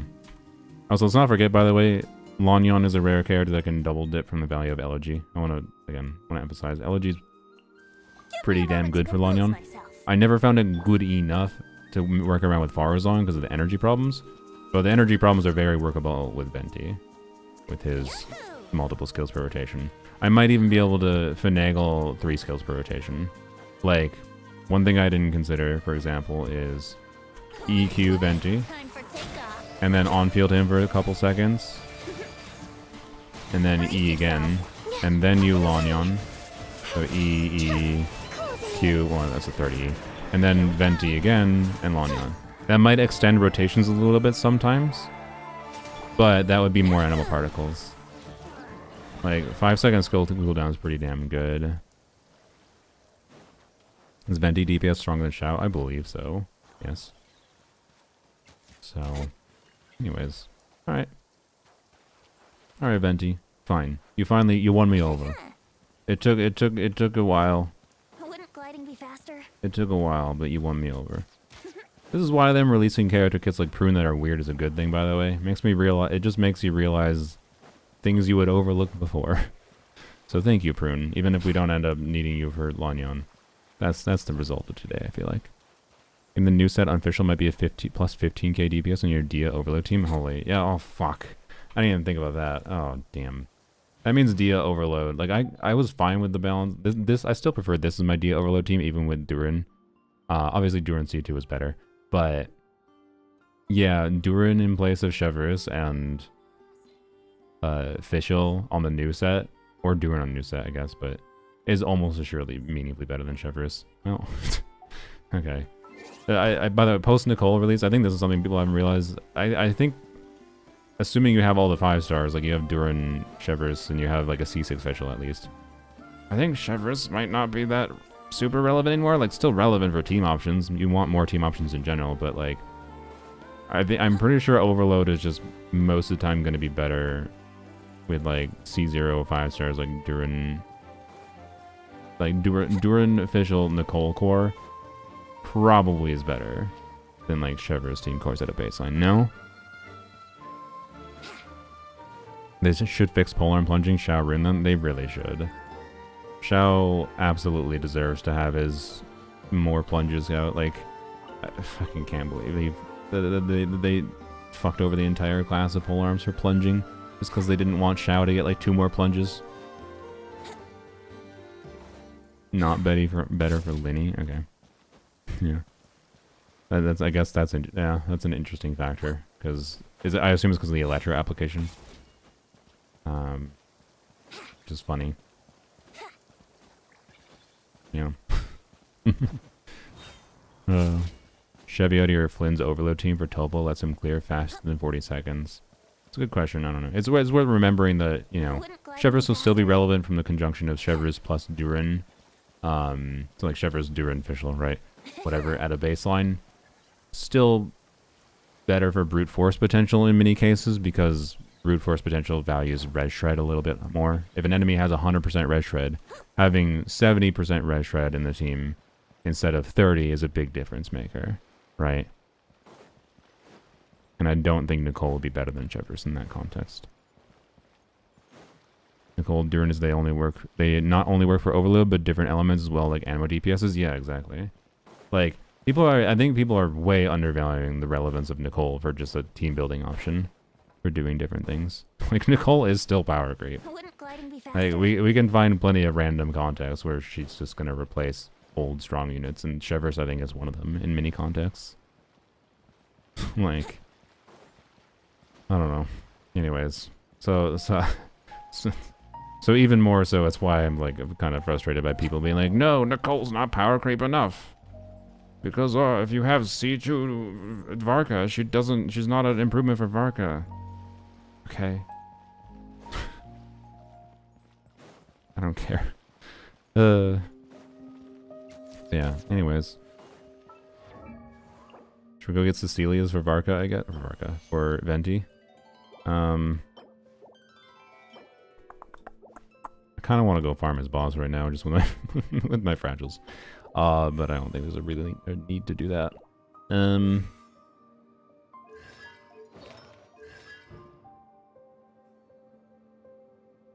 That's something. Yeah, this is something. I mean, yeah, that's... yeah, no, I think I prefer Nicole Cons as far as Constellation investment for Longyun goes. Unless I end up not liking Nicole gameplay-wise that much and prefer Bennett all the time. Right. But I'm pretty sure at a baseline, a C0 R1 Nicole will probably push this team to...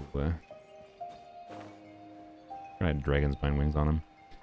Probably push this team to 150k. That's my expectation. I'd be surprised if I didn't hit 150k at least. My brain. Glider. What about these wings? Definitely no. Honestly, you look okay on them, but not better than these wings. So why bother?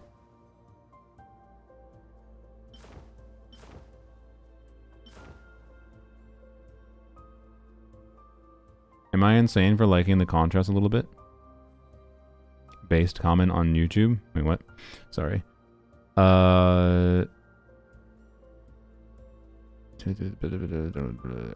Nicole is shield idea won't want that. Yeah, that's a factor I haven't considered. Yeah.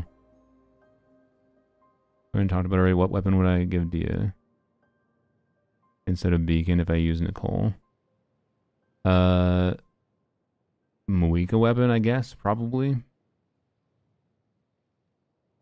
But Beacon might still be competitive. C2 Durham might be the best early vertical investment for Dia. Depends what team you're playing. I haven't been using C2 Durham that much for Dia, but yes, Dia really likes damage bonus.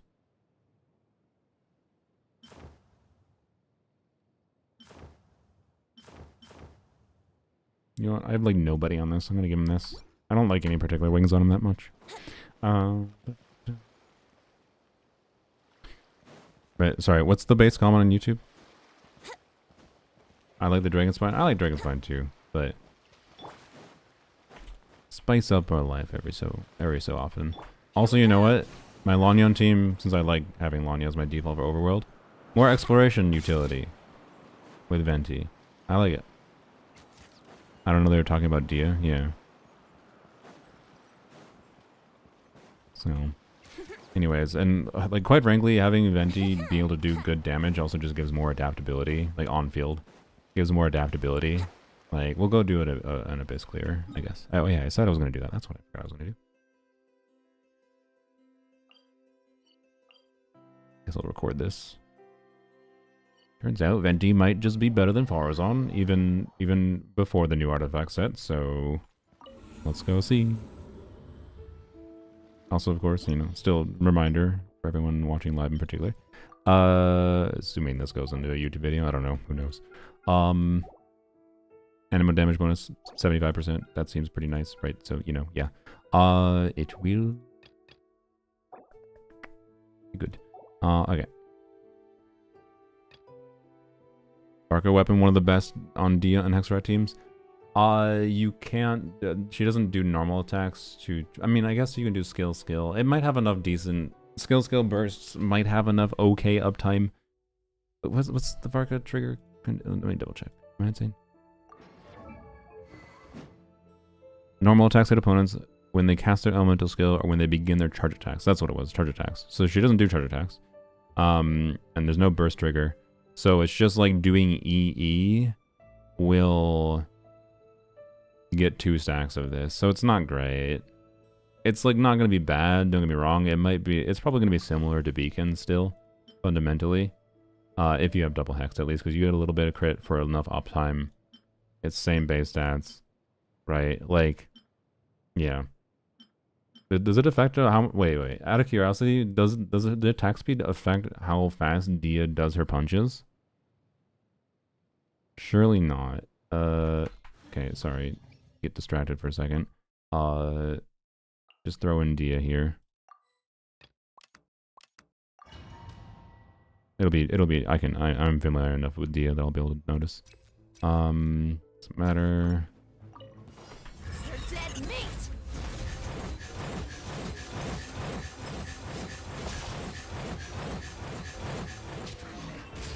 Alright, so that's normal. I don't think it will. But I believe the attack speed stat is relegated to normal attack animations at a default. And Dia's burst is like a special thing that isn't the same, right? Gloves off. No, it's the same.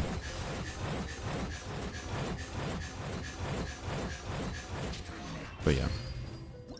It's fundamentally not going to be a bad option, that's for sure. So like I think, yeah.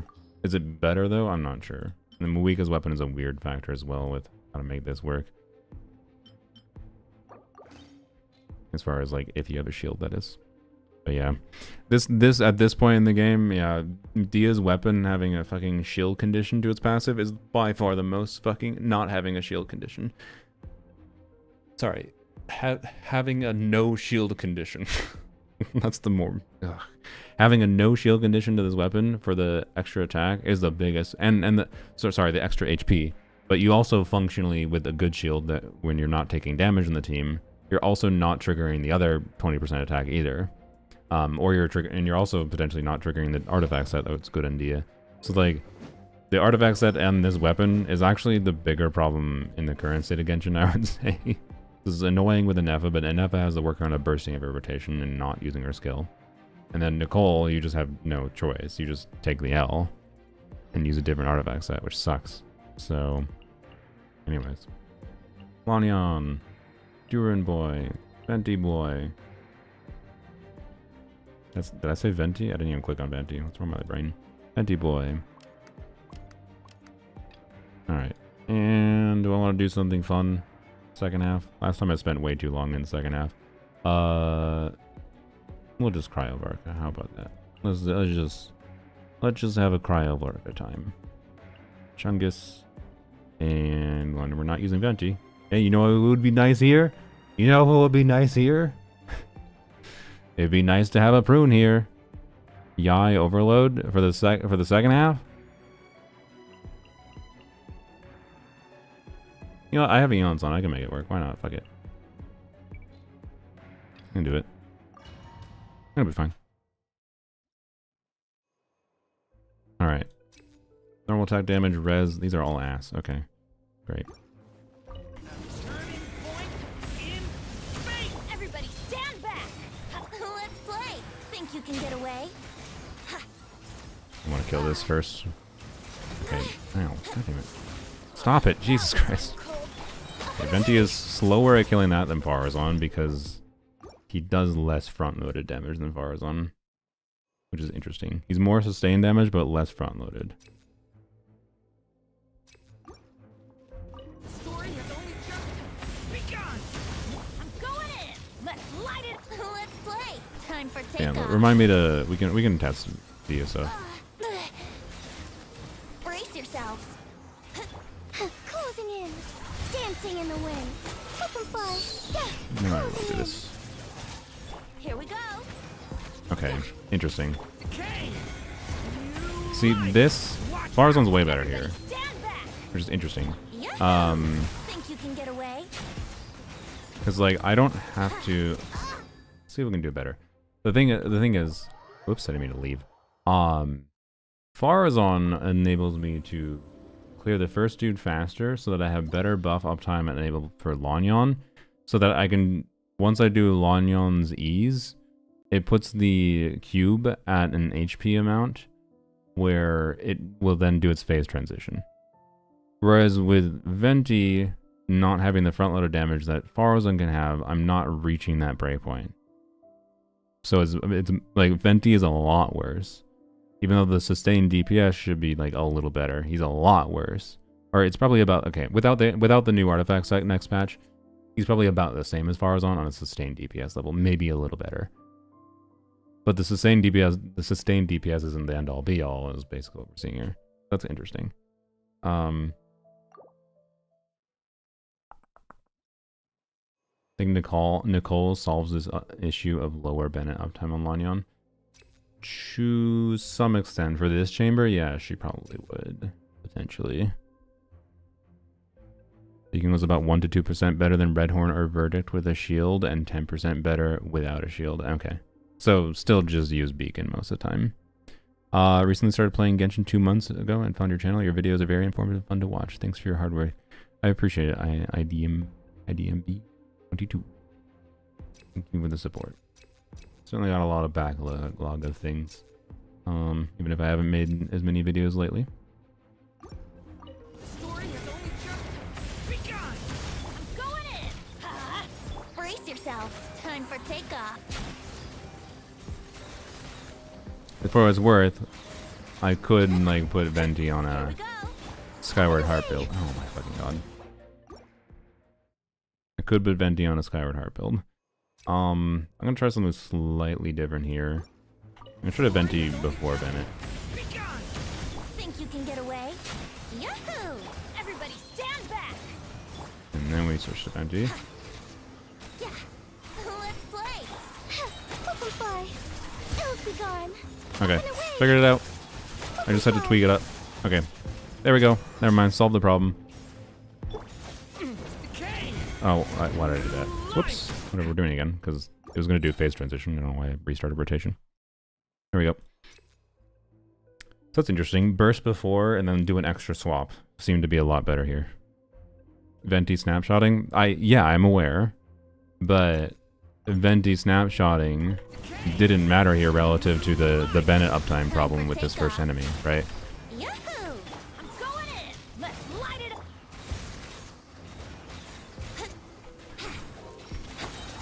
Closing in. Swift is the swallow. Again, Nicole might change that. Don't get me wrong.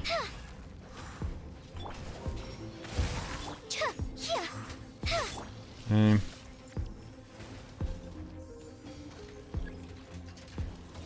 Hello, friend. God damn it. This fucking crab.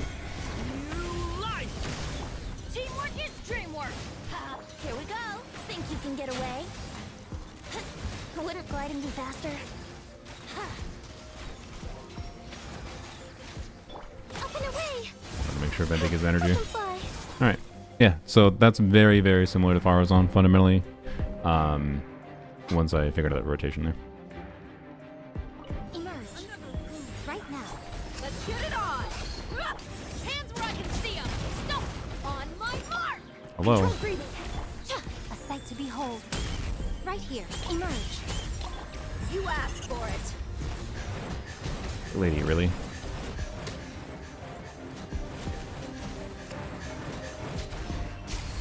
Look alive. Away. Uh-oh. Might have taken too long. Oh, no, we're fine. Sick. Yay. Okay. Right here. Emerge. Hi. Final warning. Quick as This a is like a flash. Barca Lanyon, but better? Yeah, that's kind of true. This thing is pyro resistant, by the way. It wasn't obvious. Drop your weapon. Right now. Right here. Emerge. I will wait for doing another nuance on Stronger. On. this. I'm always watching. Right here. I think I just yipe. Goodbye. There you go.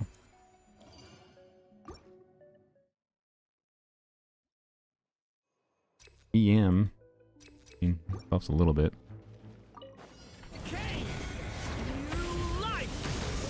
Everybody stand back. Time for takeoff. Brace yourself. Oh, I should have bursted first. Dancing in the wind. Those Closing particles in. didn't do anything for me. Let's play. The story has only just Yeah, that's pretty similar to Faruzan. It's dreamwork. Yeah, right now he feels very similar to Faruzan. Up and away. Closing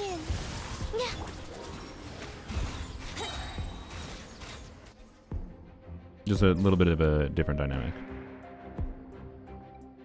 But I like the dynamic. It feels similar with like the value of the quick swapping, where I get to DPS 2 characters at once, kind of thing. Right now, right here. Let's get it on! Ha! Stop right there! Quick as a flash! You asked for it!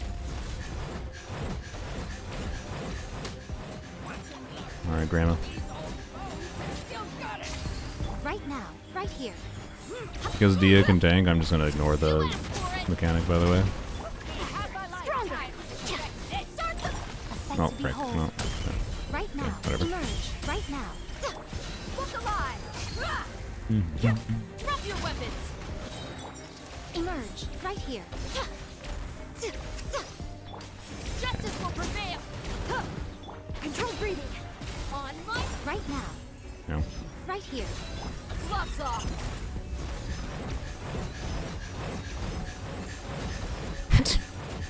There's something really funny about Dia chasing her as she zooms around. Let's get it on! Emerge. Venti made dethrone Faruzan. Once the new artifact set is here, yeah. Let's move! Hands where I can... Nothing lasts forever. Right here. Right now. You asked for it!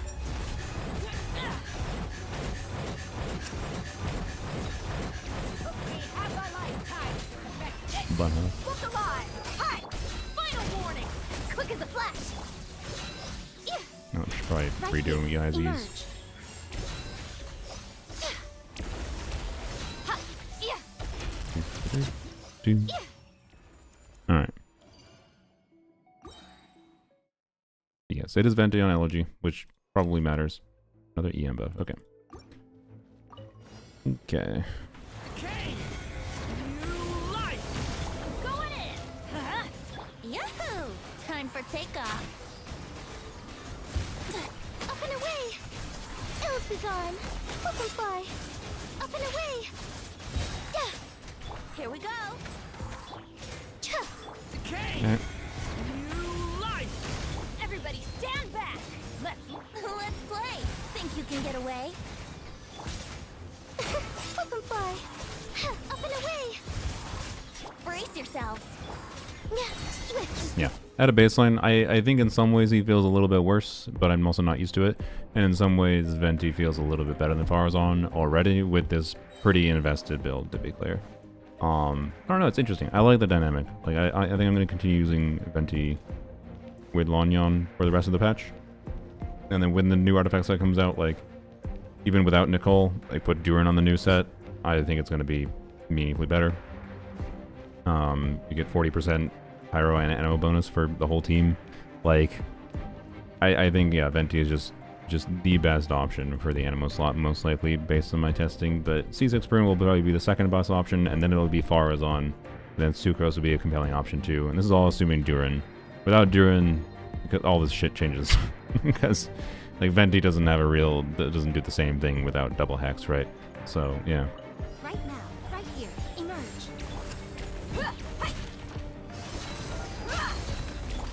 Drop your weapons! Justice will prevail! Faster, stronger. On my mark! If I recall, this is based on consumption. Wait, I thought. No. It's based on time spent in Night Soul, right? Fuck. Oh, whatever. We'll just redo.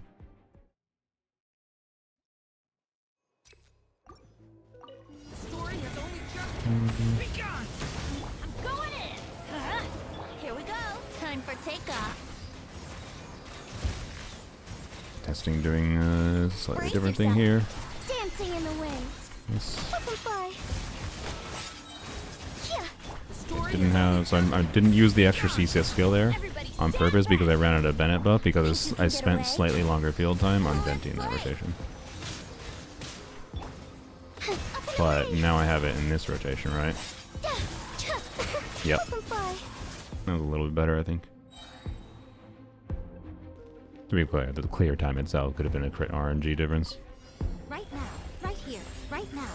I think I'm not supposed to use the extra Night Sword. I just want to wait it out. Let's get it on! Hi! Right here. Final warning! Controlled breathing. Let's move! Emerge.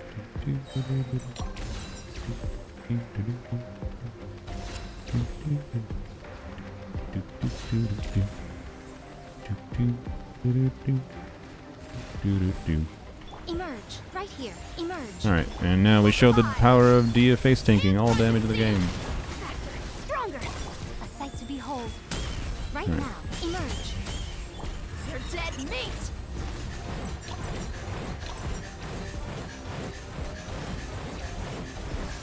And the Cryoautomata is a fucking enjoyable boss. I can't believe how much they ruined this boss in Stygian.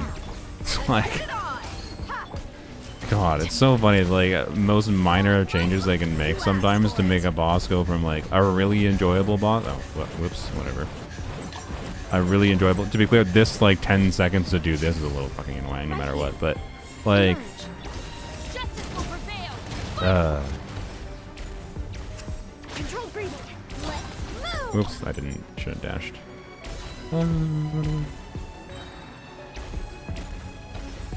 Okay. Right here. Right now. Emerge. You asked for it! Hamster always. I mean, I'm talking. Stronger. Like I'm talking the nuance of like how this boss in Stygian is like a completely different boss with the kinds of teams you can use against it. And it's not like it's more tanky difference. It's just a fucking, they completely changed the mechanic for like the thresholds you need for dealing with it. And like it has way more resistance. For example, if you try to use Eon's on or other Natlan character, not that it's impossible to brute force. At fearless difficulty, people do that with like Moika or whatever. But like, if it has way more resistance in Stygian when it goes into the like angry Night Soul mode, and does more damage, I believe. By the way, I'm not 100% sure on that, but I think it does. So it's way harder to brute force and do like than like non-cryo teams, right? To deal with it. And then there's also the factor that they felt like that wasn't enough. It wasn't enough to make it already harder to do like the fun Night Soul punishment. Like it's a really good mechanic as far as like it's in Abyss again. It's balanced in a way that it punishes you for having some Night Soul, but it also rewards you in a way too. That's just really good design. With it being like, now it still has higher resistance, but not so high that you can't deal with it when it goes into angry mode. And then you also have to deal with these really heavy damaging attacks, so it's not just sitting there doing nothing anymore. Like, it's so much more of a fun boss to do different things with. Faster. And then there is, on top of that, though, in Stygian, they're like, that wasn't enough. Removing the main well-designed fun mechanic with our enemy is not enough. Let's also make it require even more cryo hits. Like, excuse me? I don't know, man. Like, the Cryoautomaton, especially since it was in the first Abyss, or, sorry, the first Stygian, is such, like, it's still the enemy that, like, best encapsulates the problem with Stygian, and how they just take an existing boss that, you know, sometimes that existing boss can be designed better or worse at a baseline. And they take that existing boss and then just most of the time they just make it far more cringe in order to try to sell newer characters more. That's all they do most of the time. And to be clear, sometimes we still get fun things. We still do get... Stygian's not here, I can't even do the thing. But we still do get fun bosses in Stygian from time to time. But like... more often than not, and it seems like more as time goes on, we're just getting, let's take an okay or good boss design and make it ass. Like, fuck you. You just, honestly, just leave the baseline designs most of the time, Hoyoverse, and then just make the HP higher. And then it's better. It's more fun. Just do that, please. You still have the annoying energy mechanics and shit and whatever. Like...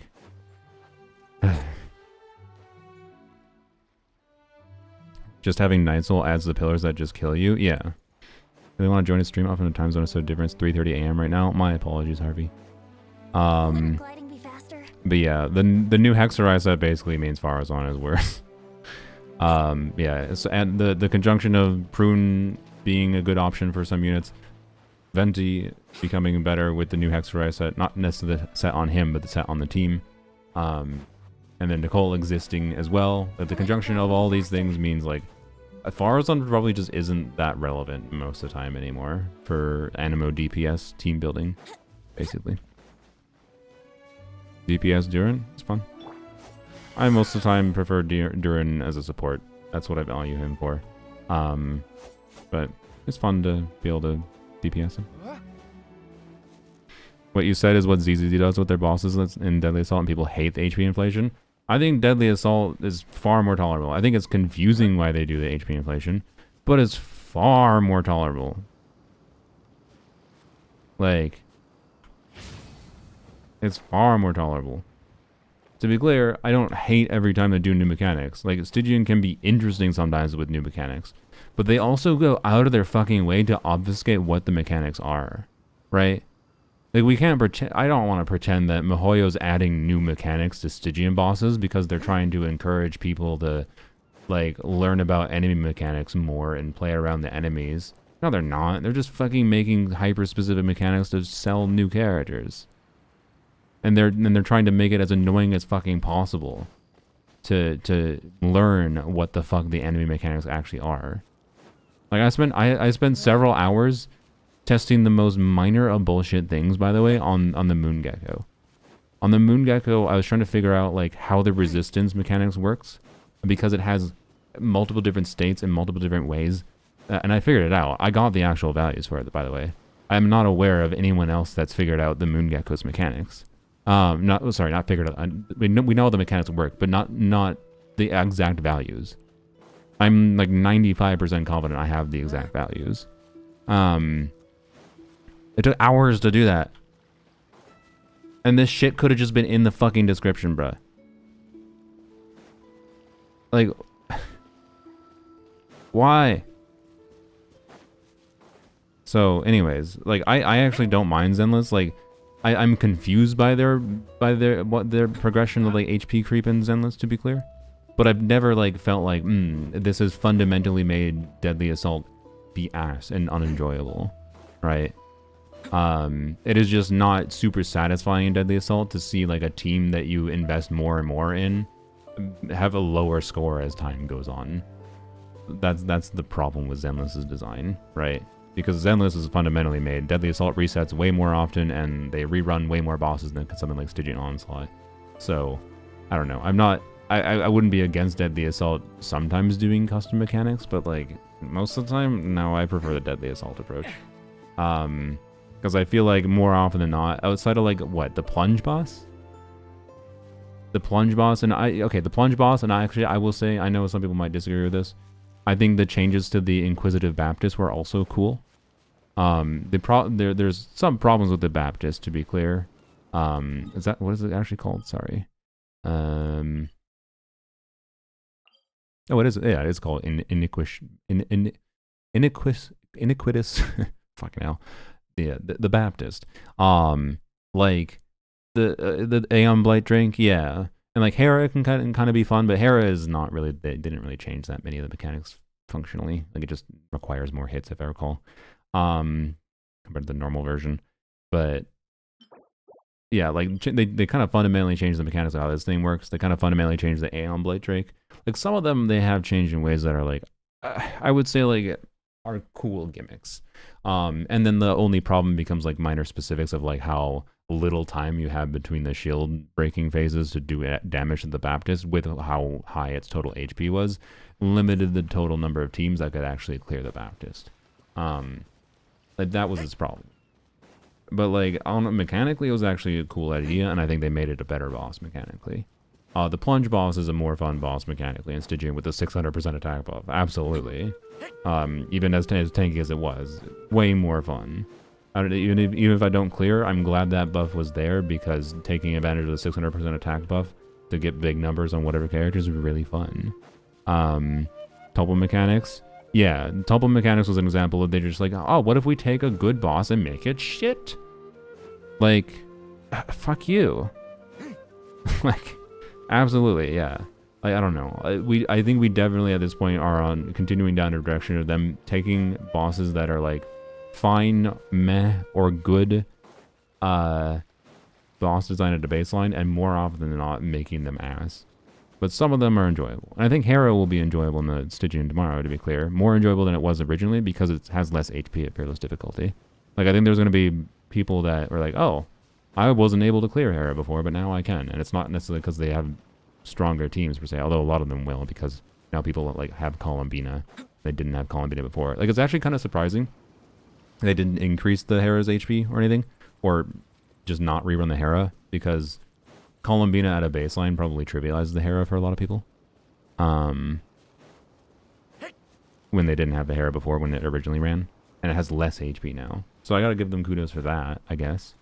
But then there's also the fucking Moon Gecko, so I'm not gonna give them that too much credit. The fucking like 10 million HP Moon Gecko has less HP. Yeah, it has 500,000 less HP. So Bina in a Hera team is just odd. It's very unnecessary. I don't think people should default to it necessarily.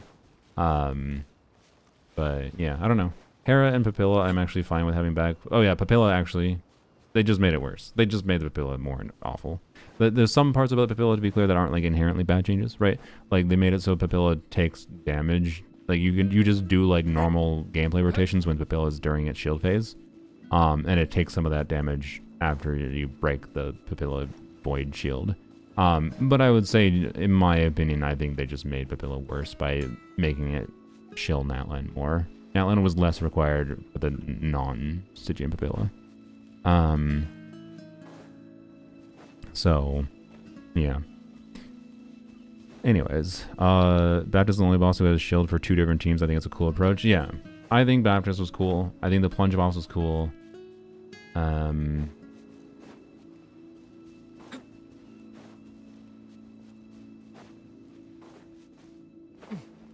Hera didn't really get enough changes for me to meet, like on the level of like which bosses that got meaningful changes to their mechanics in Stygian were like designs that I'd say the changes made them more fun to fight in general.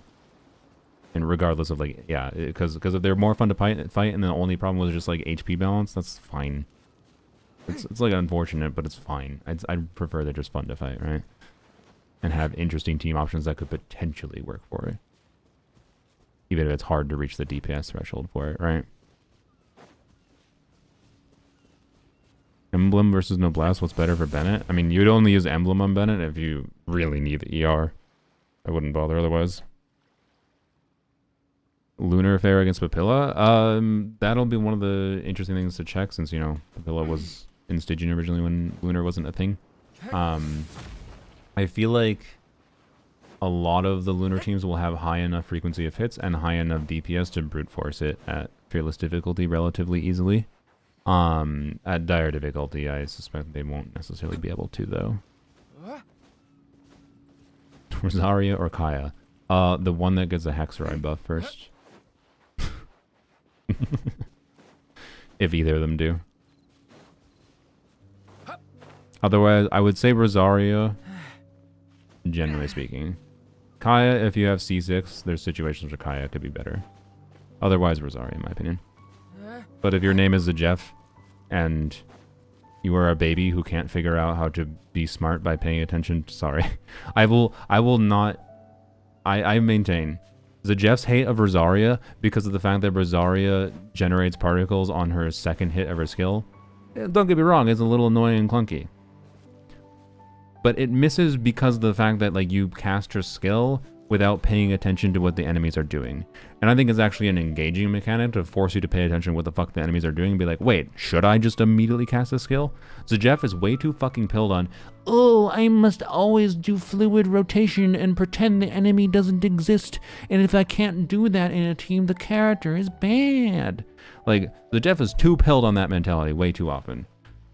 And it's because he's a fucking Osu player or something. I don't know. That's a joke. I don't know if he's actually played Osu, but he's really good at rhythm games, and that means I think he defaults far too much towards like just falling into a rhythm, and that's what the combat must always be. But like, no, you can actually choose to wait a minute. I can make a different decision based on what enemy be doing, and if you do that, Rosaria's skill, in my opinion, can actually become an engaging mechanic, but also the annoyance of it just goes away when you realize, oh, I shouldn't skill on Rosaria when the enemy is going across the abyss.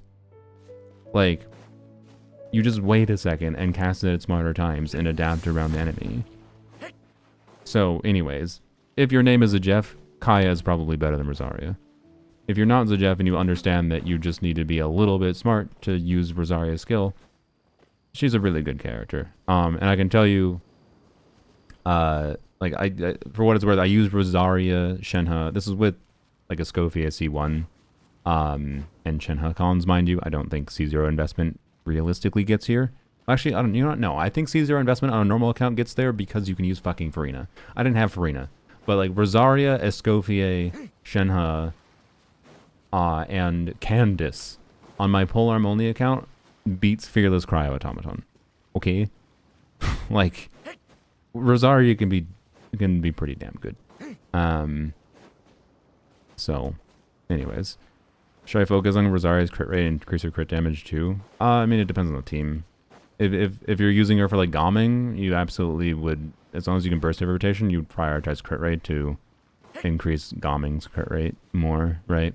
Like, people do a lot of 4-star clears. The gameplay wise, I fucking melt Gomming was Rosaria's pain.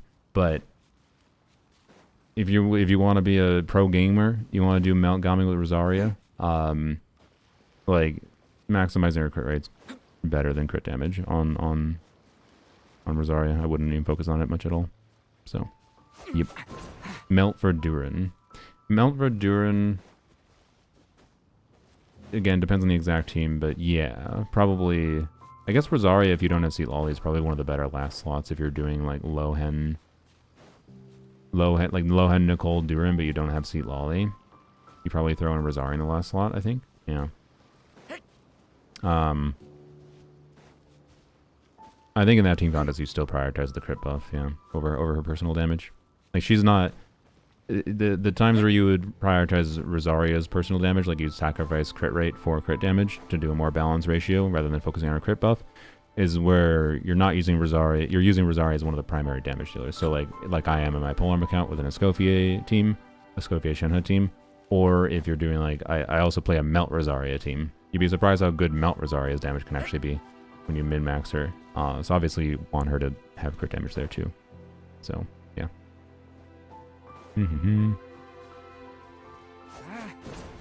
Nicole's probably really nice for Melt. Yeah. I assume so. Rosaria snapshots, by the way. So, I don't know how much Nicole would actually do for Rosaria specifically. Probably not that much. But for Melt in general, yes. Oh yeah, this web event, by the way, is very fast. If anyone hasn't done it, it's very fast, and you get like 100 Primo Gems immediately, so I would recommend doing it. Anyways, I also have achievements. Can you get a Xiangling emote? If someone wants to recommend a Xiangling emote. 28 of 31. Oh, that's just waypoints I haven't gone. Is that just the overworld waypoints? Alright, rest of the stream, let's see. I want to get Cecilia's for Venti, and then there's one more waypoint. What? Excuse me. It says 28 out of 31. What? Where's the last waypoint?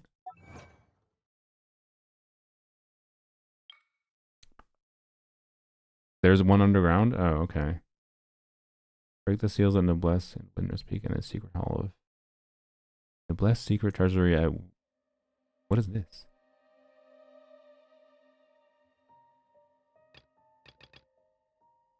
There's another feather? Really? What?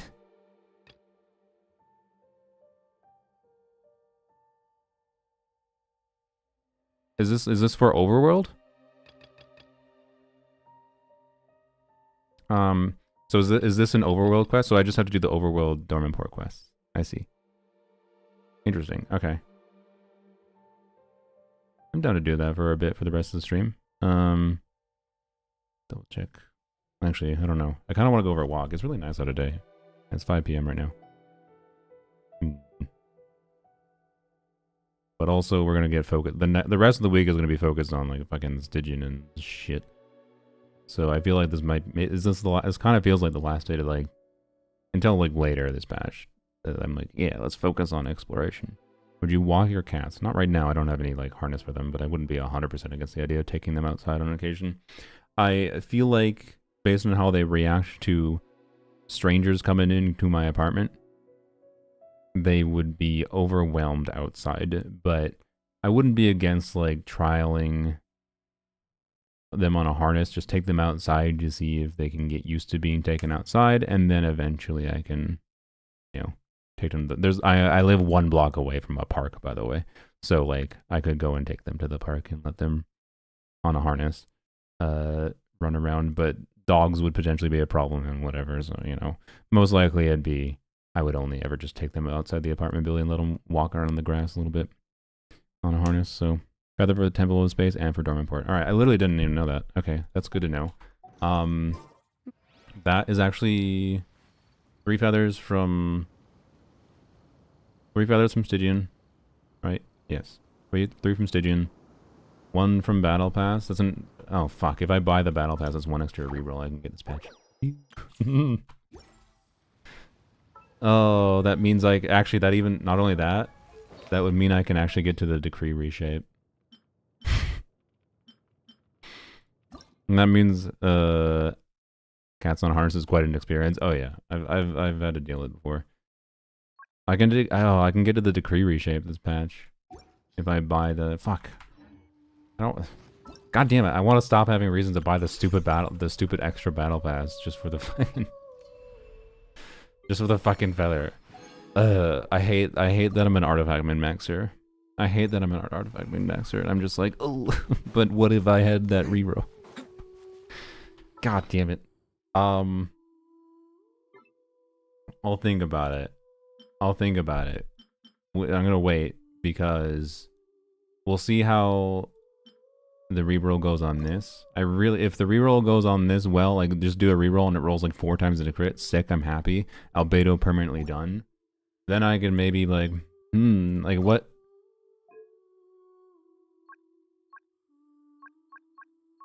No, I don't think I decree reshape this, but I could reroll this after. And then what do I decree reshape?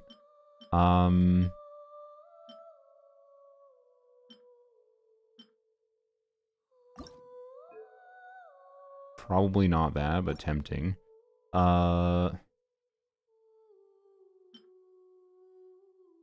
Maybe this. Otherwise, actually, I'd be really tempted to do this, because with the decree reshape again, like, I don't think you need to over prioritize 4-liners, right? And this would guarantee this gets 4 crit rolls.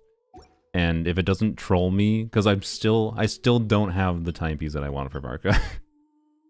Like I want like a 35 CV, but like with at least 20 crit. Like I really would prefer like a 30 crit damage piece, to be clear, which is a hell of a gambit. This piece was a fucking insane troll from the game, where like my dream piece would have been this, but into crit damage instead of 4 into crit rate. Like, please no. I mean, I've already bought the battle passes, the extra battle pass before, just for the fucking reroll feather. But I expected I didn't have a reason to this time, because I thought I was just gonna have to wait till next patch. But now, like, now that I'm like, wait, I can get the decree reshape this patch rather than next patch. Now it's like, oh boy, if I find a reason that I want the decree reshape now, can I really resist it? I don't know. Like, I don't know. I also could do it on this to finally fix this piece, but this is low priority. I don't know. I also could do it on this, like, to guarantee that this turns into a really damn good goblet. And this is either official piece or AI piece for me. So, I have options.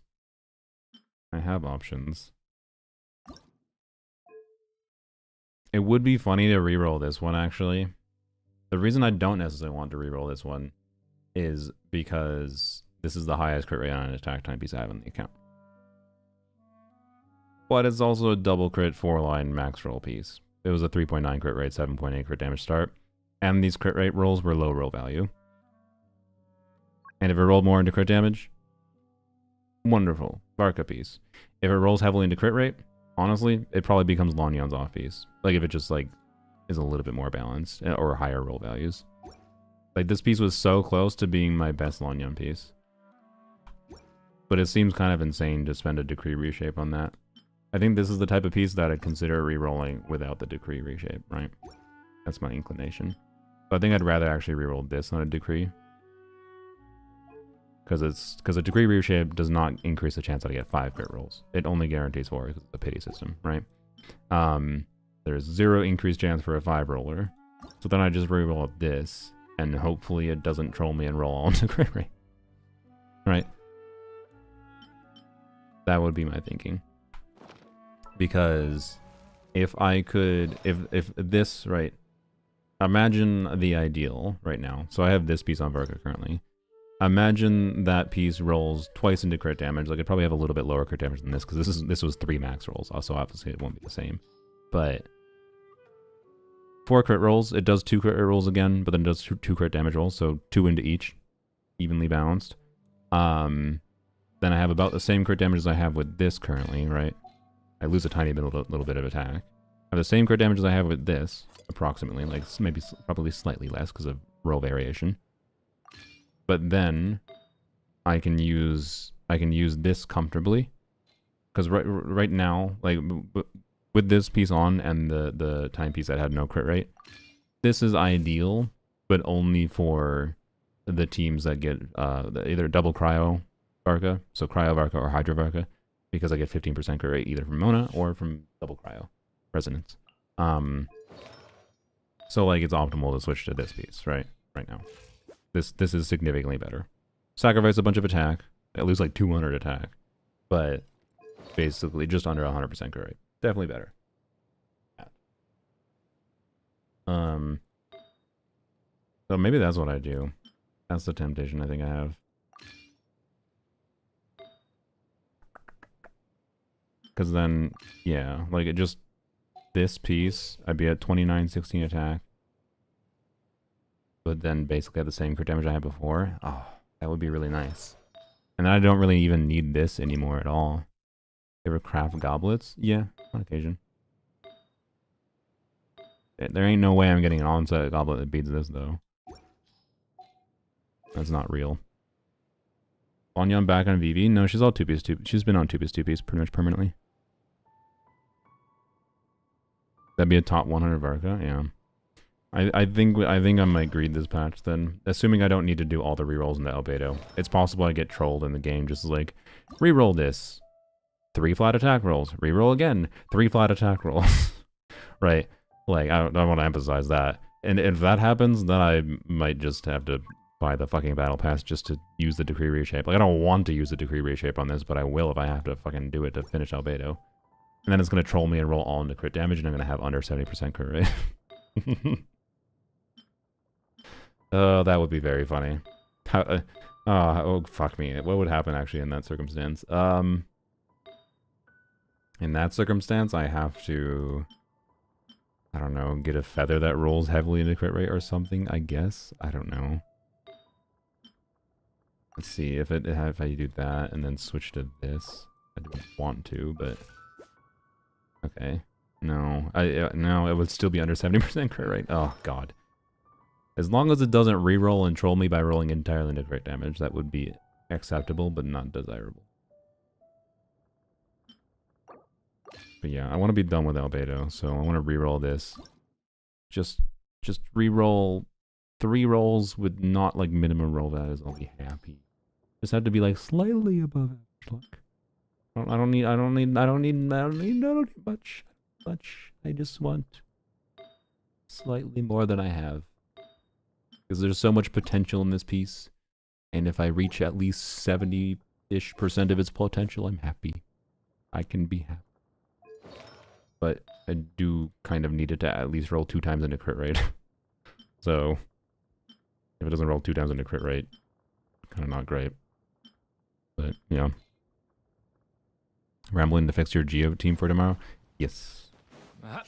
Yes. Correct. Honestly, there's a temptation to buy the extra battle pass now because you do get the feather immediately. And then if I do the quest to get the feather for this area, I could reroll it now, guys. Oh. Shit. That's bad. See, this is the problem. This is exactly my problem. I'm fucking impatient. That's the only real problem. What weapon do you usually get in the battle pass? It doesn't really matter now for me at this point. I think I don't have full refined Wolfang, so I think I've been choosing Wolfang. Ugh, man. So Primo's at 5,200. Not bad. Not bad. Gecko is worse than the Duckle in terms of shield and design. I think it's worse because less people will have options to beat it than Duckle, because more people had like Columbina and Effa combo. I think less people will have Linnea Columbina combo, but yeah. So I agree at a baseline, but on a level of how enjoyable they are to fight, Duckle is way fucking less fun. They just made Knuckle Duckle was already not, I think, one of the worst bosses they had designed lately, and they made it just worse. So, like, and insanely danky. So I don't know. On a team options that most people will have, I think Moongecko is worse. On a gameplay enjoyment level, I think I will enjoy the gameplay of trying to optimize dealing with Moongecko. And it has interesting things to think about for its shield breaking at minimum. So, going for R5 Wolfang 2. Yeah, I don't really have anything to do with it, because I have J-Cutter mostly. I have too many 5-star weapons to get meaningful use from a lot of the 5-star, or sorry, a lot of the Battle Pass weapons. So, yeah. Anyways, my main hope is to be able to kill the thing with Navia without relying on Columbina, but I don't know. My preference, I think I'll be more happy if I can kill it with Navia, even if I have to rely on C2 Kill it with Navia without Columbina, but we shall see. B team will handle the Gecko with a shield breaking. I mean, Clee Overload, maybe. Yeah. Maybe. Yeah, I don't know. Varka, by the way, is probably going to be one of the better teams at breaking the shield. At least with his SIG. On Creator Server, I tried with his SIG weapon, and I was able to break the shield quite fast. Like, just him alone. You just do N3 dash, and his sequence of attacks works well. It's a little bit... The shield mechanics are a little bit goofy in that, like... Zhongli, for example, does less damage than you would expect based on his geo application from his burst, because there is a limit. Like, if you do extra application, you know the little units the Moongecko shield has if you go fight it in Overworld? Those limits mean that you can't, like, reduce each one of those segments more than one at a time. So, like, you can do, say, one overload can do... I don't remember how much it is. But, like, say one overload... Well, actually, an easier example. Think about, like... So those segments... Say you have an instance of damage that does, like, 75% out of one of those segments, right? So you have 2 hits that do 75% each. What you would expect is that means, okay, you have 75% on the first hit, and then your next 75% gets through the segment, and then you have 50% that carries over to the next segment. So that means 2 hits of 75% of one segment is 1.5 segments. Instead, no, 2 hits of 75% is 1 segment, because it caps you. If you do more poise or more geo damage, geo application, then you actually need to break 1 segment of the shield. It only breaks the next segment. So it means that the Moongecko's geo shield works in a way that, like, means like Zhongli has reduced value against it. Also, Zhongli's skill does not hit the fucking thing for some reason. So I love seeing 4 stars on the team. Oh, I mean, I don't know. I'm sure someone's gonna do the lowest investment Moongecko clear is gonna be with Linnea with 4 stars, probably, maybe, or Zibai with 4 stars. I don't think my account is gonna be able to clear Moongecko. I'm talking to Fearless. with low amounts of 4 stars. Yeah. I don't know. It might be funny to do, I wonder if it's not enjoyable to fight with Navia on my account, I might try to do a a 0 artifact Varka clear, because no artifacts Varka, I have C6 Varka, right? But 0 artifacts Varka performs similar to C0 Varka without a sig even. I wouldn't glide any faster. So it'd be funny if I try to clear it with a 0 artifact Varka at Fearless. Maybe that'll be an alternative to Navia. We'll see. Help me decide who to pull next. I mean, I don't know if I can without knowing what your preferences are, what kinds of characters you have in your account. I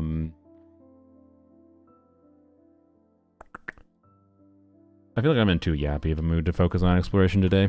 I think sun's still up. I think I'm actually gonna take the opportunity. This is crazy. This is a Genshin player saying, I want to go outside. So I'm going to pick Cecilia's. Wouldn't gliding be faster? Wouldn't gliding be faster? And then that might be the stream. Touching grass, indeed. Yeah, I might even walk to the park. If it's nice enough, I might walk to the Minneapolis Greenway. And the Greenway is a long ass walk. I can go wherever I want in the Greenway. It's therapeutic, yeah. Dire Gecko is 22 million HP, yeah.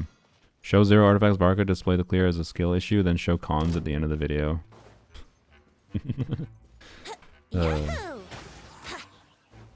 Perfect. I need to put someone in the team that can mark shit. Here we go.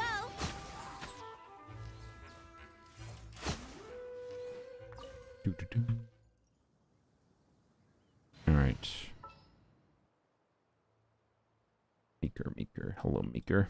My lance and crossbow is ready. Thanks, Ziox. Appreciate you. Sorry, I don't know why I make fun of Ziox. Ziox does not sound like Mika. But Mika might be the closest sounding Genshin character to Ziox. If that makes sense. I don't think Ziox has his own voice though. He's his own boy. He doesn't sound that much like anyone, per se. But Mika is the closest.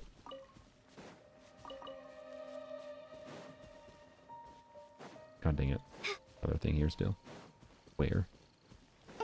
Those are in the different circle. Oh, whatever, I'll come back here.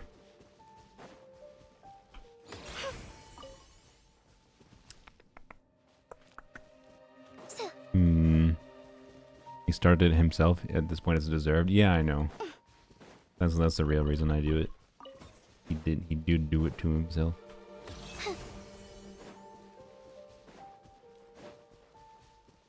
I feel like Mondstadt. You know why people like Mondstadt so much? It just gives the most like serene vibes. I don't know.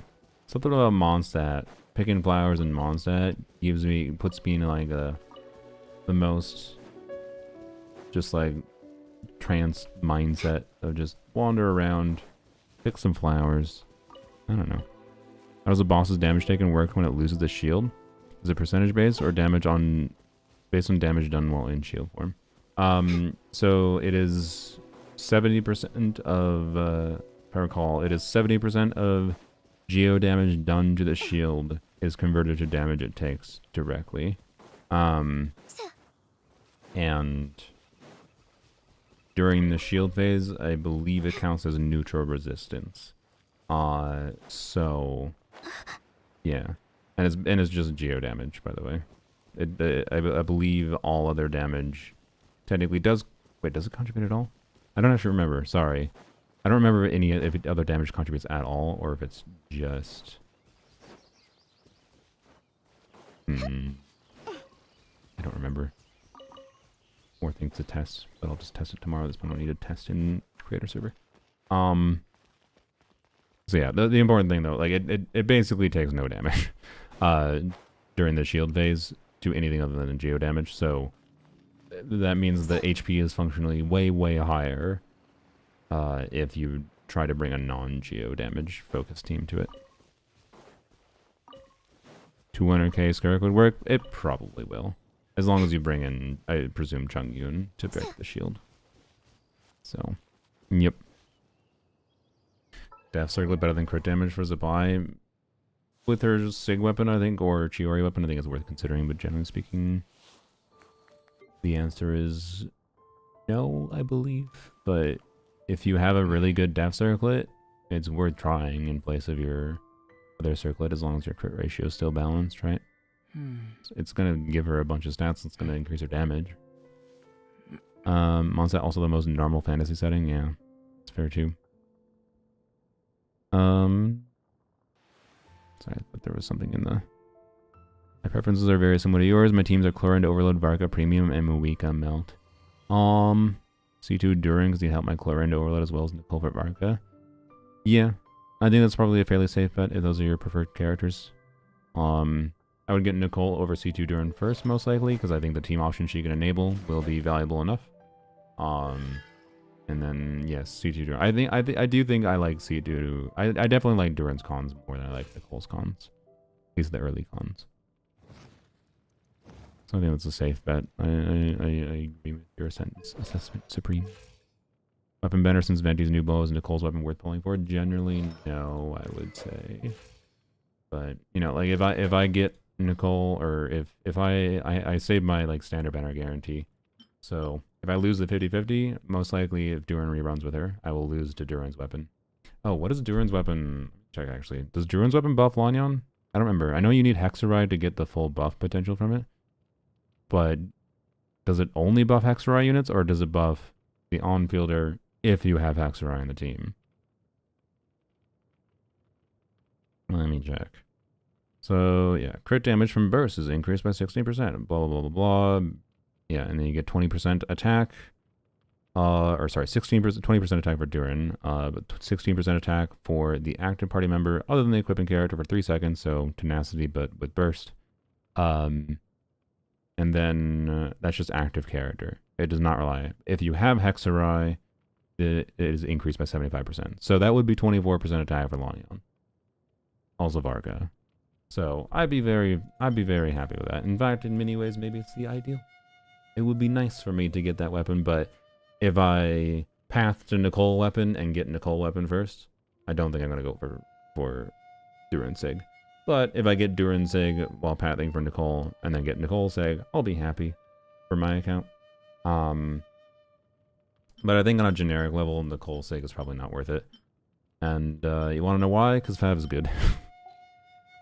Because Fav is good, and the damage increase you're going to get from Nicole Sig most of the time is probably not worth the cost of acquisition. So, what's wrong with Prune? Nothing's wrong with Prune. Prune is a pretty good character.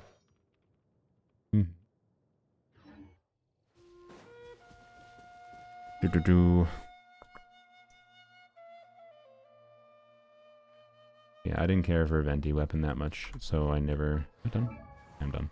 I never cared for Venti weapon that much, so I didn't feel that much temptation to get Durin's weapon when...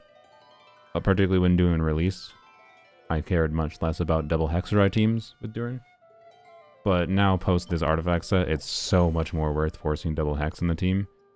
Particularly with Prune being a team option, Venti being a team option, I have Sucrose existing, and especially if they end up buffing more units to become more more Hexeride units get added functionally, then like Durin's weapon's much better.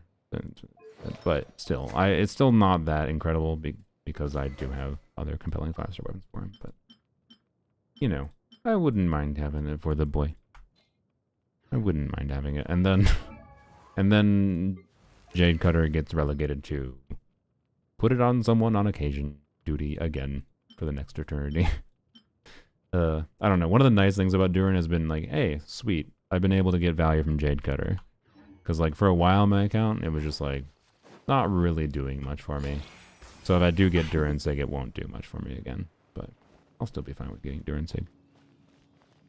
I just don't think I need it if I do win my 50-50 for Nicole. I'd rather like go harder into Nicole's banner than like try to get Durin's egg if I win Nicole weapon.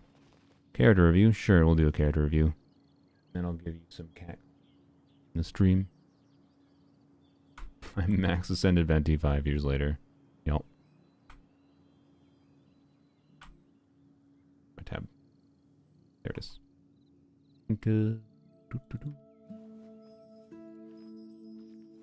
Razor Boy. What are we looking at? Sorry. Sino. A Sino. See one Sino. Nice. Flynn's weapon. Okay. Yeah, I mean, he can... Yeah, sure. No, that makes sense. For a Night Sky, I assume Benefa. What's the team DPS you're getting? Also, where's the skill multipliers? Swallows nest when skies are fair, but hide when storms are. If I recall, all his damage comes from his skill and burst, right? I'm pretty sure skill has similar priority to burst, FYI.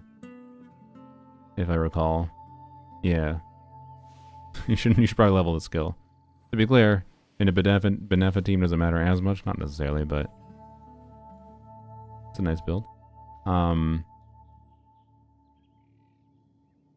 Not like super high investment.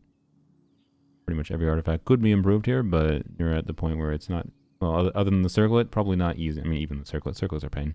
Not super easy to get improvements on. The circlet's kind of sad.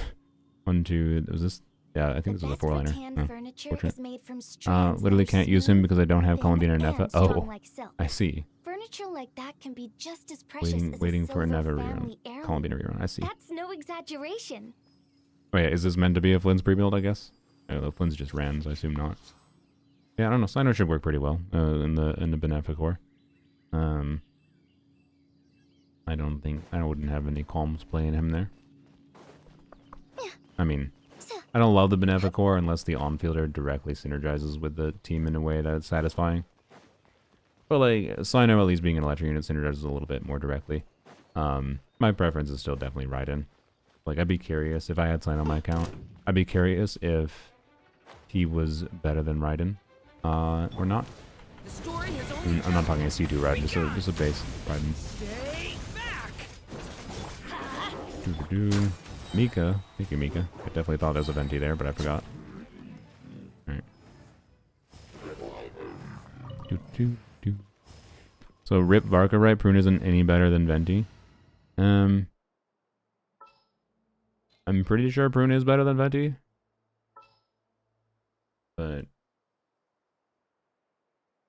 not necessarily a massive upgrade, I don't think. Venti. I can tell you my plan is to use Prune over Venti most of the time, even having Elegy. So, I don't know. I could be wrong, but I'm pretty sure Prune will be better. For me, at least. Is Doom post o'clock? Yep. Alright, should we go find someone to raid? I suppose. I get to go for a walk for the sun sets. A couple hours. Anyone have any preferences? Otherwise I'll go check myself. Oh wait, cat. I just promised cat content. Well, let me know if you have someone you want me to raid before while I give you cat. The sleepy creature. Have you been on the chair the whole time, sir? I wasn't paying that much attention.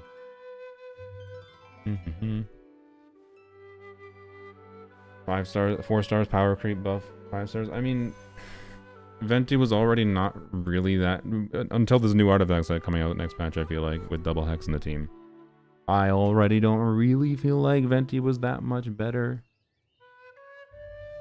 than Faruzan. It's again. I actually think it's the freaking artifact set. Like, I don't know. Anyways.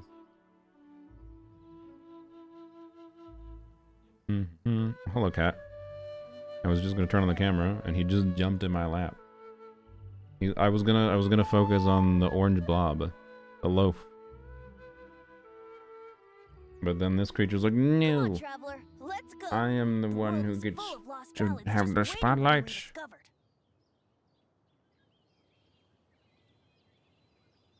On your hair, what is this?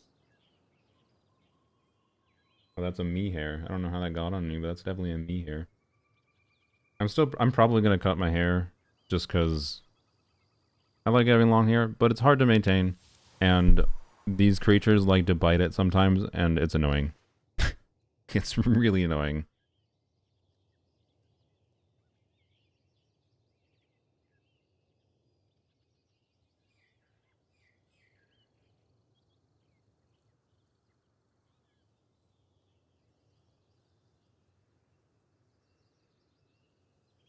Right now, I wish I was sitting at the top of a tree, looking out over a meadow, cider in hand.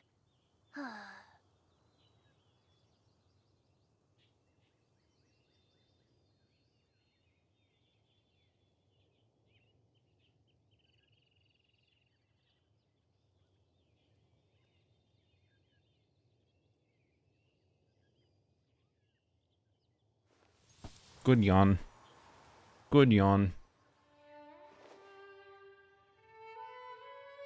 How many animal catalysts do we have now?